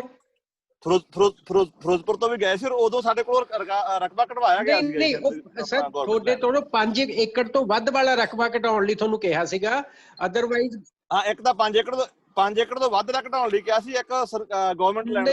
ਨਹੀਂ ਫਿਰ ਜਾਂ ਤਾਂ ਤੁਸੀਂ ਕਿਤੇ ਸਾਤੋਂ ਗਲਤ ਕਿਹਾ ਗਿਆ। ਉਦੋਂ 18 ਤਾਂ ਮੈਂ ਹੀ ਸੀਗਾ ਉੱਥੇ, ਮੈਂ ਹੀ ਕੀਤਾ ਸੀ ਇਹ ਸਾਰਾ। ਤੇ ਜਾਂ ਤਾਂ ਫਿਰ ਮੇਰੇ ਤੋਂ ਕਿਤੇ ਹੋ ਸਕਦਾ ਮੌਕੇ ਤੇ ਗਲਤ ਕਿਹਾ ਗਿਆ ਹੋਵੇ, ਅਦਰਵਾਈਜ਼ ਇਹ ਜਿਹਾ ਕੁਝ ਨਹੀਂ ਹੈਗਾ। ਗਵਰਨਮੈਂਟ ਲੈਂਡ ਵਾਲਾ ਫੜਿਆ ਹੀ ਜਾਣਾ ਤੇ ਉਹ 5 ਏਕੜ ਤੱਕ ਸੀਲਿੰਗ ਚ ਆਪਾਂ ਦੇਣਾ ਹੀ ਦੇਣਾ, ਉਹਦਾ ਕੋਈ ਮਤਲਬ ਦੋ ਗੱਲਾਂ ਨਹੀਂ ਹੈਗੀ। ਜੀ ਚਲੋ ਉੱਥੇ ਕੋਈ ਕਨਫਿਊਜ਼ਨ ਰਹੀ ਜੀ, ਸਾਨੂੰ ਵੀ ਕਾਫੀ ਇਸ ਗੱਲ ਦੀ ਦਿੱਕਤ ਆਈ। ਕਿਤੇ ਸਾਨੂੰ ਮੇਰੇ ਵਰਗੇ ਤੋਂ ਕਹਿਣ ਚ ਕਿਤੇ ਕੋਈ ਗੜਬੜ ਹੋ ਗਈ ਹੋਣੀ। ਜੀ ਹਾਂਜੀ, ਹੋਰ ਕਿਸੇ ਦੀ ਕੋਈ ਕੁਐਰੀ ਜੀ? ਕਾਫੀ ਹੁਣ ਹੋ ਗਿਆ ਐਗਜ਼ੌਸਟਿਵ, ਮੇਰੇ ਦਾ ਕੋਈ ਐਸਪੈਕਟ ਰਹਿ ਨਹੀਂ ਗਿਆ। ਇੱਕ ਪ੍ਰਧਾਨ ਜੀ ਆਪਣਾ ਜਿੰਨੇ ਵੀ ਆਪਣੇ ਸਪੀਕਰਸ ਹੈਗੇ ਆ, ਇੱਕ ਜਿਹੜੀ ਆਪਾਂ ਗੱਲ ਕਰ ਰਹੇ ਆ ਕ੍ਰੌਪਸ ਦੀ, ਵੀ ਇਹਨਾਂ ਦਾ ਆਪਾਂ ਮੁਆਵਜ਼ਾ ਦੇਣਾ, ਇਹਨਾਂ ਦਾ ਕ੍ਰੌਪਸ ਤੋਂ ਇਲਾਵਾ ਜਿਵੇਂ ਆਪਣਾ ਜੀਰੀ ਤੋਂ ਇਲਾਵਾ ਜਿਹੜੇ ਕੋਈ ਵੈਜੀਟੇਬਲ ਜਾਂ ਦੂਜੇ, ਉਹਨਾਂ ਦਾ ਵੈਸੇ ਜਿਹੜੀ ਉਹ ਇੰਸਟਰਕਸ਼ਨਸ ਪਾਸ ਆਨ ਕੀਤੀਆਂ ਬੈਂਸ ਸਾਹਿਬ ਨੇ, ਉਹਨਾਂ 'ਚ ਮੈਂਸ਼ਨ ਤਾਂ ਹੈਗਾ ਤੇ ਬਟ ਉਹਨਾਂ ਦਾ ਆਪਾਂ ਬਣਾ ਕੇ ਭੇਜਦੇ ਨਹੀਂ। ਸਰ ਉਹ ਸਪੈਸੀਫਾਈਡ ਆ, ਤੁਸੀਂ ਆ ਇੰਸਟਰਕਸ਼ਨਸ ਪੜੋਗੇ ਨਹੀਂ, ਉਹ ਚ ਕੱਲੀ ਚੀਜ਼ ਦਾ ਮਤਲਬ ਸਪੈਸੀਫਾਈਡ ਆ ਵੀ ਕਿਹਨੂੰ ਦੇਣਾ ਕਿਹਨੂੰ ਨਹੀਂ ਦੇਣਾ। ਨਹੀਂ ਮੈਂ ਉਹੀ ਗੱਲ ਕਹਿ ਰਿਹਾ ਵੀ ਉਹ ਇੰਸਟਰਕਸ਼ਨਸ 'ਚ ਤਾਂ ਮੈਂਸ਼ਨ ਹੈਗਾ, ਬਟ ਆਪਾਂ ਜਦੋਂ ਅਸੈਸਮੈਂਟ ਬਣਾ ਕੇ ਭੇਜਦੇ ਆਪਾਂ ਉਹਦੇ 'ਚ ਕਦੀ ਬਣਾ ਕੇ ਨਹੀਂ ਭੇਜਿਆ ਕਦੀ। ਨਹੀਂ ਭੇਜਦੇ ਆ ਸਰ, ਸਾਰੇ ਭੇਜਦੇ ਆ। ਬੜੀ ਜਗ੍ਹਾ ਮਤਲਬ ਆਮ ਕਰਕੇ ਜਿੱਥੇ ਜਿੱਥੇ ਜ਼ਿਆਦਾ ਕੋਈ ਚੀਜ਼ ਮਤਲਬ ਹੁੰਦੀ ਆ ਉੱਥੇ ਆਮ ਨਹੀਂ, ਵੈਸੇ ਸਾਰੇ ਬਣਾਉਣੇ ਆ ਆਪਾਂ। ਜਿਹੜੇ ਇਹ ਇੰਸਟਰਕਸ਼ਨਸ ਨੇ ਇਹਦੇ ਹਿਸਾਬ ਨਾਲ ਹੀ ਆਪਾਂ ਅਸੈਸਮੈਂਟ ਕਰਨੀ ਹੈ। ਇੱਕ ਮਿੰਟ ਸਰ, ਮੈਟਰ ਸਰ ਇਹ ਹੈਗਾ ਕਿ ਜਿਹੜਾ ਮੁਆਵਜ਼ਾ ਆਂਦਾ ਹੈਗਾ ਉਹ ਕਣਕ ਦਾ ਤੇ ਇਹਦਾ ਥੋੜੀਆਂ ਕ੍ਰੌਪਸ ਦਾ ਆਂਦਾ ਆ, ਕਾਫੀ ਸਾਰੀਆਂ ਕ੍ਰੌਪਸ ਦਾ ਮੁਆਵਜ਼ਾ ਆਂਦਾ ਹੀ ਨਹੀਂ ਹੈਗਾ। ਆਉਂਦਾ ਨਹੀਂ। ਮੇਰੇ ਖਿਆਲ ਨਾਲ ਨਵਦੀਪ ਜੀ ਦਾ ਕੁਐਸਚਨ, ਨਵਦੀਪ ਸਰ ਦਾ ਇਹੀ ਹੈਗਾ ਆਈ ਥਿੰਕ। ਠੀਕ ਹੈ ਸਰ, ਬਿਲਕੁਲ। ਕਿਉਂਕਿ ਨਾ ਮੈਂ ਤੁਹਾਨੂੰ ਦੱਸਦਾ ਬੈਂਸ ਸਾਹਿਬ, ਜਦੋਂ ਸ਼ਾਇਦ ਤੁਹਾਨੂੰ ਵੀ ਯਾਦ ਹੋਊਗਾ, ਇੱਕ ਵਾਰੀ ਜਦੋਂ ਜਗਰਾਉਂ ਵੀ ਆਪਾਂ ਬਣਾ ਕੇ ਭੇਜਿਆ ਸੀ, ਕੌਸ਼ਿਕ ਸਾਹਿਬ ਵੀ ਉੱਥੇ ਆਪਾਂ ਕਈ ਸਾਨੂੰ DRO ਸਾਹਿਬ ਨੇ ਉਦੋਂ ਕਿਹਾ ਸੀ ਵੀ ਇਹ ਵਾਲੀਆਂ ਨਾ ਪਾ ਕੇ ਭੇਜੋ। ਆਪਣੇ ਜਿਹੜੀਆਂ ਸਰ ਇਹਦੇ ਚ ਕਵਰ ਨਹੀਂ ਹੁੰਦੀਆਂ ਆਪਣੀ ਲੈਟਰ ਚ, ਉਹ ਚੀਜ਼ਾਂ ਨਹੀਂ ਫੜਨੀਆਂ, ਉਹ ਆਪਾਂ ਉਹ ਨਹੀਂ ਮਤਲਬ ਉਹ ਬਣਾਉਣੇ ਹੀ ਨਹੀਂ ਉਹਨਾਂ ਦਾ। ਸਰ ਇੱਕ ਇਹਦੇ ਵਿੱਚ ਸੀਗਾ, ਮੈਂ ਸਪੈਸ਼ਲੀ ਨਵਦੀਪ ਜੀ ਨੂੰ ਇਹ ਸੀਗਾ ਕਿ ਮੇਰੇ ਖਿਆਲ ਨਾਲ ਨਵਦੀਪ ਜੀ ਜਿਹੜਾ ਗਵਰਨਮੈਂਟ ਆਫ ਇੰਡੀਆ ਤੋਂ ਜਦੋਂ ਆਂਦਾ ਇਹਨਾਂ ਨੂੰ ਏਡ ਆਂਦੀ ਹੈਗੀ ਆ, ਮੈਨੂੰ ਪੂਰਾ ਨਹੀਂ ਯਾਦ, ਉਹਦੇ ਵਿੱਚ ਜਿਹੜੀ ਇਨੀਸ਼ੀਅਲ ਜਦੋਂ ਇਹਨਾਂ ਨੇ NDMA ਵਗੈਰਾ ਬਣਾਉਣ ਦਾ ਸੀਗਾ, ਉਹਦੇ ਵਿੱਚ ਲਿਖਿਆ ਸੀ ਵੀ ਜਿਹੜਾ ਮੁਆਵਜ਼ਾ ਦਿੱਤਾ ਜਾਂਦਾ this for crops, this is only for supporting for this thing is ਜਿਹੜੇ seeds for next crop cycle. So vegetables the crop cycle ਬਹੁਤ ਛੋਟਾ ਹੁੰਦਾ, ਤਾਂ ਕਰਕੇ ਮੇਰੇ ਖਿਆਲ ਨਾਲ ਮੁਆਵਜ਼ਾ ਇਹਨਾਂ ਨੇ ਨਹੀਂ ਪਾਇਆ ਹੈਗਾ। ਤੇ ਇਹਨਾਂ ਦਾ ਜਿਹੜੀਆਂ ਇਹ 2 ਕ੍ਰੌਪਸ ਇਹਨਾਂ ਦਾ ਕ੍ਰੌਪ ਸਾਈਕਲ ਲੰਬਾ ਹੈਗਾ ਆ, ਤੇ ਇਹਨਾਂ ਦਾ ਕਾਫੀ ਇਹਨਾਂ ਨੂੰ ਸਸਟੇਨੈਂਸ ਦੇ ਫਾਰਮਰਸ ਨੂੰ ਪ੍ਰੋਬਲਮ ਆ ਜਾਂਦੀ। ਉਹ ਸੀਡਸ ਨੂੰ ਸਪੋਰਟ ਕਰਨ ਵਾਸਤੇ ਇਹਨਾਂ ਨੇ ਪਾਇਆ ਸੀਗਾ ਕਿ ਮੁਆਵਜ਼ਾ ਜਿਹੜਾ ਹੈਗਾ। ਸੋ ਮੇਰੇ ਖਿਆਲ ਨਾਲ ਜਿੱਦਾਂ ਤੁਸੀਂ ਕਹਿ ਰਹੇ ਨਾ ਕਿ ਇਹ ਪੁਆਇੰਟ ਠੀਕ ਹੈ, ਆਪਾਂ ਜੇ ਇੱਕ ਭੇਜ ਦਈਏ ਕਿ ਹਾਂਜੀ ਜੀ ਬਾਕੀ ਵੀ ਕ੍ਰੌਪਸ ਦੇ ਰਿਗਾਰਡਿੰਗ ਕੁਝ ਗਵਰਨਮੈਂਟ ਸੋਚੇ ਕਿ ਜਿੱਥੇ ਇੱਥੇ ਉਹਨਾਂ ਦਾ ਫਾਈਨੈਂਸ਼ੀਅਲ ਲਾਸ ਹੈਗਾ, ਇੱਕ ਜੇ ਹੈ ਮਤਲਬ ਜੇ ਸਰ ਮੁਨਾਸਿਬ ਸਮਝਣ ਬੈਨ ਸਰ ਤੇ ਧੰਨ ਸਰ ਕਿ ਇਦਾਂ ਦੀ ਕੋਈ ਚੀਜ਼ ਚਾਹੀਦੀ। ਬਿਲਕੁਲ ਠੀਕ ਹੈ ਸਰ। ਬੇਸਿਕਲੀ ਤਾਂ ਇਹ ਮੀਟਿੰਗਸ 'ਚ ਡਿਸਾਈਡ ਹੁੰਦਾ ਵੀ ਕਿਹੜੀ ਚੀਜ਼ ਨੂੰ ਦਿੱਤਾ ਜਾਣਾ, ਕਿਹੜੀ ਨੂੰ ਨਹੀਂ ਦਿੱਤਾ ਜਾਣਾ। ਨਹੀਂ ਤਾਂ ਬੜੀ ਵੱਡੀ ਵੀਡੀਓ ਰਿਕਾਰਡਿੰਗ ਆਫ ਕਰਿਓ, ਮੈਂ ਤੁਹਾਨੂੰ ਦੱਸਦਾ ਹੀ। ਫਿਰ ਕਰ ਲਾਂਗੇ ਜੇ ਕੋਈ ਬਾਕੀ ਰਹਿ ਗਈ ਤਾਂ, ਬੰਦੇ ਵੀ ਹੁਣ ਥੋੜੇ ਹੀ ਨੇ। ਹਾਂਜੀ ਹਾਂਜੀ ਸਰ, ਇੱਕ ਮੈਂ 2 ਪੁਆਇੰਟਸ ਐਡ ਕਰਨੇ ਸੀਗੇ। ਵੈਸੇ ਤਾਂ ਸਰ ਕਾਫੀ ਡਿਟੇਲ ਦੇ ਵਿੱਚ ਕਵਰ ਹੋ ਗਿਆ, ਆਪਣਾ ਬੈਨ ਸਰ ਨੇ, ਤਪਨ ਸਰ ਨੇ, ਤੁਹਾਡੇ ਵੱਲੋਂ ਸਰ। ਸਰ ਮੇਰੇ ਕੁਝ ਐਕਸਪੀਰੀਅੰਸ, ਇੱਕ ਤਾਂ ਨਾ ਸਰ ਆਰਮੀ ਦਾ, ਜਿਵੇਂ ਬੈਨ ਸਰ ਨੇ ਦੱਸਿਆ ਵੀ, ਮੈਂ ਇੱਥੇ ਬਠਿੰਡਾ ਕੈਂਟ ਦੇ ਵਿੱਚ ਸਰ ਦੇਖਿਆ ਸੀ, ਉਹਨਾਂ ਦੀ ਸਪੈਸ਼ਲ ਟੀਮਸ ਜਿਵੇਂ ਹੁੰਦੀਆਂ ਆਰਮੀ ਦੀਆਂ, ਜਿਹੜੀਆਂ ਇਸ ਵਿੰਗਸ ਹੁੰਦੇ ਆ ਜਿਹੜੇ ਡੀਲ ਕਰਦੇ ਆ ਸਰ, ਉਹਨਾਂ ਕੋਲ ਨਾ ਮੈਪਸ ਬੜੇ ਅੱਛੇ ਹੁੰਦੇ, ਜਿਵੇਂ 3D ਮੈਪ, ਜਿਵੇਂ ਆਪਣੇ ਕੋਲ ਤਾਂ 2D ਮੈਪਸ ਨੇ, ਤੇ ਟੋਪੋਗ੍ਰਾਫੀ ਐਕਚੁਅਲ ਦੇ ਵਿੱਚ ਕਿਹੜਾ ਏਰੀਆ ਉੱਚਾ ਹੈ ਤੇ ਕਿਹੜਾ ਏਰੀਆ ਨੀਵਾਂ ਹੈ, ਉਹਨਾਂ ਕੋਲੇ ਉਦਾਂ ਦੇ ਮੈਪਸ ਬਣੇ ਹੋਏ ਹੁੰਦੇ ਆ ਨਾਲ, ਪਲੱਸ ਲੈਟੀਟਿਊਡ ਤੇ ਲੌਂਗੀਟਿਊਡ ਉਸ ਦੇ ਵਿੱਚ ਹੁੰਦਾ। ਤਾਂ ਜਿਵੇਂ ਜਿਹੜਾ ਆਪਾਂ ਪਲਾਨ ਬਣਾਉਣਾ ਸਰ, ਇਵੈਕੂਏਸ਼ਨ ਪਲਾਨ ਹੈਗਾ ਜਾਂ ਕਿਹੜਾ ਏਰੀਆ ਅਫੈਕਟ ਹੋ ਸਕਦਾ, ਉਹਦੇ ਲਈ ਆਈ ਥਿੰਕ ਜੇ ਆਪਾਂ ਉਹ ਆਰਮੀ ਦੇ ਇਨਪੁਟਸ ਲੈ ਲਈਏ ਸਰ ਉਹਨਾਂ ਦੇ ਮੈਪਸ ਦੀਆਂ, ਤਾਂ ਉਹ ਬੜੀਆਂ ਬੈਨੀਫੀਸ਼ੀਅਲ ਹੁੰਦੀਆਂ। ਪਲੱਸ ਉਹਨਾਂ ਕੋਲੇ ਸਰ ਇੰਸਟਰੂਮੈਂਟਸ ਇਦਾਂ ਦੇ ਹੈਗੇ, ਜਿਵੇਂ ਅੱਜ ਕੱਲ੍ਹ ਆਪਣੇ ਫੋਨ ਦੇ ਵਿੱਚ ਵੀ ਅਦਰਵਾਈਜ਼ GPS ਆ ਗਏ, ਤਾਂ ਉਹ ਉਸ ਲੋਕੇਸ਼ਨ ਦੇ ਉੱਤੇ ਪਹੁੰਚ ਜਾਂਦੇ ਆ, ਕਿਸੇ ਵੀ ਪਰਟੀਕੂਲਰ ਲੋਕੇਸ਼ਨ ਦਾ ਕੀ ਲੌਂਗੀਟਿਊਡ ਹੈ, ਕੀ ਲੈਟੀਟਿਊਡ ਹੈ। ਜਾਂ ਫਿਰ ਸਰ ਉਹਨਾਂ ਕੋਲੇ ਕਮਿਊਨੀਕੇਸ਼ਨ ਪਲਾਨਸ ਇਦਾਂ ਦੇ ਬਣੇ ਹੋਏ ਹੁੰਦੇ ਕਿ ਜੇ ਬਹੁਤ ਜ਼ਿਆਦਾ ਫਲੱਡਸ ਆ ਜਾਂਦੇ, ਕੋਈ ਹੋਰ ਮਤਲਬ ਅਰਥਕੁਏਕ ਇਦਾਂ ਦਾ ਆ ਜਾਂਦਾ, ਸਾਰੇ ਕਮਿਊਨੀਕੇਸ਼ਨ ਚੈਨਲਸ ਬਲੌਕ ਹੋ ਜਾਂਦੇ ਆ, ਤਾਂ ਕਿੱਦਾਂ ਕਮਿਊਨੀਕੇਸ਼ਨ ਕਰਨੀ ਹੈਗੀ ਹੈ, ਕਿਹੜੇ ਲਾਈਕ ਚੈਨਲਸ ਹੋਣਗੇ। ਤਾਂ ਉਹ ਉਦਾਂ ਦੀਆਂ ਚੀਜ਼ਾਂ ਸਰ ਆਪਾਂ ਵਿੱਚ ਜੇ ਇਨਕਲੂਡ ਕਰ ਲੈਂਦੇ ਆ ਆਪਣੀ ਜਿਹੜਾ ਪਲਾਨ ਹੈਗਾ, ਤਾਂ ਉਹ ਬੜੀਆਂ ਬੈਨੀਫੀਸ਼ੀਅਲ ਰਹਿੰਦੀ, ਕਿਉਂਕਿ ਅਦਰਵਾਈਜ਼ ਵੀ ਰੋਲ ਉਦੋਂ ਹੀ ਉਹਨਾਂ ਦਾ ਹੀ ਜ਼ਿਆਦਾ ਹੁੰਦਾ ਹੈਗਾ ਜਦੋਂ ਬਹੁਤ ਵੱਡੇ ਲੈਵਲ ਤੇ, ਜਿਵੇਂ ਆਪਾਂ ਸਾਊਥ ਦੇ ਵਿੱਚ ਵੀ ਦੇਖੇ ਹੈਗੇ, ਜਦੋਂ ਫਲੱਡਸ ਆ ਜਾਂਦੇ ਆ ਤਾਂ ਸਾਰਾ ਕੁਝ ਫਿਰ ਉਹ ਆਰਮੀ ਕਰਦੀ ਹੈ। ਤਾਂ ਜਿਹੜੇ ਆਪਣੇ ਵੀ ਐਡਮਿਨਿਸਟ੍ਰੇਸ਼ਨ ਵੱਲੋਂ ਪਲਾਨਸ ਹੈਗੇ, ਉਹਨਾਂ ਦੇ ਵਿੱਚ ਪਹਿਲਾਂ ਹੀ ਆਪਾਂ ਉਹਨਾਂ ਦੇ ਪਲਾਨਸ ਨੂੰ ਉਹਨਾਂ ਦੇ ਨਾਲ ਮਿਲਾ ਕੇ ਬਣਾ ਲਈਏ ਤਾਂ ਉਹ ਬੜਾ ਬੈਨੀਫੀਸ਼ੀਅਲ ਰਹੂਗਾ। ਇੱਕ ਸਰ ਆਪਣੇ ਕੋਲੇ ਜਿਹੜੇ ਨਾ ਮੈਂ ਦੇਖਿਆ ਸੀਗਾ ਕਿ ਜਦੋਂ ਆਪਾਂ ਭੇਜਦੇ ਹਾਂ ਕਿ ਫਲੱਡ ਪ੍ਰੈਪਰੇਸ਼ਨ ਦਾ ਕਿ ਆਪਣੇ ਕੋਲ ਕੀ ਕੀ ਸਮਾਨ ਹੈ, ਤਾਂ ਉਹਦੇ ਵਿੱਚ ਉਹ ਬਣਿਆ ਵੀ ਪਿਆ ਹੁੰਦਾ ਸਾਲਾਂ ਪੁਰਾਣਾ ਵੀ, ਇੰਨੀਆਂ ਕਿਸ਼ਤੀਆਂ ਹੈ ਜੀ, ਇੰਨੇ ਟੈਂਟ ਹੈਗੇ ਆ, ਪਰ ਉਹ ਐਕਚੁਅਲ ਦੇ ਵਿੱਚ ਉਹ ਸਟੋਰਸ ਦੇ ਵਿੱਚ ਨਾ ਸੁੱਟੇ ਪਏ ਹੁੰਦੇ ਆ, ਉਹ ਵਰਕਿੰਗ ਕੰਡੀਸ਼ਨ 'ਚ ਹੀ ਨਹੀਂ ਹੁੰਦੇ।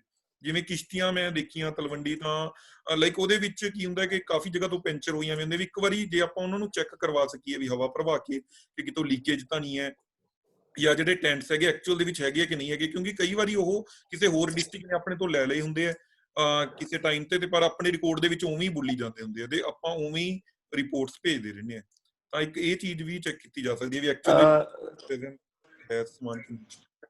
ਤੇ ਇੱਕ ਸਰ ਪੁਆਇੰਟ ਮੇਰਾ ਇੱਕ ਹੋਰ ਸੀਗਾ, ਲਾਸਟ ਪੁਆਇੰਟ ਇਹ ਸੀਗਾ ਬੈਂਕ ਦਾ। ਸਰ ਜਿਵੇਂ ਆਪਾਂ ਗੱਲ ਕੀਤੀ ਕਿ ਹੁਣ ਸਾਰਾ ਕੁਝ ਬੈਂਕ ਦੇ ਥਰੂ ਹੀ ਟ੍ਰਾਂਸਫਰ ਹੋਣਾ ਹੈਗਾ, ਤਾਂ ਬੈਂਕ ਦੇ ਵਿੱਚ ਸਰ, ਕਿਉਂਕਿ ਮੈਂ ਇਸ ਤੋਂ ਪਹਿਲਾਂ ਲੇਬਰ ਡਿਪਾਰਟਮੈਂਟ ਦੇ ਵਿੱਚ ਸੀ, ਡਿਊਰਿੰਗ ਲੋਕਡਾਊਨ ਅਸੀਂ ਜਿਵੇਂ ਮਾਈਗ੍ਰੈਂਟਸ ਦੀ ਅਕਾਊਂਟਸ ਦੇ ਵਿੱਚ ਬਹੁਤ ਰੁਪਏ ਟ੍ਰਾਂਸਫਰ ਕੀਤੇ, ਤਾਂ ਉਹ ਮੈਂ ਹੀ ਇੰਚਾਰਜ ਸੀਗਾ ਉਸਦਾ। ਤਾਂ ਅਸੀਂ ਇਹ ਕਾਫੀ ਦੇਖਿਆ, ਮੈਂ ਕਲੋਜ਼ਲੀ ਦੇਖਿਆ ਕਿ ਕਿਸ ਤਰ੍ਹਾਂ ਇਹ ਆਪਰੇਟ ਕਰਦੇ ਆ ਬੈਂਕਸ ਦੇ ਵਿੱਚ ਜਦੋਂ ਆਪਾਂ ਬੈਂਕਸ ਦੇ ਥਰੂ ਟ੍ਰਾਂਸਫਰ ਕਰਦੇ ਹਾਂ।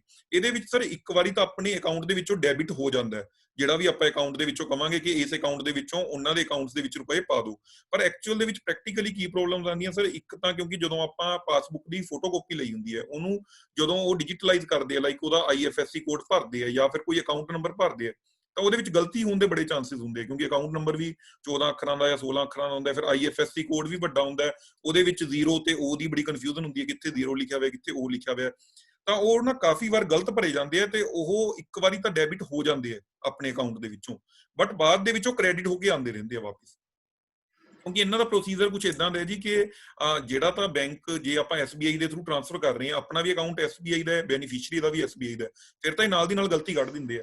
ਜੇ ਆਪਾਂ SBI ਦੇ ਅਕਾਊਂਟ ਹੈ ਆਪਣਾ ਆਫਿਸ ਦਾ ਤੇ ਦੂਸਰੇ ਦਾ PNB ਦਾ, ਤਾਂ ਇਹ ਇੱਕ ਵਾਰੀ ਇਹ ਡੈਬਿਟ ਕਰ ਹੀ ਦਿੰਦੇ, ਉਹ PNB ਵੱਲੋਂ ਵਾਪਿਸ ਆਉਂਦਾ ਵੀ ਇਹ ਅਕਾਊਂਟ ਨੰਬਰ ਗਲਤ ਹੈ ਜਾਂ ਇਹਨਾਂ ਦਾ IFSC ਕੋਡ ਗਲਤ ਹੈ ਜਾਂ ਇਹ ਅਕਾਊਂਟ ਬੰਦ ਹੋ ਚੁੱਕਿਆ, ਤਾਂ ਉਹ ਆਪਣੇ ਕੋਲ ਵਾਪਿਸ ਆਉਂਦੇ ਰਹਿੰਦੇ ਆ। ਕ੍ਰੈਡਿਟ ਤਾਂ ਇੱਕ ਵਾਰੀ ਆਪਾਂ ਜੇ ਸਟੇਟਮੈਂਟ ਦੇ ਵਿੱਚ ਸ਼ੋਅ ਕਰ ਦਿੰਦੇ ਆ ਵੀ ਅਸੀਂ ਡੈਬਿਟ ਕਰਤੇ, ਪਰ ਬਾਅਦ ਦੇ ਵਿੱਚ ਉਹ ਸਟੇਟਮੈਂਟਸ ਮੈਚ ਨਹੀਂ ਕਰਦੀਆਂ, ਕਿਉਂਕਿ ਇਹ ਜਿਹੜਾ ਵਾਪਿਸ ਆਉਂਦੇ ਰਹਿੰਦੇ ਰੁਪਏ 15-15 ਦਿਨ ਤੱਕ ਵੀ ਵਾਪਿਸ ਆਉਂਦੇ ਰਹਿੰਦੇ, ਤਾਂ ਇਹ ਇੱਕ ਪੁਆਇੰਟ ਆਪਾਂ ਧਿਆਨ ਦੇ ਵਿੱਚ ਰੱਖ ਸਕਦੇ ਹਾਂ ਕਿ ਜਦੋਂ ਆਪਾਂ ਅਕਾਊਂਟ ਦੇ ਵਿੱਚੋਂ ਡੈਬਿਟ ਕਰਤੇ ਤਾਂ ਕੱਲਾ ਆਪਾਂ ਉਸ ਨੂੰ ਹੀ ਨਾ ਮੰਨ ਲਈਏ ਵੀ ਆਪਾਂ ਸਾਰਿਆਂ ਦੇ ਅਕਾਊਂਟ ਦੇ ਵਿੱਚ ਰੁਪਏ ਜਮ੍ਹਾਂ ਹੋ ਗਏ ਹੋਣਗੇ, ਕਿਉਂਕਿ ਮੇਰਾ ਐਕਸਪੀਰੀਅੰਸ ਇਹ ਰਿਹਾ ਕਿ 10 to 20% ਜਿਹੜਾ ਫੇਲੀਅਰ ਰੇਟ ਰਹਿੰਦਾ ਹੈ ਅਕਾਊਂਟਸ ਦੇ ਵਿੱਚ ਵਾਪਿਸ ਆ ਜਾਂਦੇ, ਕਿਉਂਕਿ ਮੋਸਟਲੀ ਜਿਹੜੇ ਲੋਕ ਹੁੰਦੇ ਹੈਗੇ ਪੂਅਰ ਲੋਕ ਹੁੰਦੇ ਆ, ਜਿਹੜੇ ਲੋਕ ਘੱਟ ਬੈਂਕਿੰਗ ਯੂਜ਼ ਕਰ ਰਹੇ ਆ, ਲਾਈਕ ਜਿਹੜੇ ਛੋਟੇ ਕਿਸਾਨ ਹੋਣਗੇ, ਤਾਂ ਉਹਨਾਂ ਦੇ ਅਕਾਊਂਟਸ ਦੇ ਵਿੱਚ ਮੋਸਟਲੀ ਉਹ ਅਕਾਊਂਟਸ ਉਹ ਯੂਜ਼ ਨਹੀਂ ਕਰ ਰਹੇ ਹੁੰਦੇ, ਉਹ ਬੰਦ ਹੋਏ ਪਏ ਹੁੰਦੇ ਆ, ਜਾਂ ਉਹ ਅਕਾਊਂਟਸ ਦਾ ਜਿਹੜਾ IFSC ਕੋਡ ਜਾਂ ਉਸ ਦੀ ਦਿੱਕਤ ਆ ਜਾਂਦੀ ਹੈਗੀ ਹੈ ਅਕਾਊਂਟ ਨੰਬਰ ਦੀ। ਤਾਂ ਇਹ ਚੀਜ਼ਾਂ ਆਪਾਂ ਧਿਆਨ ਦੇ ਵਿੱਚ ਰੱਖ ਸਕਦੇ ਹਾਂ। ਮੇਰੇ ਵੱਲੋਂ ਸਰ ਇਹ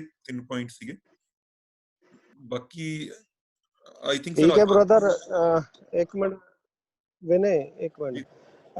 ਅੱਜ ਦੀ ਜਿੰਨੀ ਸਾਰੀ ਡਿਸਕਸ਼ਨ ਸੀ ਮੇਰੇ ਮੁਤਾਬਕ ਆਪਾਂ ਨੂੰ ਹੁਣ ਇਹਨੂੰ ਵੈਸੇ ਕਲੋਜ਼ ਹੀ ਕਰਨਾ ਚਾਹੀਦਾ। ਜੇ ਕਿਸੇ ਕੋਲ ਪਾਰਟਿਕੂਲਰ ਕੋਈ ਕੁਐਰੀ ਹੈ ਤਾਂ ਪੁੱਛ ਸਕਦਾ, ਅਦਰਵਾਈਜ਼ ਜਿਹੜਾ ਹੁਣ ਤੱਕ ਨਿਕਲਿਆ, ਇੱਕ ਤਾਂ ਮੇਰੇ ਕਰਨ ਵਾਲਾ ਜੋ ਟੋਟਲੀ ਪੂਰੀ ਡਿਸਕਸ਼ਨ 'ਚ ਨਿਕਲਿਆ, ਇੱਕ ਤਾਂ ਮਨਮੋਹਨ ਜੀ ਨੇ ਜਿਹੜੀ ਗੱਲ ਕਰਦੇ ਸੀ, ਪ੍ਰਦੀਪ ਜੀ ਮੈਨੂੰ ਤਾਂ ਬਹੁਤੀ ਕਲੀਅਰ ਹੋਈ ਨਹੀਂ ਉਹ ਗੱਲ ਜਿਹੜੀ ਕਰ ਰਹੇ ਸੀ ਆਪਾਂ ਮੈਨੂਅਲ ਗੁਰਦਾਵਰੀ ਤੇ ਆ ਜਾਈਏ, ਤੇ ਮੈਨੂੰ ਉਹਦੇ 'ਚ ਬਹੁਤੀ ਕਲੈਰਿਟੀ ਨਹੀਂ ਹੋਈ। ਬਟ ਆਪਾਂ ਦੁਬਾਰਾ ਦੇਖ ਲਓ, ਜੇ ਆਪਾਂ ਮਤਲਬ ਟੈਲੀਫੋਨਿਕਲੀ ਡਿਸਕਸ਼ਨ ਕਰਕੇ ਜੇ ਉਹਦੇ 'ਚ ਕੁਛ ਆਪਣਾ ਕਰਨ ਵਾਲਾ ਤੇ ਮੈਂ ਲਿਖਣ ਨੂੰ ਤਿਆਰ ਹਾਂ, ਬਟ ਇਹ ਵੀ ਕਲੈਰਿਟੀ ਹੋਵੇ, ਉਹ ਵਾਕਿਆ ਹੀ ਪਰਪਸਫੁਲ ਚੀਜ਼ ਹੋਵੇ, ਭਾਵੇਂ ਮੋਮੈਂਟਰਲੀ ਹੋਵੇ। ਜਦੋਂ ਕਿਤੇ ਫੁੱਲ ਫਲੈਜ ਜਾਂ ਸਟਾਫ ਆ ਜਾਏ ਜਾਂ ਕੰਪਿਊਟਰਾਈਜੇਸ਼ਨ ਹੋ ਜਾਏ, ਉਦੋਂ ਆਟੋਮੈਟਿਕਲੀ ਉਹ ਡਿਸਕੰਟੀਨਿਊ ਹੋ ਜਾਏ, ਉਹਨਾਂ ਚਿਰ ਉਹਨੂੰ ਜੇ ਉਹਦੇ ਤੇ ਆਪਣੇ ਕੋਲ ਵਾਪਸ ਜਾਇਆ ਜਾਂਦਾ ਤੇ ਜਾਇਆ ਜਾਵੇ, ਜੇ ਉਹ ਮਤਲਬ ਫਰੂਟਫੁਲ ਹੈ ਚੀਜ਼।